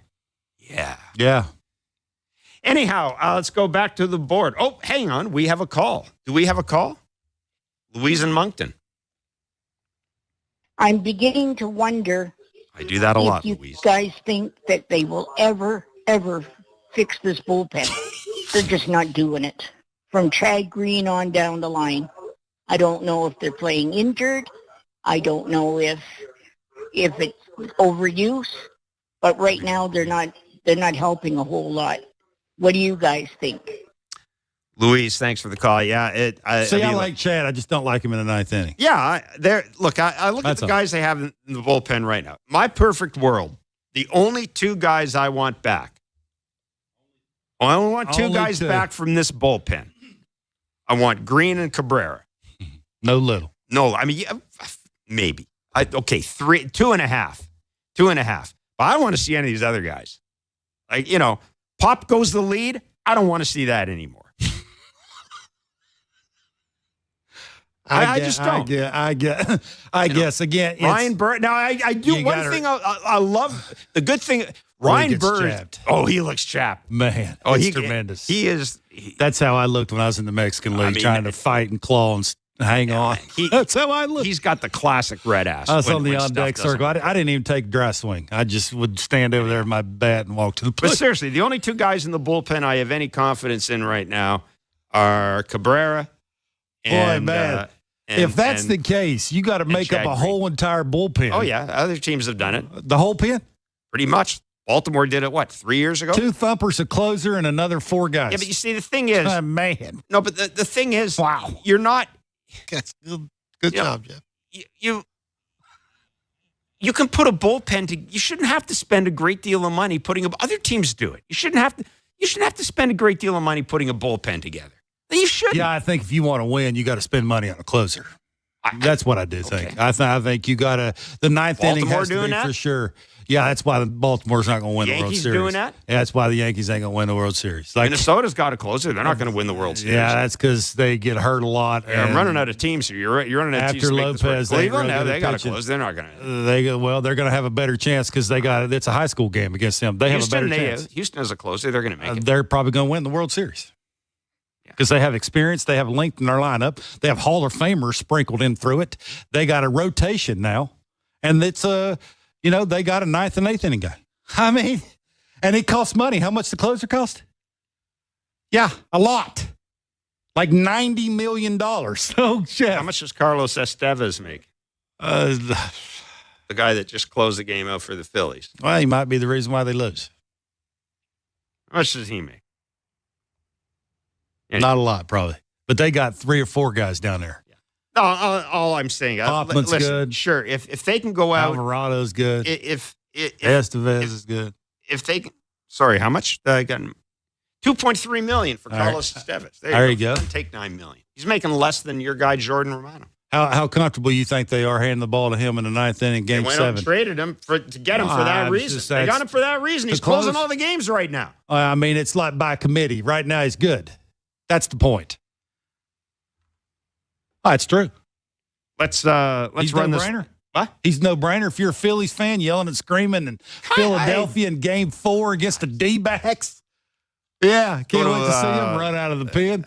Let's go to this board. Line. Paul from Winnipeg. Spring auditioning for starting role next year with the rookies down the stretch. What are the chances he's not in the Jays Major League lineup next spring? None. Yeah, I mean, look, I've always said, I used to think that there's no such thing as an untradeable contract in baseball anymore. When Vernon Wells was traded to the Angels, and God knows I love Vernon Wells, I really do. But when he was traded, at that point, I said any contract's tradable. So I would never sit here and say George Springer's contract isn't tradable. It's getting to the point where you're going to have to swallow a year's salary to move him. And if you do that, But no, How about Kevin. just don't lead him off? How about that? I'm Hit him 6th, 7th, or 8th, whichever one. He'll be happy hitting down there. Let Bowden lead off. Yeah, I'm happy with you a 2-hole hitter. Keep Vladdy in the 3 spot. Get you a cleanup hitter. You can have Varsho in the 5-hole if you want. Like, you can do some things. At this point, gravy. George Springer has Zippo currency when it comes to making out the lineup. Yeah, I think he's to the point in his career with what I've heard, and I think he's okay.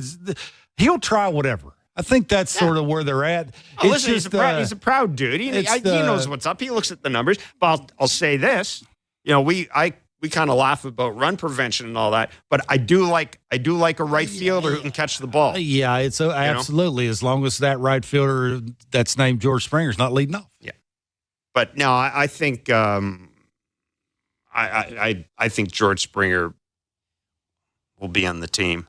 Absolutely, he'll be on the team. Again, to Kevin's point, I really don't care as long as it's a deeper lineup. If they had 2 more guys in the middle of the lineup, I don't care who plays where. I'd like there to be some stability, and I think that if you add 2 hitters, you're probably adding guys who aren't going to be utility guys.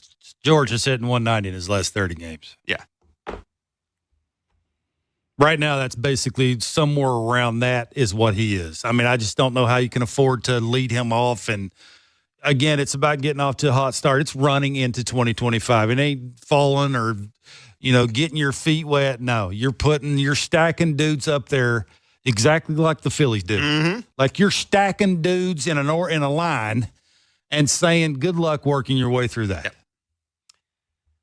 No luck for the Blue Jays today against the Phillies. Thank you for that, Barker. That was awfully good of you to. What did I do? Give me that segue. I appreciate that. Every once in a while, I'd soft toss. That was nice to you. The Jays losing 4. I saw that you're saying nice things to me. I told you I had a good long weekend. The Jays losing 4-2 to the Philadelphia Phillies. They will have tomorrow. Everybody's having fun. They will have tomorrow off. They'll be back at it against the Atlanta Braves on Friday night. We'll be back at it tomorrow. Chris Sale on Friday? I don't know. We'll be back tomorrow. Blair and Barker from 4 to 6 Eastern on Sportsnet 5. If they let us. Sportsnet. And we'll be doing Blue Jays talk after Friday's game as well. So thank you for listening to Blue Jays baseball, brought to you by the local. That's why you get paid the big bucks. Shut up. Thank you for listening to Blue Jays baseball, brought to you by the local family-owned Crown Rust Control Centers. I hate you. In Markham and Richmond Hill, Ontario. Protect your vehicle from rust today. Find your local family-owned Crown at crown.com. Canada's #1 rust protection.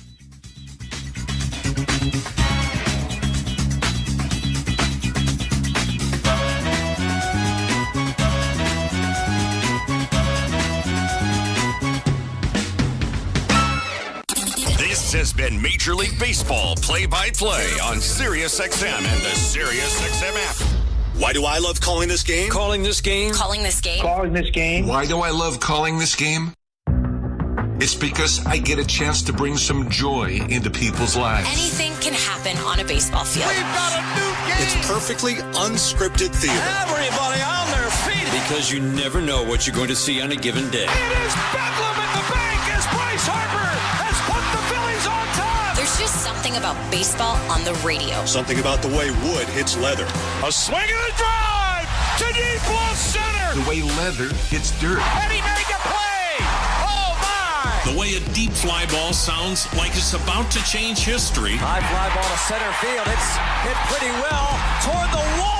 Until the cleats hit the grass, hit the crushed brick, and then nothing but sky and a silent crowd. That ball's high. Until leather hits leather and 40,000 fans lose their collective minds. In a perfect symphony of chaos. He jumped up on top of the wall, balanced himself, and caught it. The way nothing triumphs a perfectly honest call. I don't believe what I just saw. And the way the right voice can make a moment live forever. Touch 'em all, Joe. You'll never hit a bigger home run in your life. Outsiders may think this is just 2 teams. A ball, a bat, and a microphone. But no. For over 100 years, this has been the soundtrack of the American pastime. He struck it out looking.